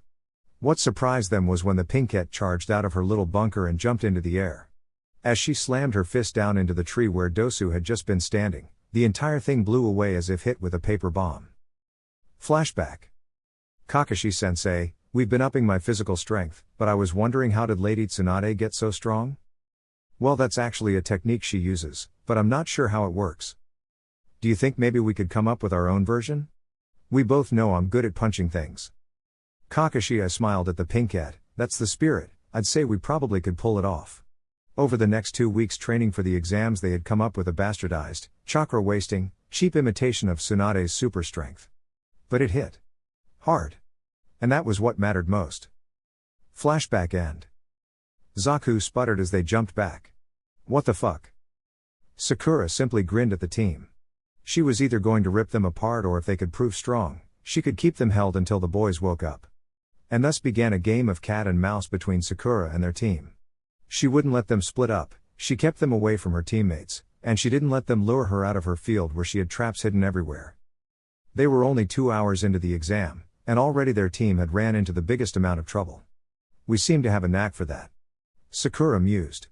Her next hit broke every bone in the female Auto Nin's body and left her a jumbled broken mess on the forest floor. And the games continued. 40 minutes later, and Sakura was tired. She couldn't keep this cat and mouse shit up for long. She was quite surprised when Zaku finally managed to slip into her guard and blast her away with his jutsu. She flew back, expecting to impact the tree only to be caught. She looked to see by who, and saw the familiar black hair of her Uchiha teammate. He set her down slowly and lightly. Sakura, who did this to you? Black markings trailed up his face from his shoulder. I finally hit the dumb bitch Dosu, Zaku yelled, landing in the middle of the clearing. Sasuke locked eyes with the boy. We've been sent to kill you, Uchiha Sasuke. Dosu then called out. HN. The boy grunted, funny because you're the one about to die. Sasuke was on Zaku in seconds, beating him before tossing him to the ground. You really seem to like these arms a lot, maybe I'll take them from you, Sasuke said, planting his foot in the back of the enemy Jinan. He began to pull, and the arms popped out of their sockets with a sickening crack. The boy below him screamed in pain. Sasuke began to draw a kunai, when a voice stopped him cold. Sasuke. Enough. Naruto stood at the entrance to the tree. Let's go, we're wasting time. Leave him. HN. The Sharingan wielder grunted. Fine, but only because Sakura wants to set a record. And with that, Team 7 left the broken and battered Auto team alone. 3 hours to complete. A feat in its own, but it was blown away by the Suna team's 91 minutes. But then again, Squad 7 had encountered the Orochimaru of the Sannin. The Hokage secretly met with them, and debriefed the team on what had happened. After which Kakashi took Sasuke away to seal his new curse mark. Naruto told Hiruzen of the traitorous Sannin seal, the one that had blocked the Nine Tails chakra, and in turn the Hokage saw he could remove it. However, until his chakra had time to rest itself per se, it royally screwed his chakra control, but he found he could still do his kunai substitution, so although jutsu was mostly out of the picture, he still had his natural speed and his favorite technique. The Hokage guessed it would be about a day or two before Naruto's chakra control would be able to be normal. By the time all the teams that had passed were in the tower and ready to go, the proctors knew they would need to hold preliminary matches. Team 7 had been warned of the preliminary matches beforehand. The Hokage felt if any team had the right to know, it was them. After what they went through in the forest, they needed to be prepared for the preliminaries. Standing on the main platform, in front of all the gathered Jinan, Sarutobi Hiruzen, the third Hokage, began to address the young nin. Some of you may have wondered, what are you here for, why you came all this way and risked your lives for a promotion. The truth is, the Chunin exams are a substitute for war. Used by the village to test their might against the might of another. You fight and die for your village. Some of the Jinan started to protest and ask questions, but a coughing man stepped up. Lord Third Hokage, mind if I take it from here? Of course, Hayate. The man stepped up, coughing a few times before speaking. I am Gecko Hayate. He coughed a few more times before continuing. I will be your proctor for the preliminary matches. He bust out coughing once again. There's too many of you for finals, so this has to be done. He coughed some more, and he ignored the protests of many Jinan. I don't care what you have to say. The matches will be randomly selected. A screen popped out of the wall behind him. And the winner will go to the finals. The matches start now. Anyone who feels they are unable to fight may drop out now. The last Kusagakur team that made it dropped out as a whole. Kabuto dropped out, but his teammates stayed. The girl Naruto had met in the forest to Kurata Ryuko quit as well, giving Naruto a wave as she left, which he returned. Kasahara Roku, and Kasahara Aiko, the twins, also quit, and they looked like they needed to. They were quite beat up. On the screen 2 names appeared. Tamari against Tenten. Naruto cringed watching the bun-haired girl slam back first into the Sand Girls fan. Lee tried to go avenge her, but his sensei stopped him. Dosu against Choji came next, and although Choji did well, he still lost to the Auto Nin. Yoroi, Kabuto's teammate, took on Shino. This match bored Naruto to death. It was who could drain the other's chakra faster. And Shino quickly showed his prowess in his insect techniques. Naruto watched as Lee stunned the crowd. but was forced to continue watching when Lee had his fighting capability literally crushed. If it hadn't been for the interference of Guy, the bowl-cut boy would be dead. He got to cheer though, when he and Sasuke watched their pink-haired teammate absolutely body her longtime rival. Sakura ended the match with 2 moves. First she buried Ino in the ground using, Earth-style, Headhunter Jutsu. And then she held a kunai to the Yamanaka's throat. Many of the Jounin sensei were stunned by the lack of skill the blonde girl possessed, and Asuma had to shrink back in shame. The Kankuro guy from Suna turned out to be a puppet user who made quick work of Kabuto's other teammate. They got some interesting action from another team that had graduated the same time as Naruto's group. Kana Hagakura's team too, one of its members went against Shikamaru. The boy, named Luka Kenji, had spiky, dirty blonde hair with red streaks in it. He was dressed in a dark sweater, with dark red pants, and happened to be a swordsman. He was skilled but arrogant and fell to Shikamaru's strategy quickly. The other two, Hinazuki Rika and Agus Mikazuki, were pitted against each other. The girl, dressed in darker clothes, having blue hair and red eyes, seemed to have high chakra reserves considering the amount of fire-style jutsu she tossed around. Her name sounded extremely familiar to Naruto, but he couldn't place it. The boy, Mikazuki, wore a green coat that was at least 2 sizes too big for him. He had on dark tan pants and combat boots. He stuck almost exclusively to one of Naruto's favorite jutsu, the water pistol, and twin water pistol jutsu. In the end though, the brunette overpowered him. Naruto then watched as Neji came as close as he could to killing Hinata. Naruto swore to the Hyuga prodigy that if they fought he was going to destroy him. At that moment Naruto then realized there were only 4 Genin left to fight. The board shuffled names once again and Naruto smiled. Uzumaki Naruto vs. Abumizaku, the latter having made it to the tower with Dosu and Kin, the girl having been alive but too injured to continue. Zaku however was able to have his arms fixed. Naruto planned to absolutely body this guy. And avoid revealing too many skills. The Auto Genin laughed loudly. "I'm looking for some payback now, buddy." Naruto leapt down to the fighting area. "Shut up. I don't care," he said, bored as ever. When a few Jounin glanced at Kakashi, he just smiled. "Begin." Naruto kicked off by slinging kunai at the other boy, who by dodging and deflecting, avoided injury. He struck out at Naruto, aiming for a taijutsu bout. That immediately backfired as Naruto practically appeared behind him and put a spin kick into the other male's torso, sending Zaku flying. The Auto boy landed on his feet though. He then snarled at the blonde. "So that's how it's gonna be, huh? Fine." He stuck both arms out in front of him, decapitating airwaves, he yelled. As the waves of sound and air flew across the arena, Naruto stood blankly in its path. Only for the waves to affect nothing but a lone kunai on the ground. "Lightning barrage," yelled the voice of the blonde behind him, who instantly kicked the Auto nin into the air before throwing a kunai up at him. In a moment that made many of Konoha's Jounin go wide-eyed, Naruto disappeared and reappeared where his kunai had been. Performing a flip kick, Naruto sent the boy back to the ground, but appeared once again on the floor, where a different kunai had been seconds before. Only have 5 more chances for substitution, before this shit starts to hurt.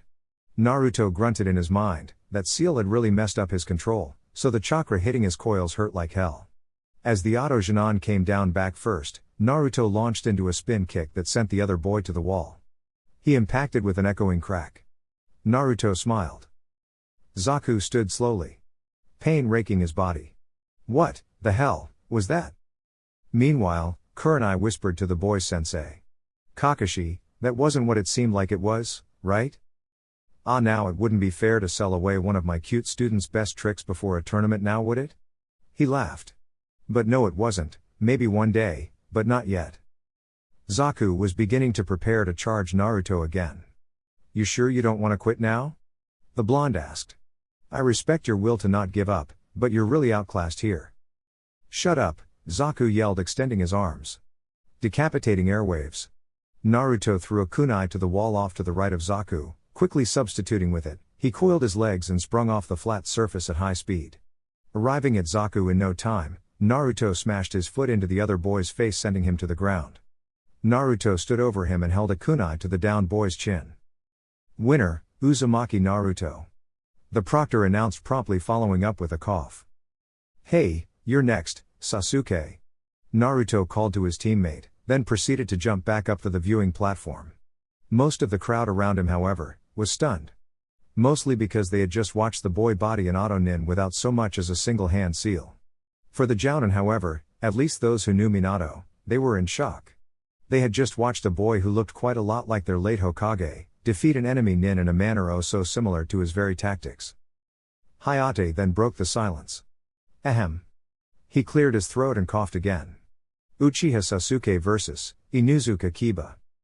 Hey, time to show you who's top dog, Sasuke. The feral boy yelled, jumping down. I'm already above being a dog, mutt. The raven retorted, also jumping down. Begin.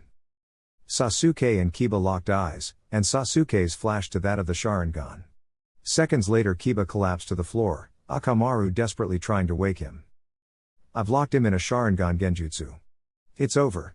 The proctor waited a few more moments, to give the other boy a chance to break it, however as he moved to end the match, Akamaru bit down on Kiba's hand. Hard. Ow. Akamaru, what the boy trailed off. Fuck, you got me in a genjutsu. Did I lose? Not yet. The proctor answered. Sasuke moved to activate his Sharingan once again, but a burning pain from his curse seal stopped him. Kiba got in a solid kick to the Uchiha's face because of the hesitation. Unfortunately for Kiba, Sasuke had managed to activate his Sharingan a few times during Rock Lee and Gaara's match, thus he picked up a few tricks. The two boys met in the middle of the arena, immediately trading blows. Sasuke was gaining the upper hand quickly. Kiba jumped back fully intent on collaborating with Akamaru, but Sasuke appeared beside the boy, kicking him into the air. The Uchiha followed close behind, and with a flip kick just like Naruto's he sent the dog lover back down. Unfortunately for Sasuke, he couldn't outpace the boy to the ground as Naruto had done. So in turn the raven followed through with the kick all the way to the ground. Kiba was more than done now, not able to get up. And even if he could, Sasuke was now holding a kunai to Akamaru's neck. The proctor called the match there. Alright, all match winners please come down, Hayate said, following with a short bout of coughing. The group of Genin destined for the finals lined up in front of the sickly Jounin. The Hokage came forward to stand next to the proctor. You've all shown considerable skill, as well as the determination to be considered for Chunin. The finals will be held in a month. You will have time to recover, train, and prepare. The elderly Hokage turned and left. Alright, time to decide match setup. He once again interrupted himself with a bout of coughs. You'll draw a number from this container. Naruto drew first. 1. 5. The female of the Sand siblings piped off. 3. Team 7's Pinkette said aloud. 7, said the stoic voice of Aburame Shino. 9. The last Uchiha smiled. He was confident the finals would end with a battle between himself and Naruto, his best friend and rival. 4. Dosu smiled, thinking of getting payback for the forest. 6. What a drag. The Nara really just couldn't be bothered. 8. Kankuro said with a cocky tone. 2. Said Neji. Naruto smiled, as he'd have the chance to beat that bastard in front of everyone. 10. Said Gaara, a sickening smile spreading across his face. Hayate looked at Rika. You'll fight the winner of the first match. Okay? Yeah, I got it. She replied in monotone. Hayate looked at the Genin. He smirked and started with the lineups. First match, Uzumaki Naruto vs. Hyuga Neji. Second match will be the winner of match 1 vs. Hinazuki Rika. Third match will consist of Haruno Sakura vs. Dosu. Fourth will be Nara Shikamaru vs. Tamari. Fifth match will be Aburame Shino vs. Kankuro. Final match will be Uchiha Sasuke against Gaara. He dismissed the Genin, after which he took his leave to head home. Chapter 9. Naruto awoke in his bed the next day. It was 8 in the morning, and he needed to make the most of this month for training. He figured he'd find Kakashi Sensei, and get the white-haired Jounin to teach him some new jutsu. Well, that was until he stepped out the door, and felt Dragon, one of the Hokage's personal Anbu, was headed straight for him. That said, he stood and seconds later Dragon was standing before him. Ooh, hey, how can I help you, Dragon? The blonde asked. Lord Third Hokage has requested your presence in the Hokage Tower, the stated simply. Understood. I'll make my way there, unless you plan to body flicker us there? The masked operative responded by stepping forward and placing his hand on the boy's shoulder, which led them to the Hokage's office in seconds. Lord Third. The boy and the man said simultaneously while bowing. Ah, young Naruto. How are you today? I'm wonderful, sir, but I was hoping to start my training for the finals today, so, could we be quick, please? The boy said. Ah, yes, but I think you'll like to hear what I'm about to tell you. Sir? I've arranged a sensei for your month of training. Kakashi will be training Sasuke, but you will have an equally adept teacher. Well, I did teach the fourth Hokage after all. The window behind Sarutobi opened, revealing a massive man with long white hair. He wore a horned forehead protector with the kanji for oil engraved upon it, along with a red haori. Naruto's eyes widened. Lord Jiraiya? It's an honor, sir. The boy said while bowing. Hey, look at that. Sensei, this kid is good manners. Ah yes, that he does, Jiraiya.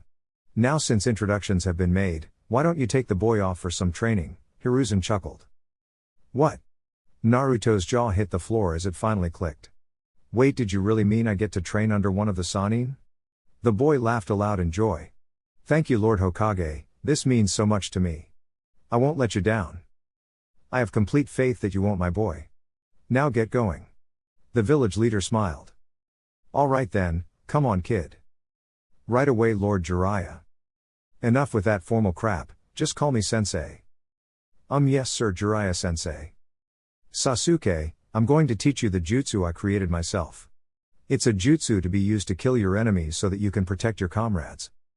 You created this yourself, sensei? Sasuke was pleasantly surprised that the man who had copied over 1,000 ninjutsu had even created his own. I was inspired by a jutsu of the fourth Hokage's. And I in turn developed this one. Kakashi slid through his hand seals, years of practice and refinement showing itself, his hand bust to life in a blue hue of lightning, while the chirping of 1,000 birds filled the air. This, Sasuke, is the Chidori. I'm going to teach you this in faith that you will use it only to protect your village and your comrades. I understand, sensei, let's get started? The boy offered to the masked jounin. Shino is currently training with his clan for the exams, so Kakashi called in a favor. And I'm happily going to teach you more about genjutsu and help you refine and strengthen your techniques, said the red-eyed woman, known as Yuhi Kurenai. I appreciate your help a lot, Kurenai-sensei, thank you for this opportunity. The pink-haired girl said, full of enthusiasm. Good. Now let's get started. Alright Naruto, do it again. Half of the month was already over, and the technique Jiraiya was currently teaching the prodigal son was almost complete. Naruto disappeared from one side of the clearing and reappeared in another, however he slammed head first into a tree. The old Sannin cackled at the boy's expense. You're doing good, Naruto. You've almost got it down if I'm honest. The body flicker takes precise chakra control, and a sharp and clear mind to execute. Applications in combat are even more difficult. The sage had decided with the boy's uncanny love for speed, just like his father, the body flicker would be the best weapon he could give the boy. Against Byakugan or the Sharingan, it didn't matter if your opponent could see your moves as long as you were too fast for them to react to it. The Sannin smiled as the boy stood with a groan, recovering from hitting the tree. Other than the fourth Hokage's natural speed alone, only he and Uchiha Shisui have ever mastered the body flicker enough to make the speed aspect of it useful on the battlefield. Although Minato would later become known for his use of the flying Raijin, he still executed a lot of his technique and showcased his speed with this jutsu alone. I think I can get it this time. Once again Naruto disappeared from one place and reappeared in another, kunai drawn, and combat ready. I did it. I really did it, you know. The boy smiled at his sensei. So what now? Well now, we spar so you can figure out how to use the body flicker in combat, because I believe you are one of the only shinobi capable of adding yourself to the list that only Minato and Shisui of the body flicker have their names on. They would battle in the field until dark.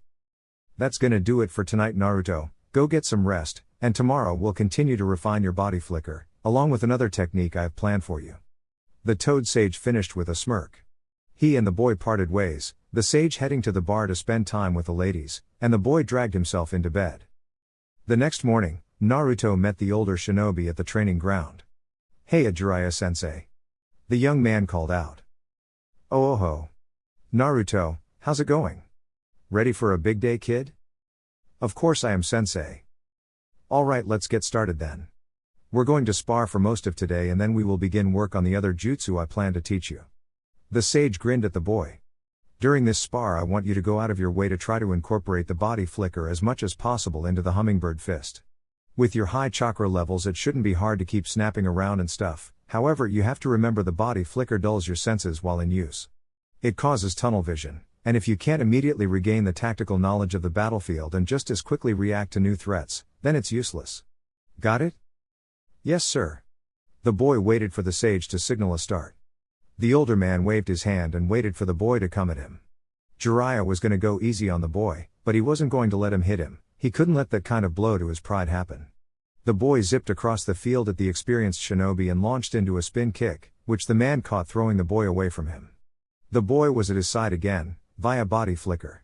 However, as the large man had told him, his senses were dulled. He barely managed to get enough grip on the battlefield to avoid the head-crushing punch the Sannin threw at him. Naruto flickered away, appearing by a tree and throwing a handful of shuriken at the elder shinobi.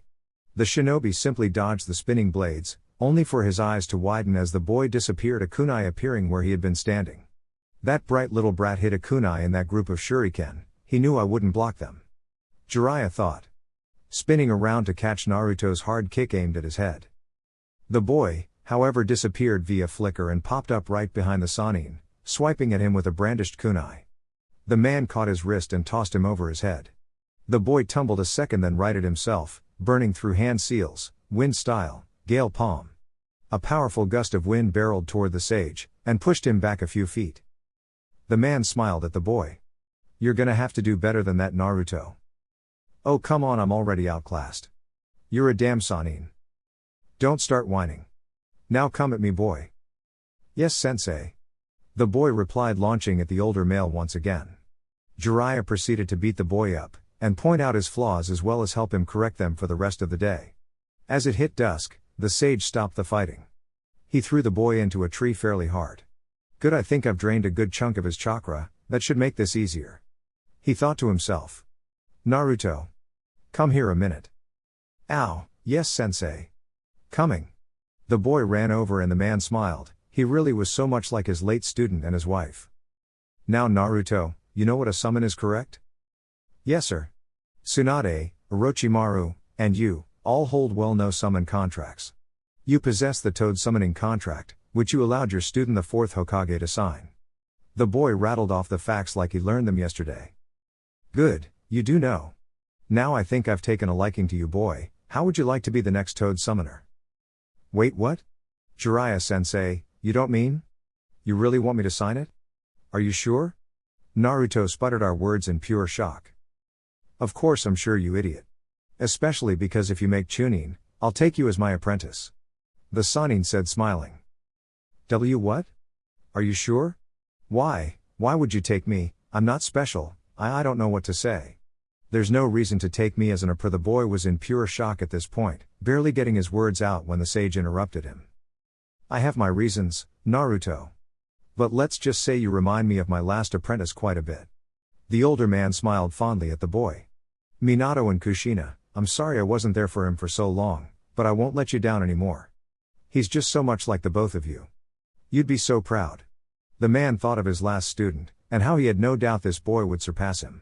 So what do you say, Naruto? Thank you, Jiraiya-sensei. I'm honored. This means the world to me. The blonde smiled up at the white-haired man. Alright, let's get to work then. The man said. By nightfall, Naruto had already summoned Gamakachi, which was a feat in its own all things considered, but Jiraiya knew he had to get this done while the boy's chakra was low. Alright Naruto. To summon a larger toad, you are going to need more chakra. It's time for that big furball in your gut to pay some rent. Yes sir, but how do I do that? He grabbed Naruto by the shoulders and gave a simple reply. Well. Don't die, he said and threw the boy through the air. The smaller shinobi was in so much shock he didn't even think to substitute. And so he found himself falling into an absolutely massive crevasse. I'm gonna fucking die. That old shitty perv. I'm gonna kill him. Naruto fell and suddenly found himself in a sewer. What the fuck? Where am I? Come here, boy. A massive, deep and echoing voice ripped through the tunnels. He walked along them until he came to a doorway. What he saw when he stepped through shocked him. A massive room, with a massive cage to match. And so, My jailer finally has the nerve to visit me. The same deep voice rumbled from the cave. Show yourself. I know you're in there, Nine Tails. A massive fox with 9 swinging tails appeared and stepped right up to the gate. Do not order me like some animal, mortal. Well, sorry. But look, we're both stuck with each other, you know. And well, I don't want to die, and I'm sure you don't either. So well, help me help you not die. If you're willing to lend me chakra, I'll do everything in my power and more to keep us both alive, Naruto said to the massive demon fox that had destroyed his village.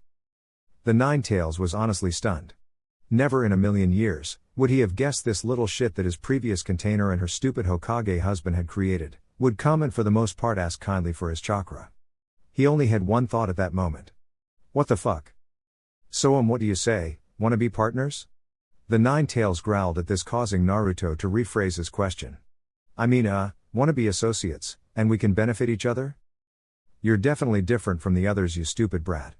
I don't trust you, nor do I like you or your despicable village, however. I do not want to die, nor do I wish to have a weak host. Become strong, so I can kill you as a worthy opponent one day. The demon fox growled out at the boy. I don't like the idea of dying too much, but yeah, sure, sounds good to me. The fox almost huffed in amusement, but held back. Good, now get out. Naruto then found himself falling once again. Now however he sensed the powerful chakra of his burden, and flashed through the summoning hand seals. Ninja art, summoning jutsu. At this the massive hulking form of Gamabunta, the boss toad, appeared within the crevasse and halted their fall. What? Who the hell summoned me? Jiraiya. Where the hell are you? Excuse me, Lord Gamabunta, I summoned you. I am Uzumaki Naruto. I'm a shinobi of Konoha, the Jinchuriki of the Nine-Tailed Fox, and soon to be the new apprentice of your summoner Jiraiya, Naruto said to the boss toad as politely as possible. At least your damn brat here has some manners, unlike you Jiraiya. The toad called out.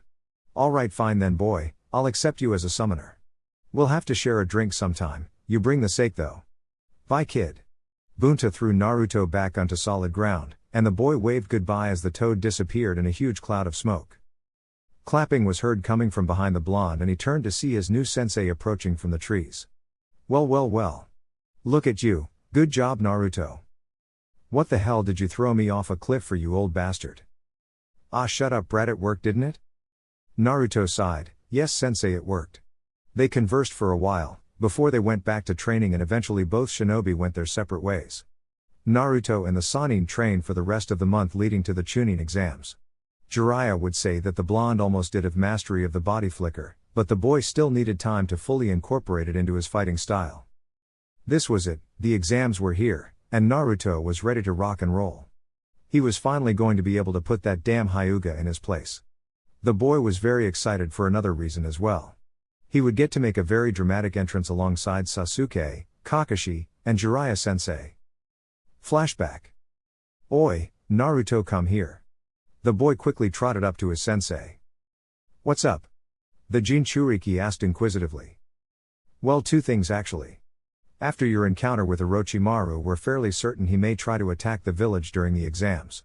The blonde's eyes widened, he was shocked. However, the old man wants to show me off. He wants my presence in the village to be known, in an attempt to deter an attack in the first place, as well as demoralize any assaulting forces. The boy looked at the man, a look of obvious confusion in his eyes. How do you plan to do that, Jiraiya sensei? Well kid, I'm going to show up with you in a sort of flashy entrance at the finals. Kakashi will be doing the same with Sasuke. We want to show off 2 of the strongest shinobi in the village, as well as the 2 most promising Jonin. I see sensei, that makes sense. Indeed. However, on the second notion, you used to play pranks, right kid? Yeah. I was super good too. Naruto responded laughing. Well Naruto, you look a lot like my last apprentice, and I was wondering if you wanted to prank the hell out of those villagers who don't like you for your burden? Naruto looked excited but confused. Yeah. But how do you propose we do that sensei?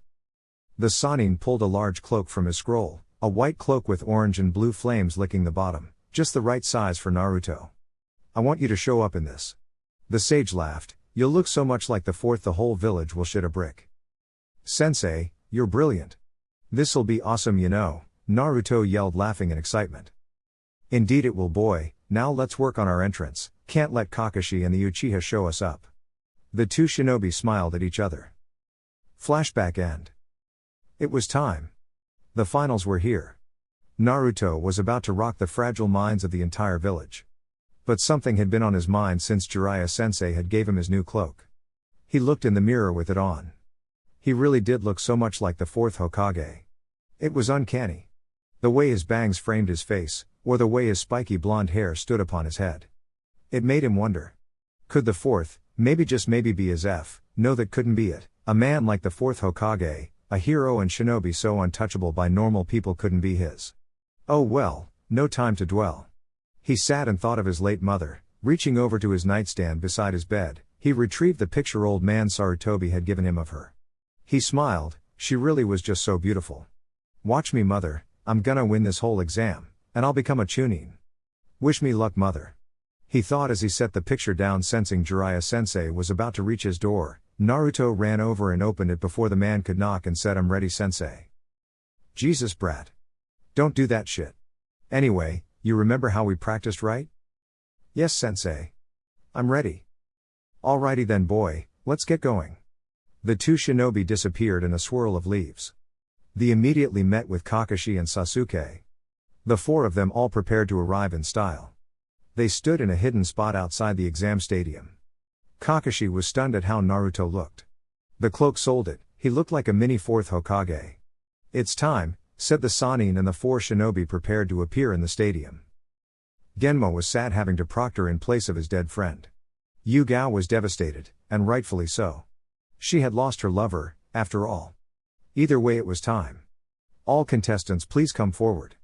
The Chunin hopefuls lined up a distance away from Genma. They were all confused at the absence of Sasuke and Naruto. Well, that was until a cloud of smoke filled the space between them and their proctor. As the smoke drifted away, they were greeted with an unexpected sight. Before then stood Naruto and Sasuke, side by side with their sensei standing just behind them. Many of the contestants and onlookers were shocked to see Jiraiya of the Sannin towering over the smaller blonde. But what threw off almost everyone in the stadium was the sight of their beloved fourth Hokage.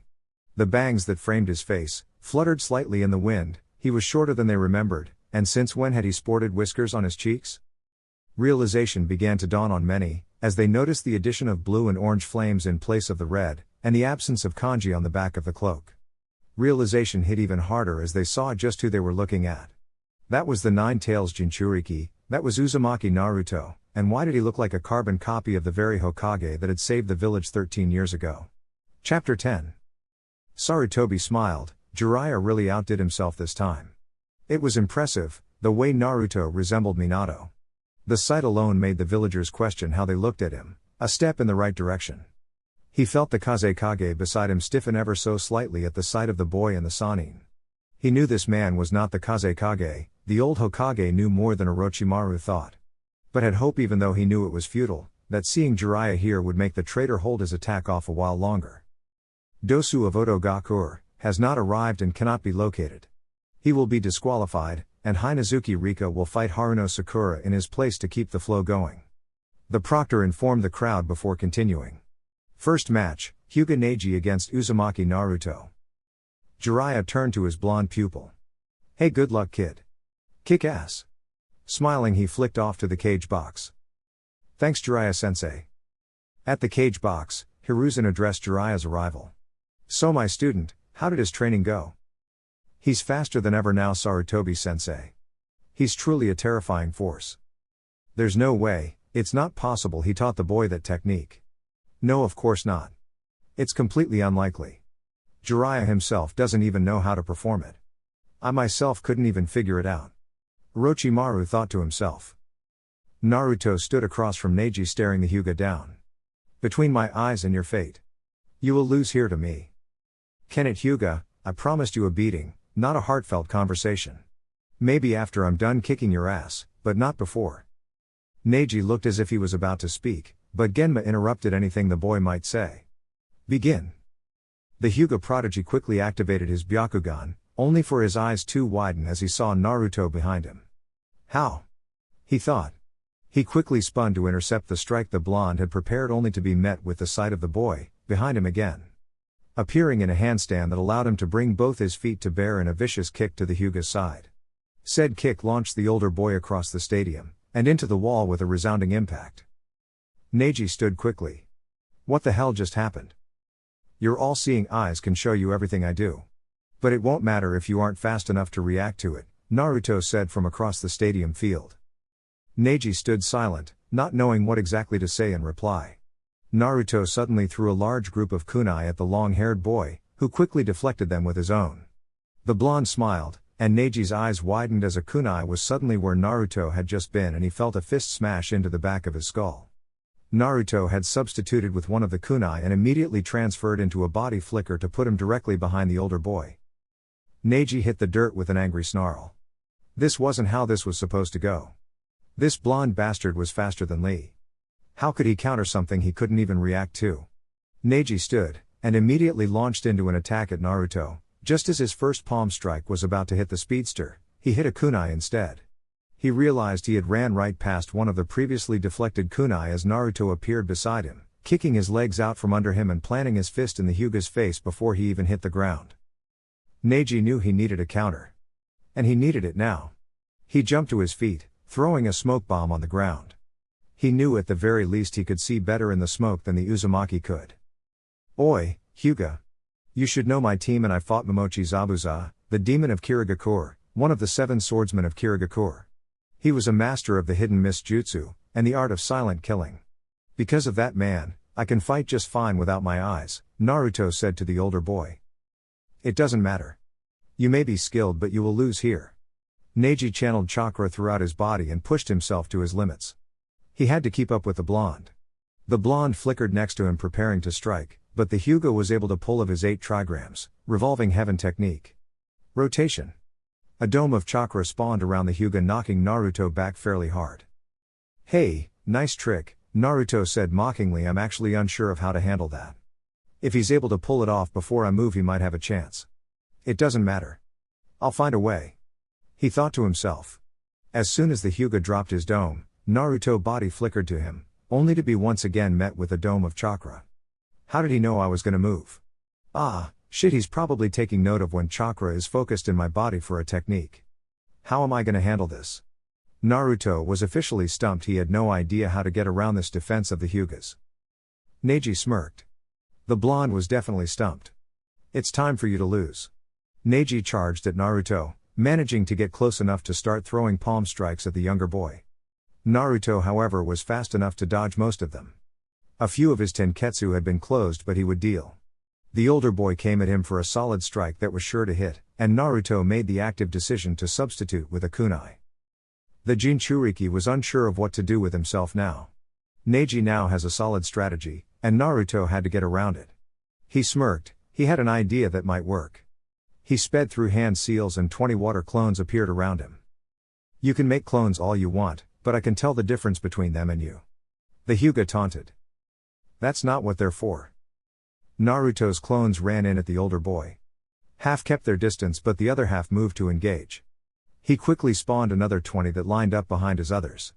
At the very least, if it came down to it, Naruto could win this fight through pure stamina. But that wasn't how he wanted to win. While the clones engaged with the Hyuga and were subsequently dispatched, Naruto laid out his plan. He placed explosive tags all over the arena in different locations to act as traps. He then began to gather chakra, and he knew this shit was going to hurt. A lot. He would probably win with it though. His clones were almost all gone by now, so he had to act fast. Instead of waiting for Neji to take out his last 5 clones, he body flickered right next to the older boy, managing to get a solid spin kick into his stomach before substituting with one of his clones so that it could take Neji's counter-strike. Naruto flickered into one of his many explosive placements, and focused his chakra. He had dispersed a ton in the air around Neji when he hit him, and as soon as the Prodigy dispatched his last clone, Naruto made his move. He enclosed all of his chakra around the boy, and forcefully substituted with him. Leaving the Hyuga confused, and in a 10 by 10 square of explosive tags, that Naruto then detonated. Explode. The ground shook and the Byakugan-wielding boy was launched head over heels into the air. However, Neji wasn't done yet and landed on his feet. He was battered and bruised, but not down. How? He practically growled. How did you move me? I have a lot of chakra. I forced it around you and substituted with your body, but it only worked because you were standing still. Naruto explained. I'm sure I won't get that chance again, he said, throwing another volley of kunai at the Hyuga prodigy. Neji quickly got out of the way and moved as far away from them as possible. Sorry Neji, but it's time I end this. Wind style, great breakthrough. Wind tore apart the ground as it barreled toward the taijutsu specialist. Rotation. A dome of chakra lit up around Neji, negating Naruto's jutsu, but just as Neji released his rotation and he came to a stop, he was facing kunai from 10 different angles. In the time it took the prodigy to defend against Naruto's jutsu, the blonde had made 9 water clones, giving all of them real kunai to throw, as he didn't want the kunai to disappear if his clones did. They all body flickered around Neji and had thrown their kunai. All the knives would intersect at the point that was Neji's body. The Hyuga was too off balance to return to his rotating motion, so he was forced to deflect and dodge the kunai. He deflected 6 of them and jumped over the other 4, however Neji was in for pain, and he knew it. As he was about to land, the 4 kunai all flew away from him. Naruto appeared in place of one with a new kunai in hand, which he caught Neji lightly across the chest with. The Hyuga was pushed back slightly, and Naruto appeared behind him, placing a spin kick into his back. Neji stared as the kunai he saw before him turned into Naruto once again, who planted his sandal in the Hyuga's teeth. Launched back once more, he wasn't surprised when the blonde appeared behind him in a handstand, angling his body as both of his feet collided with the older boy's spine, sending him flying across the field and smashing loudly into the wall. Neji didn't stand again. Denkozeka. Finished the blonde. He was barely conscious as his back slid down the wall and he landed on the ground.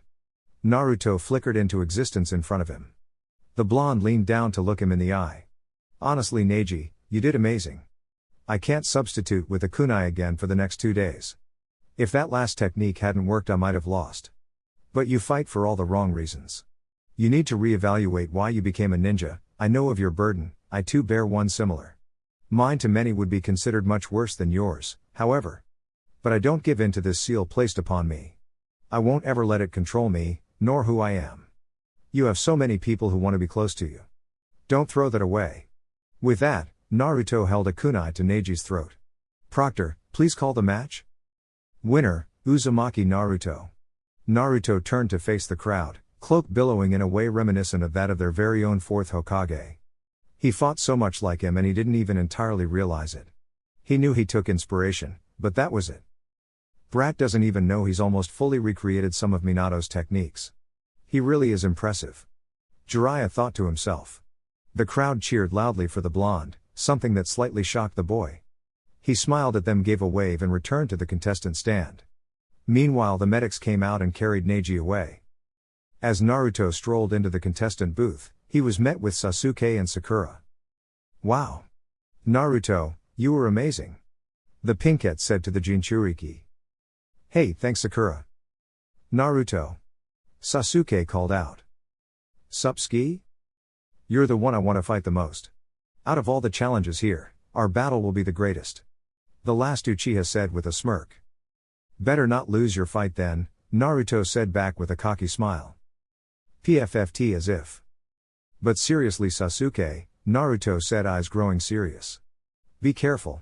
You saw what he did to Lee and I'm honestly surprised they didn't rig it for me to fight him, considering we are both Jinchuriki. But just don't die, got it bastard? Naruto finished. HN. Sasuke grunted in return. Will Haruno Sakura and Hinazuki Rika please come down? The 2 women stared each other down. Sakura remembered the girl faintly, but other than the preliminaries she was pulling blanks. She had watched the girl overpower her opponent in the preliminary match, so she knew she was strong. Let's have a good match? The Pinkette offered. Sure. The girl replied with indifference. The Pinkette studied the girl, taking in what she looked like. She had blue shoulder-length hair and red eyes. She wore a dark gray sleeveless jacket with a hood, but it was down, along with a mesh armor shirt underneath along with black shorts. She had bandages wrapped down the length of her legs, and on her right side she wore her bag for equipment and was outfitted with typical sandals of the shinobi. One thing was out of place however, and that was the long burnt orange scarf she wore around her neck. She had red marks almost like that of an Inuzuka. But they came up from the sides of her face ending below her eyes and were upside down.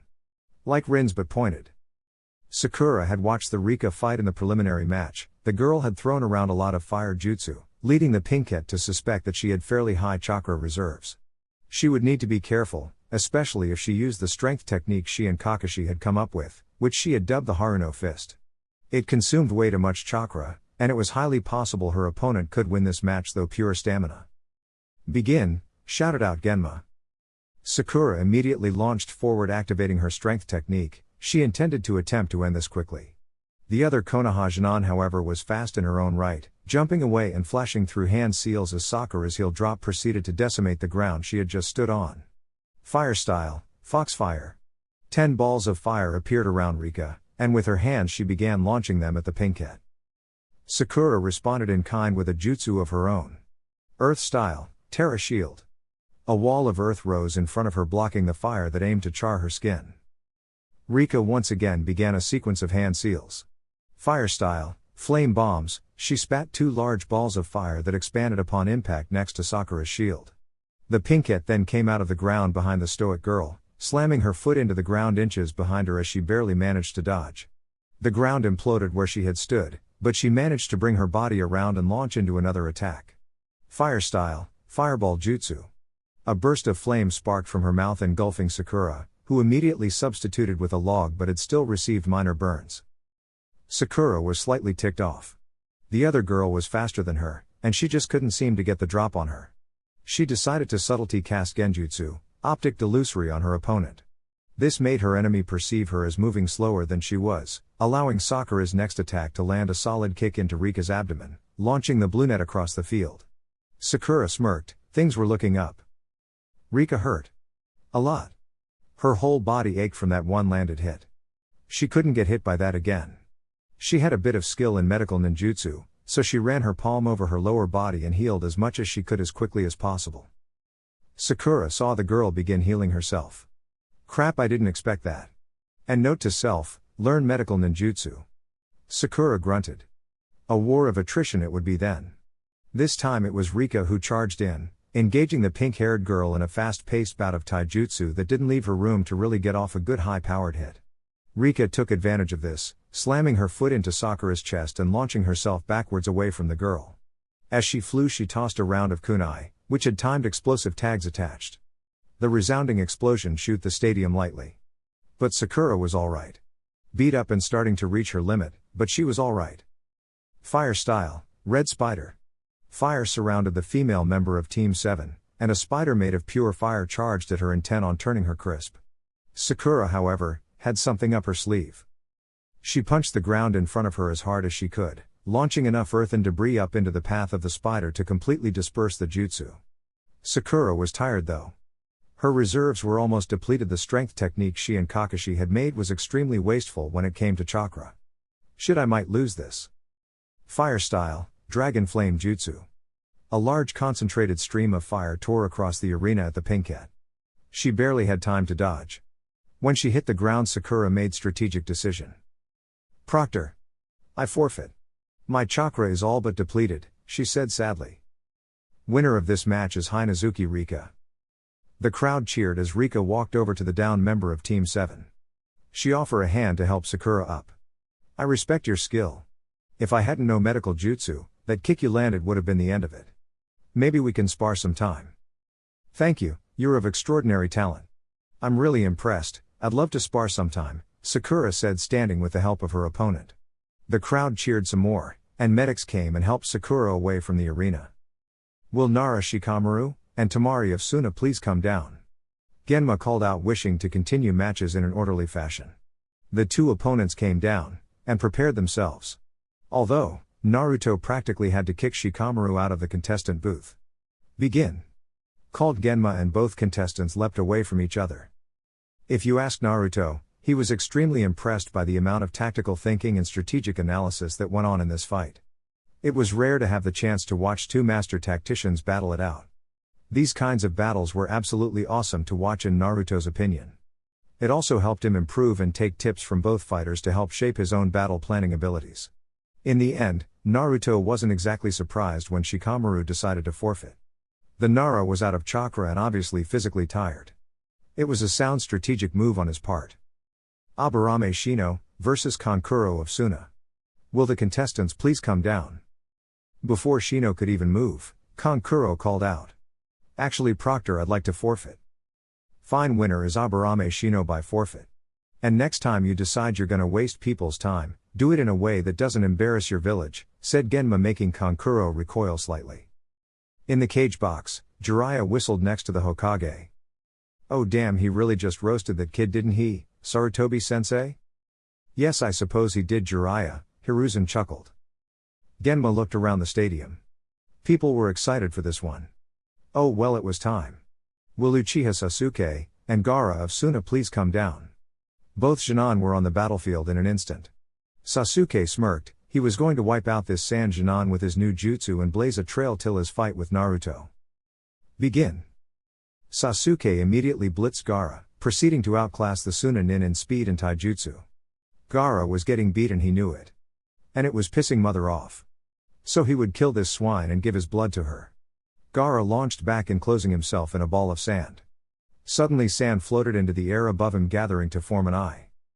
What the hell kind of technique is this? No matter if he wants to use this defense, I'll pierce it with Chidori. Sasuke thought.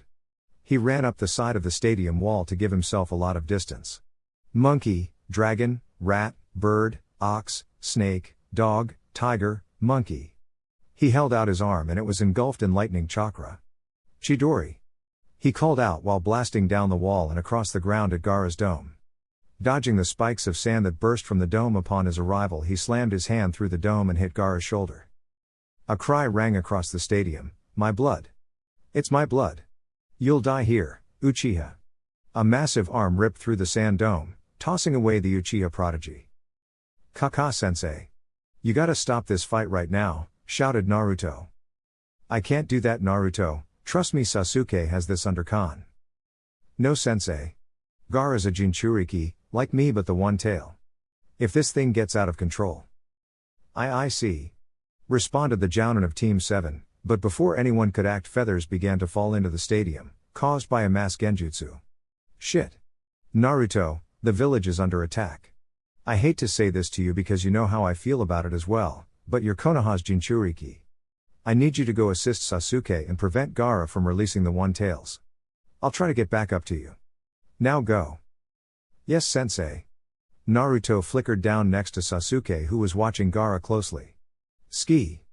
We gotta chase this bastard out of the village. Now." "Got it." Combo 5. Wind style, great breakthrough. Fire style, fireball jutsu. A massive torrent of fire barreled toward the enemy Jinchuriki. He immediately took off, smashing a massive hole through the stadium wall and running into the forest. "Let's go, Sasuke." "Right." The two boys took off after the Suna nin in hot pursuit. It would lead to a battle that would be well known throughout Konohagakure. Chapter 11. All hell had broken loose. The minute Gaara ripped through the stadium wall. An explosion had gone off in the cage box, and the stadium had filled with Oto and Suna nin. The shinobi of Konoha had immediately sprang into action, fighting against the nin, and releasing those caught in the genjutsu so they could evacuate. Jiraiya and Hiruzen stared down the Kazekage. "Drop the act. We already know it's you, Orochimaru," the white-haired Sannin said. "Jiraiya, Sarutobi-sensei. It's so good to see you both. I'm going to fix the mistake I made years ago, and stop you from touching Konoha ever again, Orochimaru," said the Hokage, the last word spoken with extreme distaste. A massive purple barrier appeared around the rooftop. "Seems my nin have made themselves useful and things went according to plan." The traitorous Sannin flashed through hand seals, and called out his jutsu. Summoning, impure world reincarnation. "What?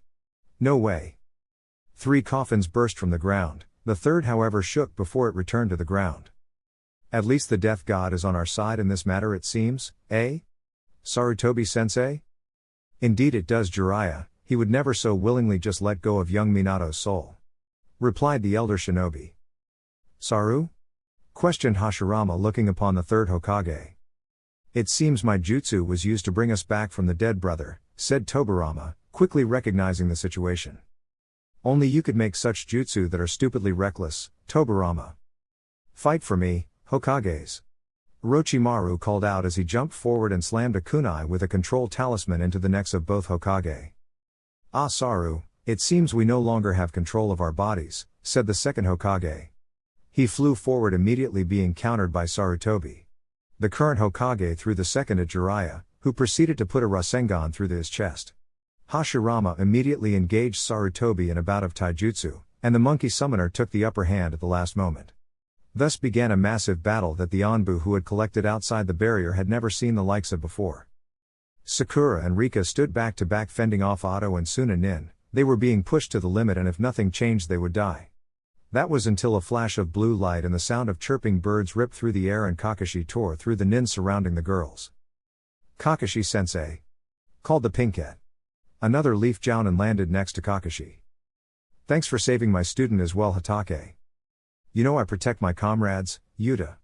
Kakashi I smiled at the black-haired jounin. "Alright, let's wipe the floor with these shits," the newly arrived jounin shouted. Naruto. "Got it. Wind style, great breakthrough. Fire style, fireball jutsu." The boys were firing off jutsu in an effort to push the enemy Jinchuriki away from the village. "I'm going to kill you, Uchiha. I'll feed you to mother."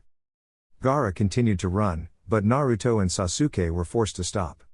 The figures of Temari and Kankuro appeared in between them and their target. "Temari, continue on with Gaara. I'll handle this." "But..." "Shut up and go, Temari." Naruto and Sasuke had a stare down with the puppet user. They knew they couldn't just run by him. But their problems were solved by a separate Konoha shinobi. Bugs swarmed around the three ninja as the Aburame made his entrance. "You two go, I never got my match, so I'll have it now instead," said the stoic bug user. "Right." The two boys sounded off. "I won't let you past me," yelled Kankuro, who moved to intercept, but was halted by a wall of bugs courtesy of Shino.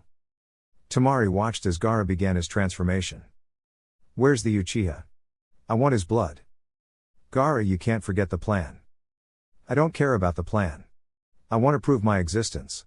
"Shut up, or I'll kill you, Temari," Gaara said, the beast slowly fighting to take the boy over. Almost half his body was consumed by the one-tail's smaller form. At this moment Sasuke and Naruto decided to drop in. The Uchiha took half of Gaara's transformed arm off with his Chidori. Gaara's focus immediately shifted to the black-haired Jinan. However, as he moved to attack, he felt a speed-enhanced powerful kick place itself in the small of his back, launching him away. Gaara growled. "Sand shuriken," he yelled as his sand turned into deadly weapons that flew at the two shinobi. Temari had long since pulled back to the minimum safe distance. The boys began spamming their combination jutsu, trying to turn the sand into glass. And it did work, but when the Jinchuriki began ripping apart the ground in order to make more, they knew this would be troublesome. Eventually Naruto had a plan. "Ski, I'm gonna spam some water clones up, I'll prep a couple extra water jutsu too, get your Chidori ready." "Got it." 40 Naruto copies filled the area. 5 of them began flashing through hand seals. "Water style, raging waves." They all exclaimed, shooting water all over the partially transformed Suna Nin, but dispelling the clones that had used the jutsu as it had drained their chakra. The remaining clones began to attack Gaara, engaging in taijutsu but getting dispatched as they attacked. Naruto's body flickered beside Sasuke, putting his hand on the Uchiha's shoulder. "I'll get you close." The boy nodded in response and they disappeared with the blonde's technique. Reappearing behind the Suna Nin, Sasuke charged forth from behind him. "Chidori." A burst of sand threw him off, but he still managed to bury his arm in the shoulder of the beast side of the enemy Nin. "Shit," he yelled when the sand began to encase his arm. However, the water that was now covering the redhead amplified the electric shock of the Chidori, causing him immense pain. Naruto quickly flickered next to him, and immediately disappeared with Sasuke in tow. "That was too close, Sasuke." "I know, but it doesn't matter right now." "Ninja art, play possum jutsu." They heard the redhead call out, and watched in confusion as the boy slumped over, apparently asleep. But they both recoiled in shock as the full form of the one-tails filled their view. Towering over them, the massive beast began to laugh. "I'm finally free." The massive beast chuckled once again. "Fuck, Sasuke. Go. Get out of here." "What the fuck do you mean? You can't possibly think you're gonna fight that thing alone, Naruto." Naruto turned to Sasuke, a solemn look adorning his face. He chuckled lightly. "You're a lot different than you used to be, Sasuke. It's a change for the good. But this This is a fight for Jinchuriki, and that's what I am. I'll do this for the village. Naruto. I'm not gonna leave you here, you loser. Nico. Glad you're here, please clear the area. The newly arrived Anbu stared at the boy for a moment before she nodded and forcefully grabbed Sasuke and leapt away. She arrived at a location a distance away from the now free-tailed beast. Gathered there were a good amount of Chunin and Jinan, along with a few Jounin. The rest of the Konoha nin were still fighting in the village, but this group had been sent by Kakashi to back up the two boys. But upon release of the One-Tails, a squad of Anbu had arrived giving orders for no one to engage. What the hell? We can't leave Naruto there to fight alone. Sakura, with Rika and Ryuko in tow, came running up to the Anbu. Shikamaru and Kiba found their way over quickly as well, having heard Sasuke yelling. Naruto's is fighting that thing alone? Sakura shouted, worry in her voice. Right now, Naruto is the only one capable of fighting that beast. At least until Lord Jiraiya and Lord Third Hokage finish their fight. The Anbu responded blankly. Know your place, Shinan. Stay put. That is an order. How can you possibly say that when Naruto is a gen? Shikamaru started, only to be interrupted by the massive figure of Gamabunta appearing on the battlefield. When all the nin looked closely, some having fought in the battle 13 years before, they saw the massive toad along with a cloaked figure upon its head facing off against the beast. Is that the fourth? A Chunin shouted. You should know that isn't possible. Nico replied. Just look at the cloak, you can tell. That's the same one Naruto was wearing.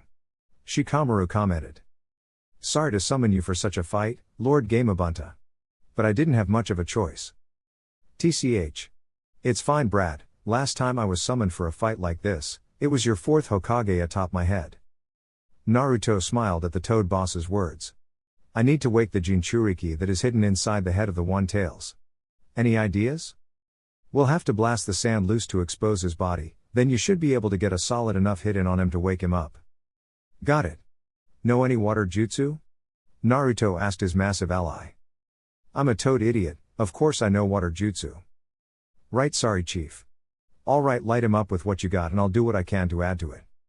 Water style, liquid bullets. The massive toad shot multiple bullets of water at the beast. On the ground the water became a rainstorm.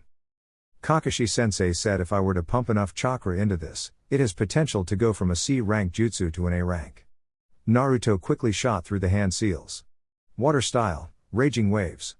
Naruto and Gamabunta's water jutsu combined, slamming into the tailed beast with so much force it ripped away some of the sand on its head, exposing Gaara's body.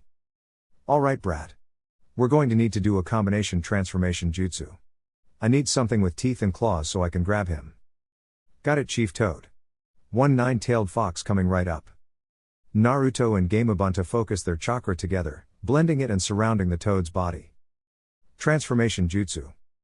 Transformation jutsu. A plume of smoke enveloped the area, and out of it sprinted the nine-tailed fox. The two beasts tangled and clawed at each other for a few minutes before the transformed toad finally managed to pin the damn raccoon down. Go kid! Right, Naruto yelled as he flickered into existence next to Gaara atop the beast's head. Wake up, fucker! He called, slamming his fist into the other boy's head. I just got here. I don't want to go already. The beast yelled as Gaara's mind took over once again. Noticing the beast's body hadn't dissipated yet, Naruto grabbed the boy by the shirt and put two quick punches into his face. The body of the beast cracked and crumbled as it fell to the ground. You can go home now, Lord Gamabunta. I'll take it from here. Naruto called to his summon, as he jumped down to a treetop. Got it. Good luck, kid. The massive summon disappeared in a cloud of chakra. Gaara landed in a tree across from Naruto, and leveled a glare at the blonde. When the Toad Boss's sword popped out of existence, Gaara and Naruto launched at each other. Naruto quickly took the advantage and he connected a right hook to the Suna nin's face, sending the boy to the ground. The blonde quickly flickered down behind him. He stood over the crumpled nin's body, the redhead's eyes stared at him in fear. How can you be so strong? Gaara began slowly crawling back as Naruto approached. Because, there's people I love in that village, hell I even love the village itself. The blonde continued to walk toward the fallen Jinchuriki. We didn't talk much during our fight. But we didn't have to. I could see it in your eyes, and I could feel it in how you fought. He now stood over the Suna Jinchuriki, a sad smile adorning his face. No. Stay away. Get away from me. I won't let you end my existence. The terrified redhead screamed. Naruto crouched down in front of the boy and placed his hand on the nin's shoulder. It's almost unbearable, isn't it? That loneliness and pain. The crushing weight of it all bearing down on you. It's so much it's suffocating. Looking at you, Gaara, I see what I could have been, had I not found the ones who accept me as me. I know what it's like to be a Jinchuriki, I hold the 9 tails after all. But Gaara, your siblings, I can tell they love you. Cultivate that love and become strong with them. And if you need a friend, well, we Jinchuriki need to stick together, you know. The figures of Kankuro and Temari dropped from the trees behind them. Get away from Gaara, you bastard. Gaara stared at Naruto wide-eyed at his words, and even more so at the concern showed on his siblings' faces. Temari. Kankuro. That's enough, this fight's over. Naruto smiled at the redhead, when suddenly his eyes shot wide. The old man's chakra. It's so small it's like he's, no way.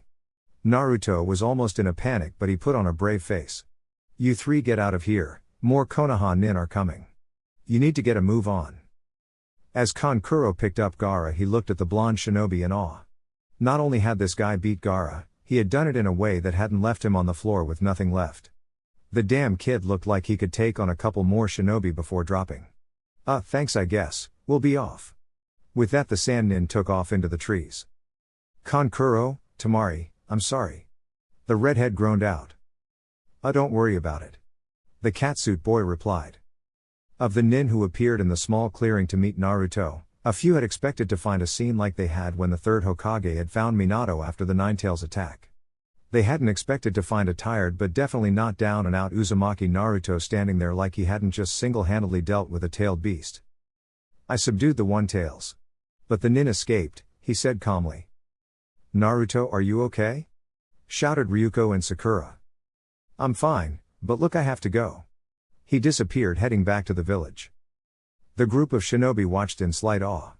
They all began to look at each other in disbelief, before the Anbu in the group ordered them all back to the village to deal with any remaining threats.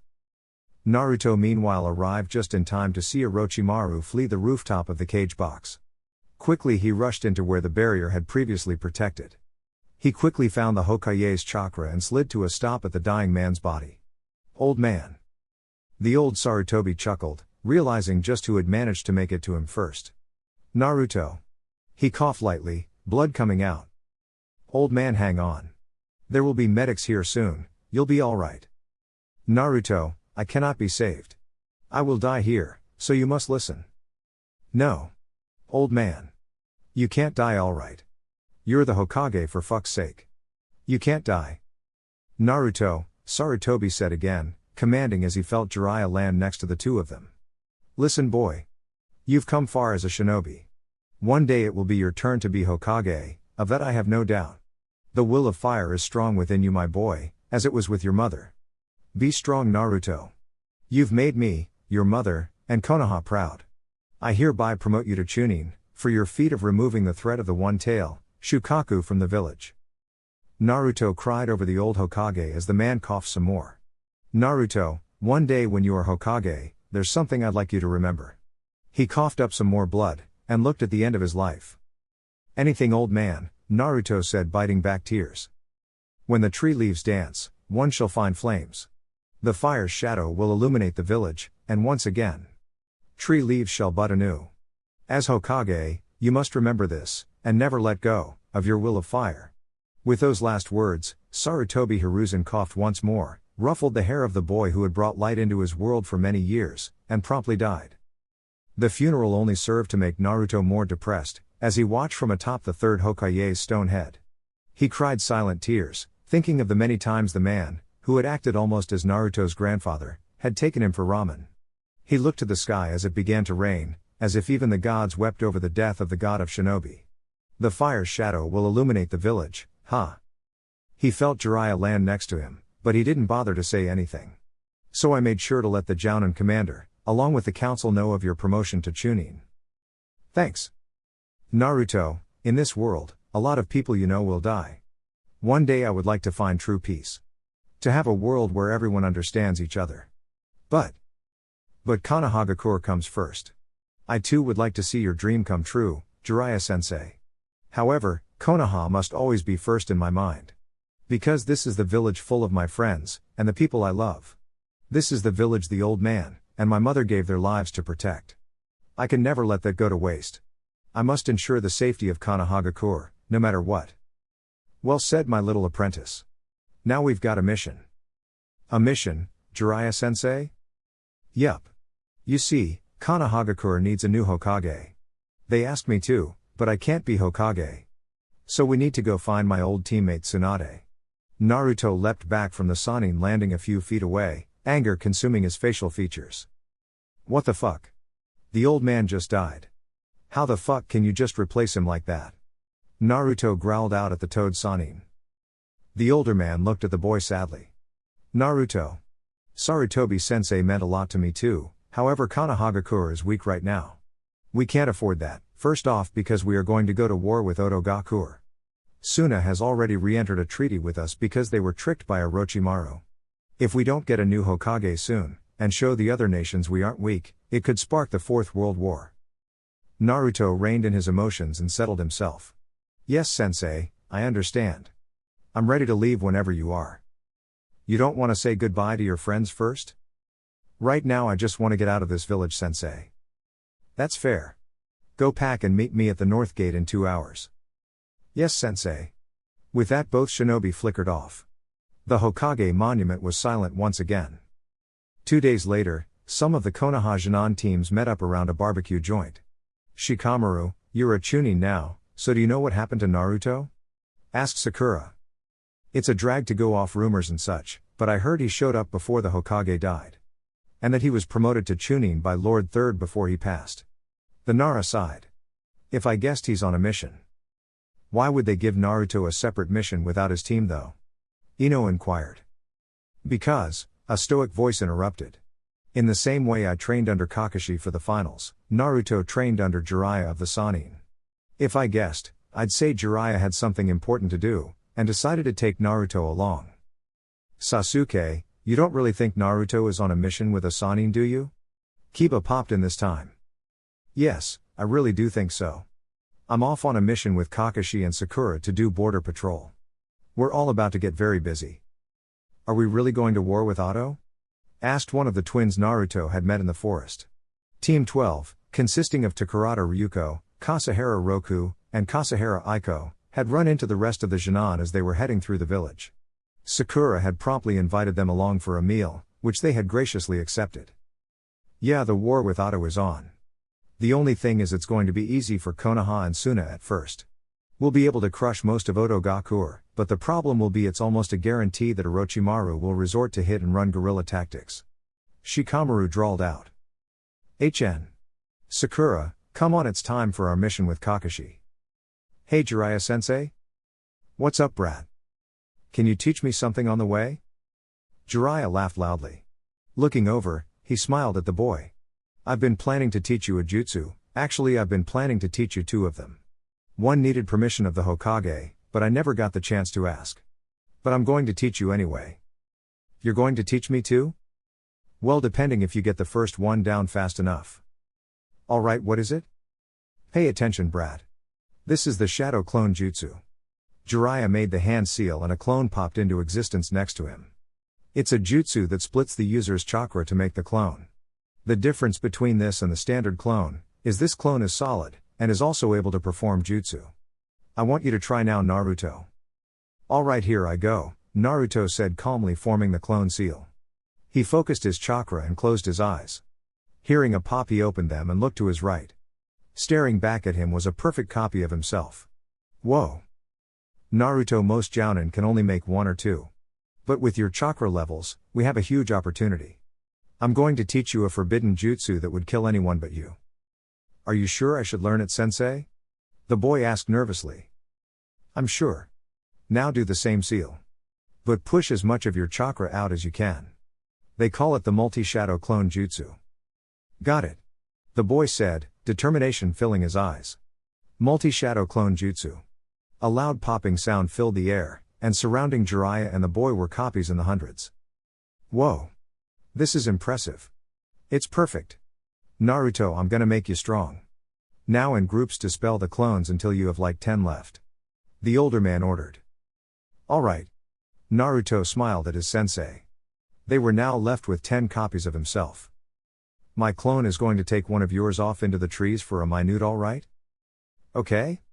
Naruto said questioningly. The 2 clones scampered off, only for Naruto to look at his sensei in slight awe. And then his expression changed to disappointment. Alright, awesome, I get the memories, but really? You're a super pervert? That was the best thing you could say? At this, the Sannin just chuckled loudly. Naruto. With this technique, we can get you to learn and master jutsu in days, rather than years. Jiraiya smiled down at the boy. However, before that I plan to teach you a jutsu, but you can only use 1 clone during training.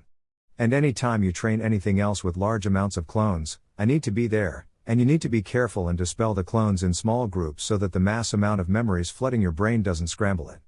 Understood? Yes, I understand, Sensei. Naruto replied. So what's the next one? This one I can guarantee, will take you longer. After all, it took the 4th Hokage 3 years to develop, and it took me 3 months to learn. The 4th Hokage made it? That he did.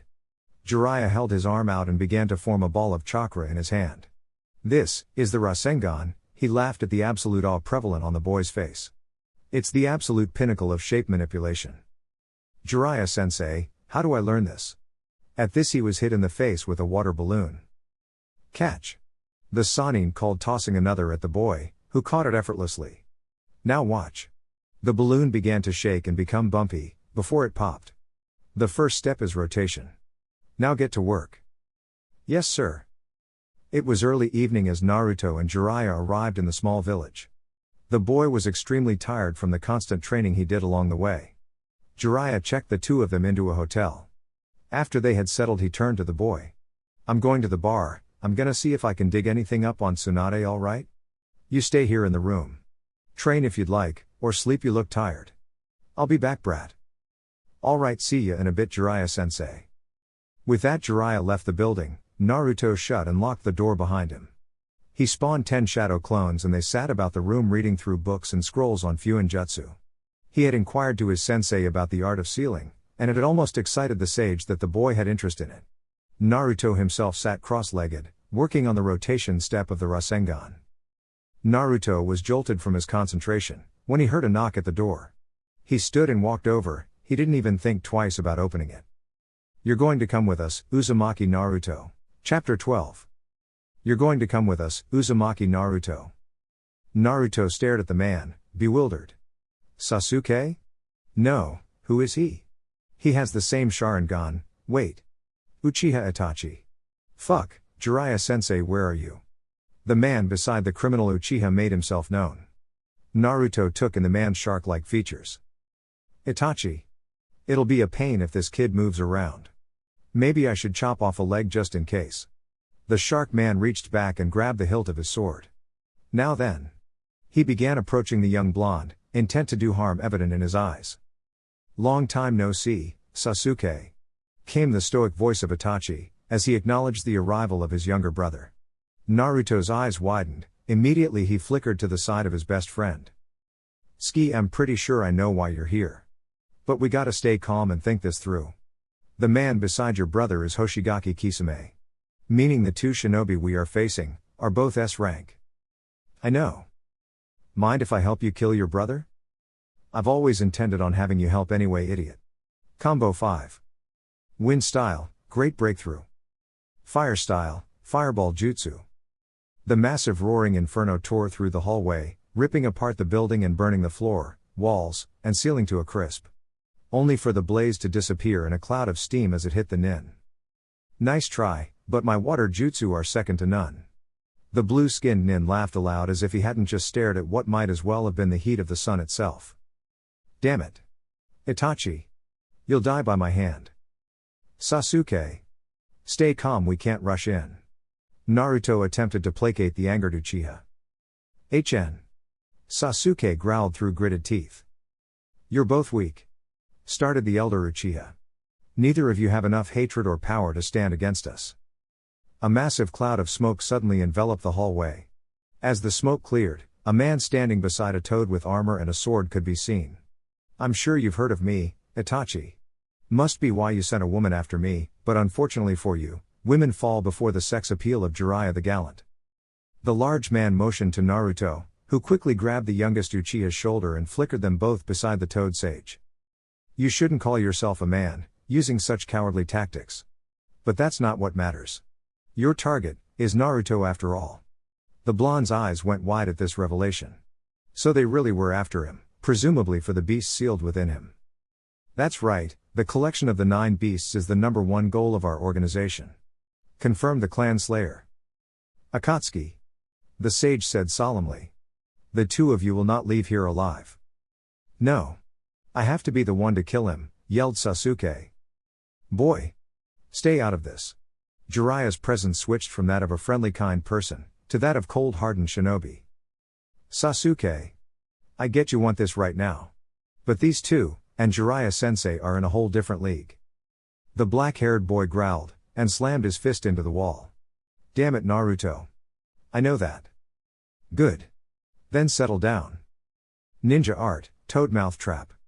The hallway was suddenly engulfed in the fleshy substance of a toad's stomach. Sasuke. Naruto. Stay still.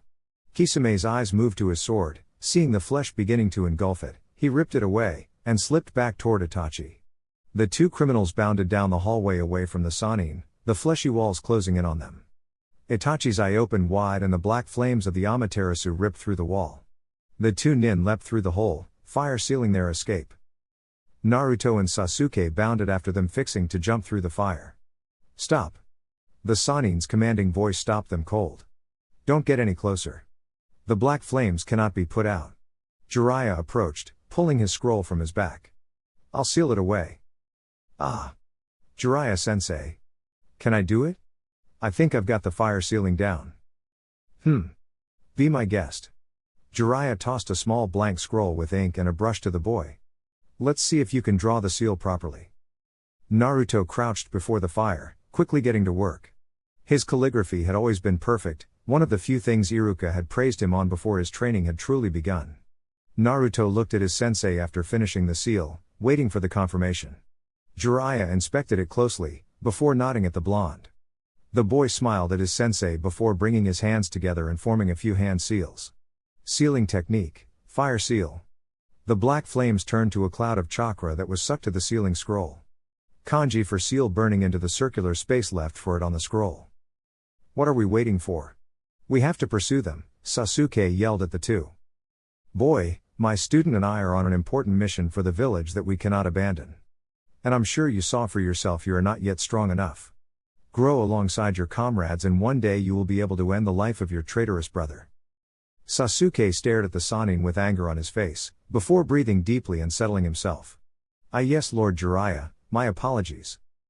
It's alright kid. Now run on back to Konoha and report these happenings to Nara Shikaku. Yes sir. Later, Naruto. And with that the young Uchiha left. Later that night, Naruto sat in a new hotel room with his sensei. They were eating a small meal of ramen when Naruto set his bowl on the table and looked at the man.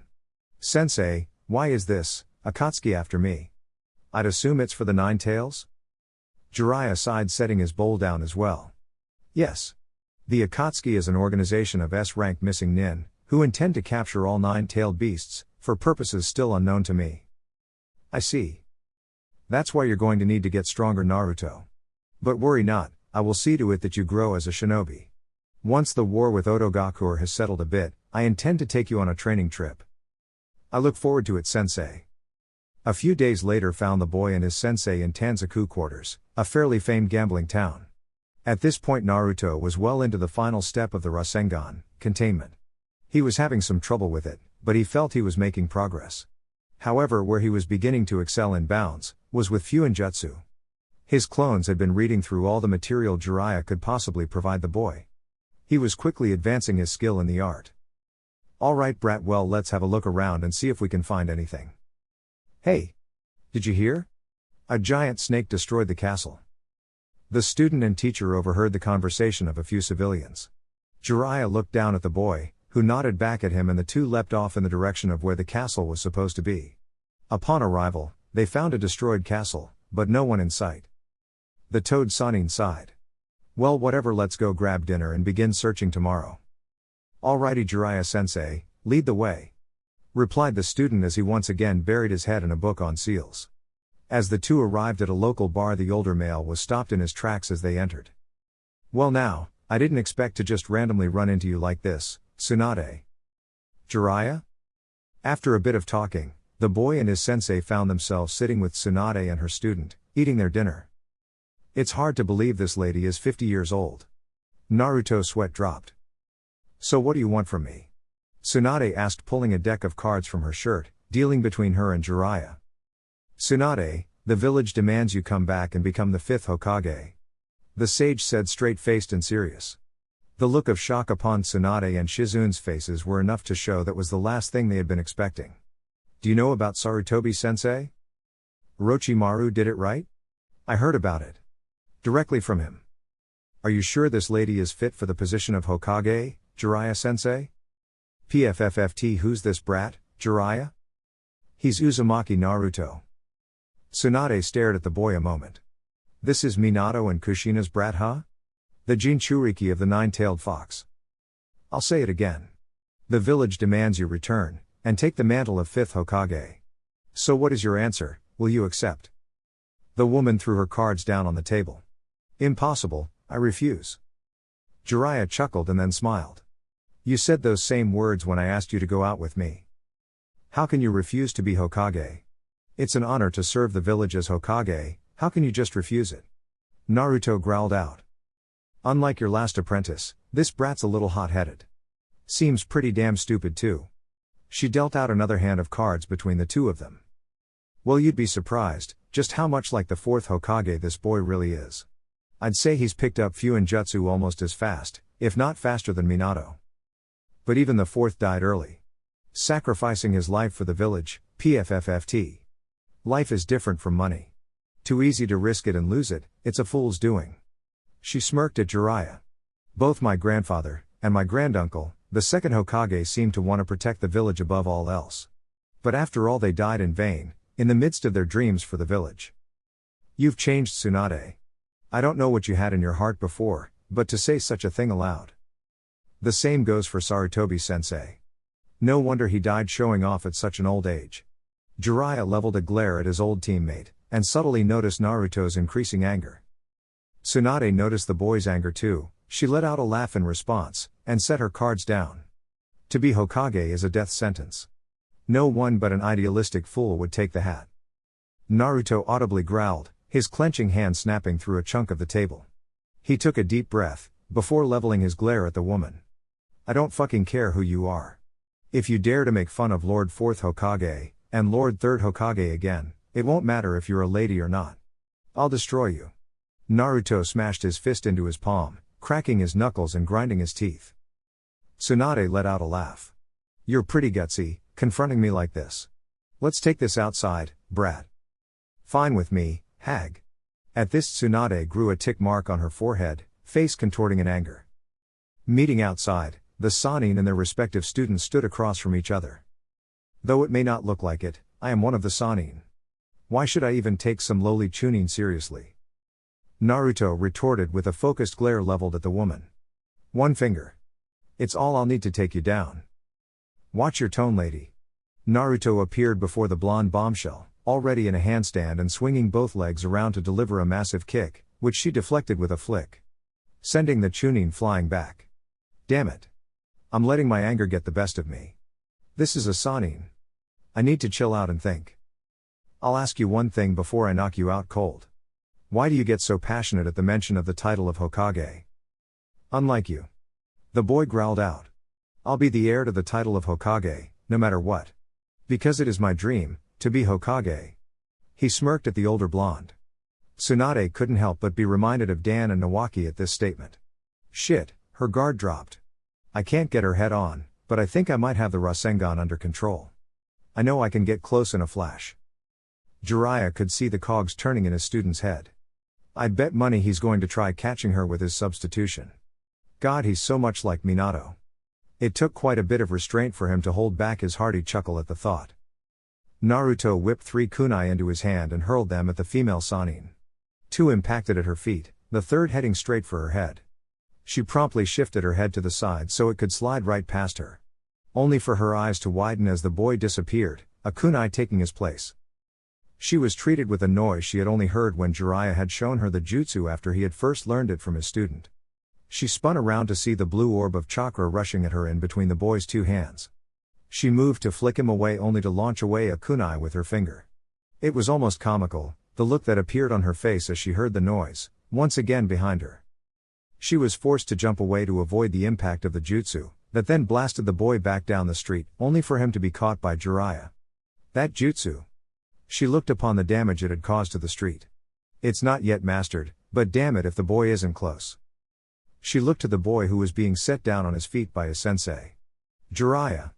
Was it you who taught this boy the Rasengan? I am his teacher. Showing someone a jutsu that he cannot master? Don't give him false hope. That's why the Mooney kid starts joking about becoming Hokage. Oi. I'm not kidding. I will be Hokage one day. I'll have the Rasengan mastered in 3 days. She smiled. How about a bet then? A bet? The boy questioned. I'll give you 1 week, if you can master that jutsu, I'll acknowledge that you have what it takes to become Hokage. And I'll give you this necklace, however you lose if you can't do it in a week.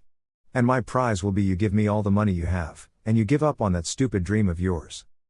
I don't need your necklace, and I don't need a week. I'll have it down in 3 days. Oi, Naruto, don't say such things. That necklace belonged to the first Hokage, you could buy 3 mountains with it, Jiraiya scolded. Shizune chose this moment to voice her concerns. Lady Tsunade. You can't bet away your grandfather's necklace. PFFT, it's not like he'll win. The elder blonde turned to the boy. Take the damn weak boy. Don't mess with your odds. Fine. Let's go, Sensei, see ya in a week, Tsunade. 5 days later, and unbeknownst to the female Sannin, the boy had technically already mastered the Rasengan, the shadow clone cheat he had come up with had sealed the deal for him. But Jiraiya insisted that the boy not stop there. Learn it one-handed, Naruto. It's much more useful like that. I'll find another jutsu to teach you once you do. Alright, got it, Sensei. One-handed Rasengan coming up. That's the spirit, brat. 2 days later, Naruto had one-handed mastery over the Rasengan, however he had exhausted himself over the last day, and was now sleeping in his hotel room. Meanwhile, the Toad Sage was headed for the bar. As he stepped in, he found his childhood crush drinking away at the counter. Ah, Tsunade. Jiraiya. So, what exactly did you and Orochimaru talk about? He asked me to heal his arms. He said he would bring them back if I did.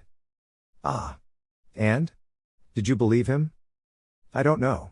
While Jiraiya closed his eyes to think of what to say next, Tsunade slipped a drug into his drink. Tsunade, if you go through with this deal with Orochimaru, I won't hesitate to kill you as a traitor to Konohagakure. Do you understand? The woman stared at him wide-eyed at this statement but looked to the floor as Jiraiya suddenly passed out. She sighed loudly, before heading off to the hotel to check the boy's progress. Arriving there, she walked into the room to find Naruto still passed out. What an idiot I was to think he might pull it off. Lady Tsunade, where's Jiraiya? Wait. Don't tell me you don't intend to help Orochimaru, do you? If you do, I swear, Lady Tsunade, I'll kill myself to stop you. Shizune. Tsunade quickly knocks the girl unconscious, leaving her in the room with Naruto before heading to meet Orochimaru. Shizune. Wake up. What happened? She awoke to the sight of Naruto crouched over her, shaking her shoulders. Lady Tsunade, she shouted, sitting up. I'm sorry, Naruto, I have to go. Wait, what's going on? Stop, Shizune. Came the strong voice of the Toad Sage. That damned woman. She drugged my drink. My chakra control is messed up and I can't move properly. The man sighed loudly. Do you know where they were supposed to meet, Shizune? Yes, Master Jiraiya. Come with me. With that, the 2 males took off following the young woman. Well, at least you haven't betrayed Konoha, Tsunade, Jiraiya said, as he, Naruto, and Shizune arrived on the scene. Standing between the elder female and Kabuto. Out of my way, Jiraiya. I'm going to kill this brat, Tsunade said, pushing the man to the ground and charging at Kabuto. The man smirked, and slit his wrist, the blood splattering across Tsunade. The woman crumpled into a catatonic sloppy mess, shaking uncontrollably, and unable to move. Lady Tsunade, cried our Shizune in worry. You son of a bitch. I knew something was off about you. You fucking traitor, Naruto yelled at the man in glasses. Oh Naruto, how could I be a traitor if I was never loyal in the first place? The blonde only growled in response. Shizune, Naruto. Handle him. I'll deal with Orochimaru. Ordered Jiraiya. Kabuto. The snake Sanin yelled, summoning his subordinate to his side. Do it. The man rolled up the snake Sanin's sleeve, wiping blood across a summoning tattoo. A massive snake appeared in a cloud of smoke. The two shinobi standing upon its head. Jiraiya quickly moved through hand seals as well, performing the summoning jutsu as he had many times before. Only to be met with the face of the Chief Toad's son, Gamakichi. Hiya! Naruto, yelled Jiraiya, and the boy quickly flickered to his side, already beginning the hand seals for the jutsu. Summoning jutsu. The two Konoha shinobi appeared atop the head of Gamabunta. Hey Lord Gamabunta. I've summoned you so you can make that snakeskin wallet you always wanted, shouted the boy to the massive toad. Orochimaru stared on in awe. Kabuto go handled Tsunade and her apprentice. Yes sir. To think the boy would be capable of summoning Gamabunta in one go with no trouble is almost beyond me. I should have guessed, he is Minato's child after all. The snake Sanin thought to himself. Naruto, stop him. The white-haired man ordered. Yes sensei. Leaping down, the boy moved to intercept Kabuto. Shizune immediately engaged the man, firing away at him with Saban. Ninja art, poison fog. Called out the black-haired woman, a cloud of fog filling the air between her and Kabuto. He suddenly burst from the ground below her, smashing her face first into the dirt. She stood again, blocking him from having access to Tsunade. As he moved to remove Shizune from the battle, intent on killing her, he was stopped by a hail of kunai landing between them. Back off bastard, Naruto said, calmly approaching. I'll kill you here if you don't. Kabuto laughed at the boy. Naruto, you can't stand against me. I'm on par with Hokage Kakashi in strength. There's nothing you can do against me. I spar with Kakashi sensei daily. I'll be the judge of that. The boy stated as he replaced himself with a kunai, bearing down on the Auto Shinobi, a second knife in hand. Kabuto caught Blonde's hand, only for him to once again become a kunai. Appearing next to the enemy nin in a handstand, he spun, and his heel impacted the man's side. He was launched back a small distance, but otherwise looked unharmed. I'll heal any damage you do to me, before you have the chance to do enough to kill me. Naruto didn't give a response, rather choosing to flicker to the man, catching him across the face with a right hook. The man was quick however, and caught Naruto on the leg with a chakra scalpel, separating muscles, effectively debilitating his leg. What will you do now Naruto? He mocked. I told you I'm gonna kill you. He forced himself to stand. He knew he couldn't hit Kabuto with his leg messed up like this. He wouldn't be fast enough, and he had no kunai near the nin. He'd have to wait for him to come. Naruto. Stop. Go away, don't protect me. Kabuto smirked, and approached Naruto before appearing in front of him in a burst of speed. You will die here Naruto. Kunai in hand he moved to shove it into the boy's neck. Fuck off Kabuto. The boy said, catching the hand holding the kunai by letting it stab through his own. I won't die until I've become Hokage, and even then. I'll be strong enough, it will only come from old age. Kabuto's eyes widened at the fact that he was now stuck. Just die already. The boy said. Holding his right hand out to his side, a ball of spinning chakra formed in his palm, growing to the size of his hand. It's over. Rasengan, he yelled, slamming the ball of chakra into Kabuto's chest. The ripping of skin and snapping of bone could be heard, as the deadly jutsu ruined the enemy nin's chest. Kabuto quickly moved his hand to Naruto's chest, cutting the muscles away from the boy's heart before he was launched away by the force of the Rasengan. As the man impacted a rock a distance behind him, Naruto fell backward into the dirt. Naruto, yelled out the elder blonde, watching the boy fall. She ran forward, crouching over him. Kabuto's laughter broke the silence as he stood. I started healing before that jutsu even hit me. Orochimaru favors me, because of my recuperative power. He began to walk forward before falling again. Immense pain shooting through his chest, as he realized the damage that had been dealt was far more than he had expected. Tsunade, most of her mental stress disappearing as she began to work on the boy, snapped back into a state fit for a Sanin. He was the last one. She would stake her bet on the boy. Just one more time. She quickly set to work healing the boy, and as he regained his life he reached up and grasped at her necklace. I won our bet, he said before passing out once again. That you did, she said as she lifted his head, and slipped the necklace around his neck. That boy is too much like Namikaze, he could be a real pain if I don't take care of him now. Orochimaru thought to himself. Extending his sword from his mouth, he quickly moved away from Jiraiya. He struck out to stab the boy in his chest, but was stunned when the blade was caught through Tsunade's own. Damn it, woman, you were the one I wasn't going to kill, but now you're in the way. He pulled the blade from her chest and moved to lob her head off, but was shocked when he saw a fist swing up and hit him in the jaw. The snake Sannin was sent flying away. Her trembling has stopped. Orochimaru.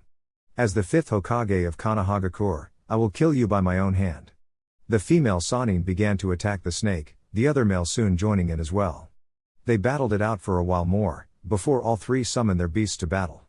After a slightly drawn-out fight, and with his two former teammates attacking him, Orochimaru chose to make a quick retreat.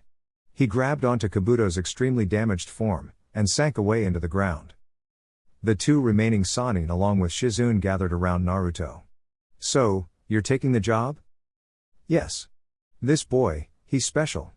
Minato and Kushina always meant a lot to me too, Jiraiya. I just never thought he would force his way into my life.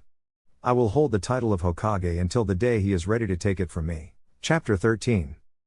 Tsunade had returned, with the 5th Hokage now in place. The village was once again running smoothly and was planning its war effort against Otogakure. Although skirmishes had taken place along the border of Fire Country, no battles had been fought.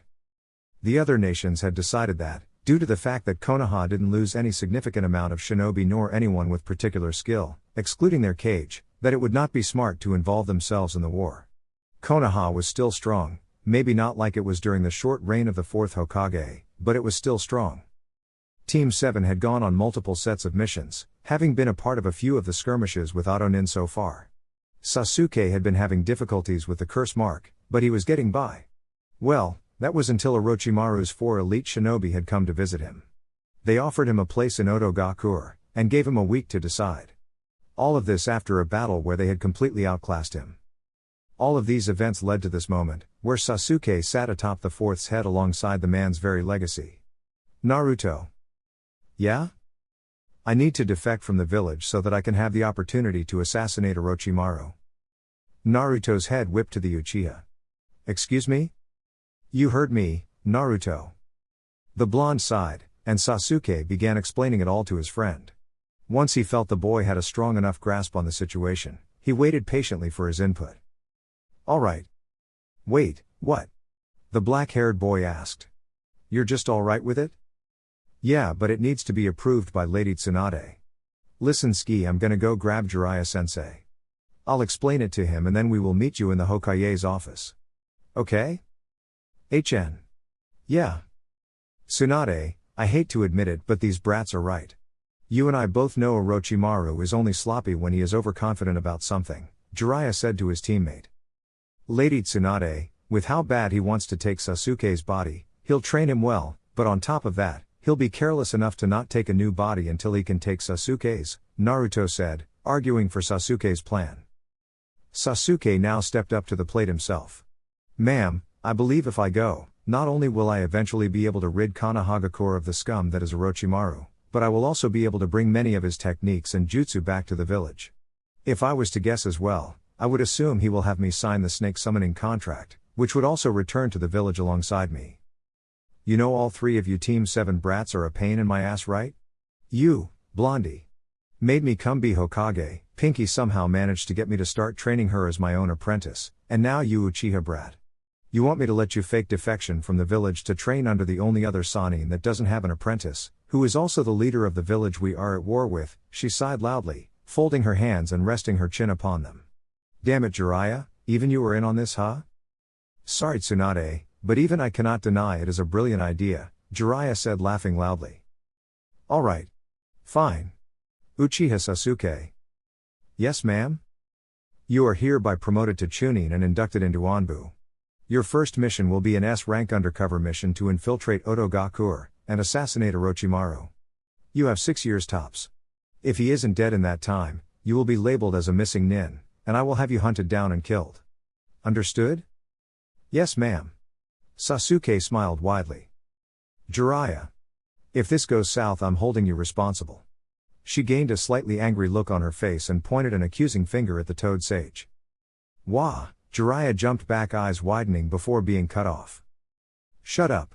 Now, Uzumaki Naruto. Yes, Lord Hokage? You will have a B-rank mission. Sasuke will trick Sakura into thinking he has defected from the village. You will pick a few shinobi from your graduating class, they will support you on this mission. You will fight tooth and nail to retrieve Uchiha Sasuke, but in the end you will find a way to make sure he escapes, without the rest of your teammates on this finding out. Understood? The Hokage laid out her plan to the 3 shinobi before her. Yes, ma'am, understood. Naruto replied, completely serious. Good. At the end of your deadline to leave, I will send Sakura to deliver a scroll to you at your compound. Make it believable, Sasuke. This will be an S-rank secret that does not leave the 4 of us, got it? She asked, receiving 3 nods of confirmation. She continued. Good, you're all dismissed. With that, the 3 shinobi left, and Naruto and Sasuke began planning. So these 4 nin that approached you, they're pretty strong, right? The blonde Chunin asked. Yeah, they had me beat from the start. Confirmed the last Uchiha. Good, then I want to make sure all of them died during this retrieval mission. Wait, what? The black-haired boy was perplexed. They are a threat to the village, and based off of your descriptions, they are likely the 4 nin who put up the barrier while Jiraiya Sensei and Lord Third fought with Orochimaru. Ah, I see. That does put them up there on the kill list, huh? Indeed it does. Well, Sasuke. Tomorrow is the day. Let's make it believable, huh? Naruto held out his fist to the Uchiha. Yeah, let's. Replied the black-haired nin, as he bumped his fist with Naruto's. Sakura, I'm leaving the village. Don't try to stop me, Sasuke said, disappearing before she could even move. Sasuke, she cried out, staring into the blank space he had just occupied. I have to tell Lady Tsunade. She thought, heading straight for the Hokage's office. The pinkette practically kicked the door in. Tsunade quickly put on a surprised act. Sakura? What are you doing? Lady Tsunade. Sasuke left the village. He what? Tsunade played along perfectly. After a solid moment of explanation, Tsunade summoned Nico. Nico. Bring me Uzumaki Naruto, and Nara Shikamaru right now. Yes, ma'am. About an hour later, Naruto, Shikamaru, Kiba, Neji, and Choji were all hot on Sasuke's trail. Listen, we can't let them take Sasuke from the village. He's one of our trusted comrades and we won't go back unless he is with us, Shikamaru said. Listen up. It's just us out here. The rest of our shinobi are out on missions supporting the war effort. There is no backup. Fight smart. Got it? Naruto commanded, sprinkling a few lies in. The 5 shinobi continued through the trees pursuing the enemy shinobi. Finally, Neji's eyes picked up one of them turning back around to face the Konoha nin. They engaged in a brief fight, before Choji told the others to go on. He would stay behind while they went ahead. Don't die, Choji, Shikamaru said to his friend. Before the 4 remaining nin took off. This same pattern continued, dropping the numbers of the group down as they went on in pursuit of Sasuke. Eventually leaving Shikamaru in engagement with the red-headed female sound nin, Naruto found himself alone. Later he came upon Kimimaro, but before the fight could even fully begin, a drunken Lee showed up, and Naruto continued on. He finally came upon the Valley of the End, where he met Uchiha Sasuke. Oi Uchiha. I'm not gonna make this easy. We've never really had the chance to go all out on each other. I didn't think you would, loser. And you're right, we haven't. So try to stop me. The 2 boys immediately engaged in a match of taijutsu. Naruto slowly overwhelming Sasuke with his speed, before they went into an all-out ninjutsu contest. Fire style, fireball jutsu. Sasuke called as he spit a massive ball of fire from his mouth. Using a jutsu Jiraiya has seen fit to teach him on the way back with Tsunade in tow, Naruto countered Sasuke's jutsu. Water style, water wall. The fire slammed into the wall of water, causing a column of steam to rise from the spot Naruto had been.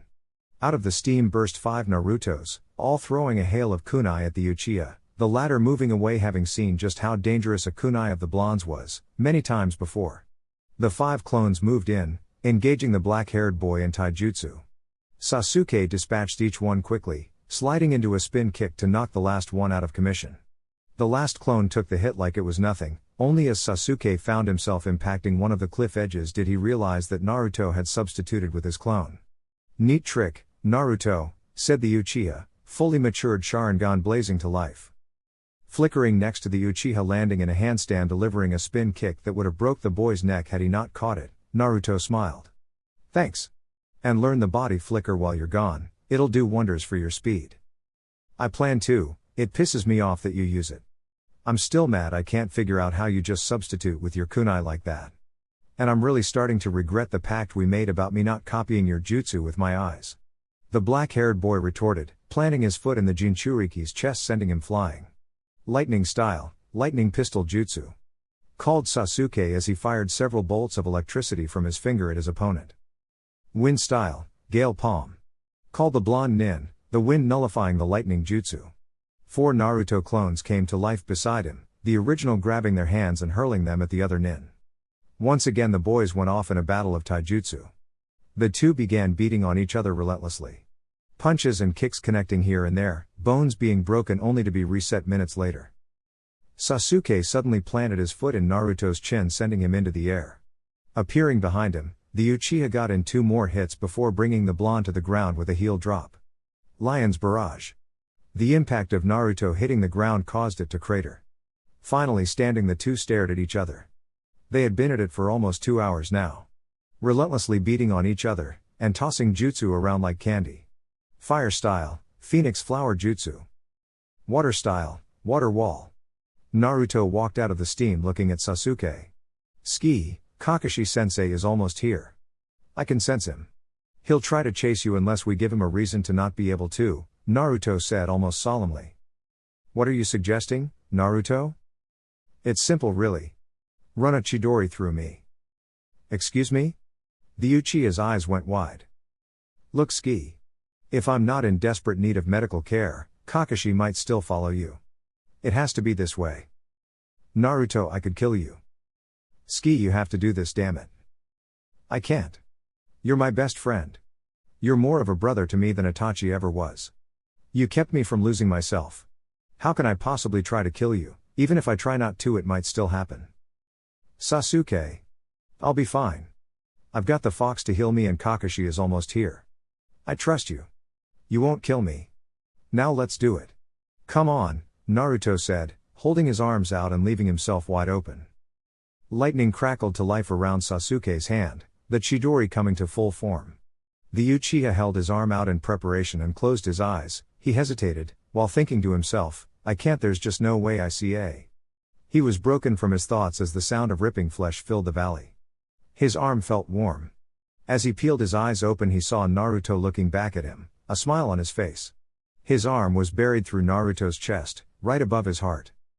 The blonde coughed, before laughing and giving a smile to his best friend. "Sasuke. You've got a mission to do. Get out of here." He withdrew a scroll from his pouch and handed it to the Uchiha. "Take this scroll I made. It's got a secret hidden summoning formula that will bring a toad to you, so that they can get my attention to have me come help if you need me after you kill Orochimaru." He then slid himself backwards off Sasuke's hand, taking a few steps back. Sasuke stared at the blonde in horror. He had just possibly killed his best friend. "Go Ski. It's time, Kakashi is almost here." With that Naruto fell backwards onto the ground. The black-haired boy quickly checked for a pulse and after a few moments of hesitation, took off in the direction of Otogakur. When the copy ninja arrived he almost cried out. Seeing his sensei's son lying there in a pool of his own blood, damage done that would only be possible if it had been done by his very own jutsu. "Sasuke. How could you?" he thought to himself as he checked Naruto for a pulse. Finding one he gathered the boy up in his arms. "It'll be okay Naruto, I'll get you back in time." He shifted the boy onto his back, and took off for Konohagakure. "Inu." he heard the boy mumble. Kakashi sighed lightly. "You recognize my chakra even in your sleep, eh Naruto?" he thought to himself, before doubling his efforts to get back to the village. Naruto awoke in a hospital bed. He slowly recalled the events that transpired to put him here, and he smiled. "Good luck, Sasuke."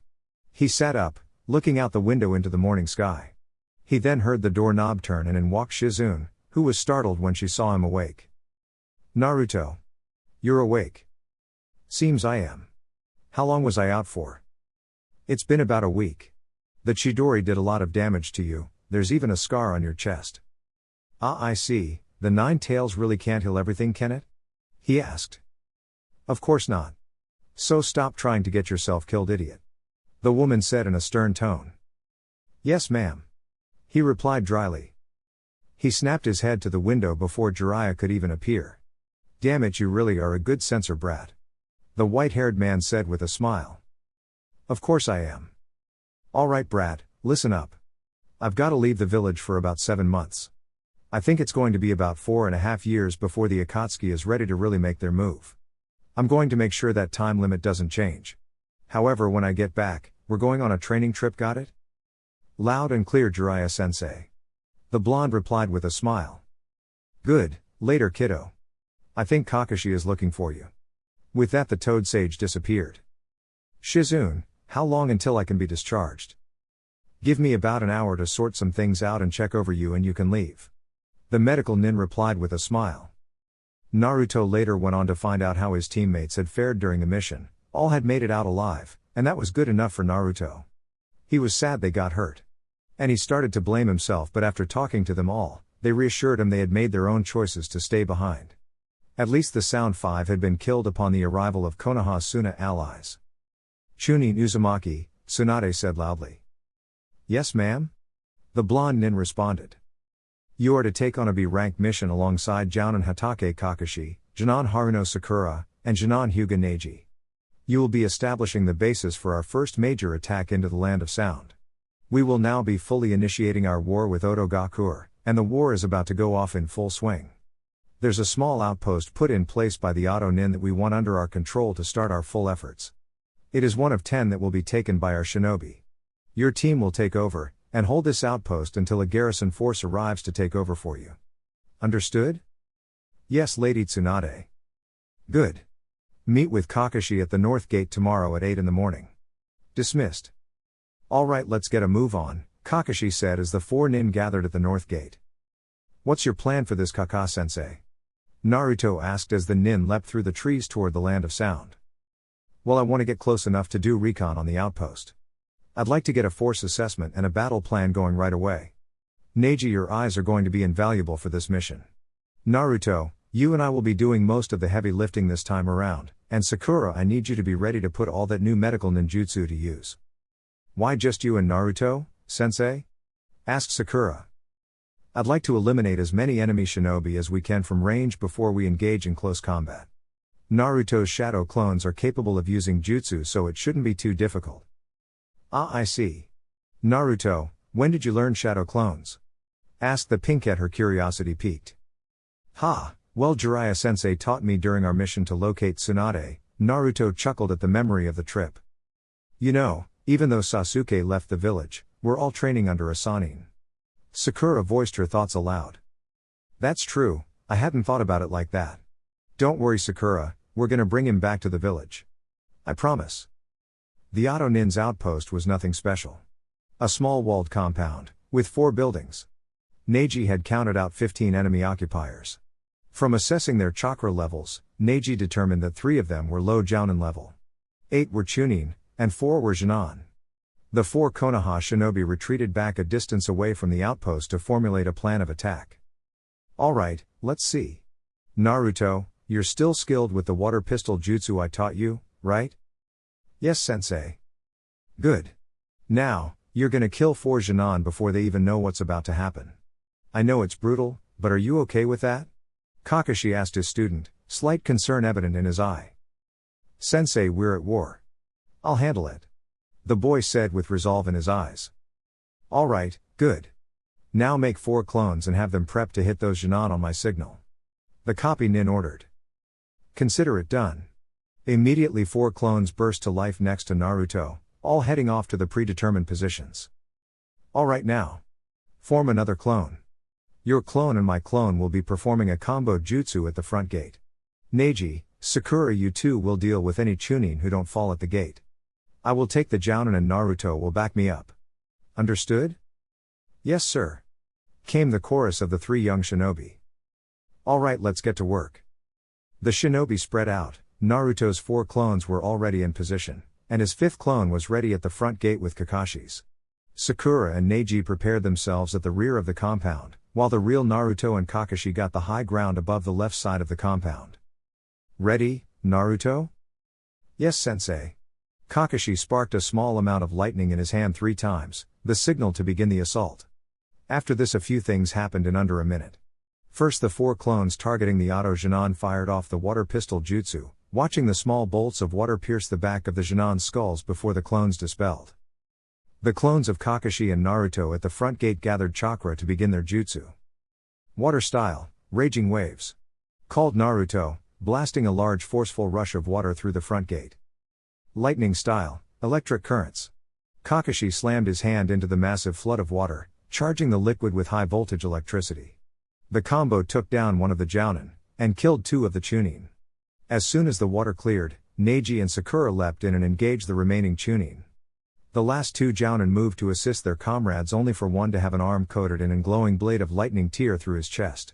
The other stared in horror, only to feel his chest hit the dirt and his back be ground apart by a swirling ball of chakra as the blonde landed atop him.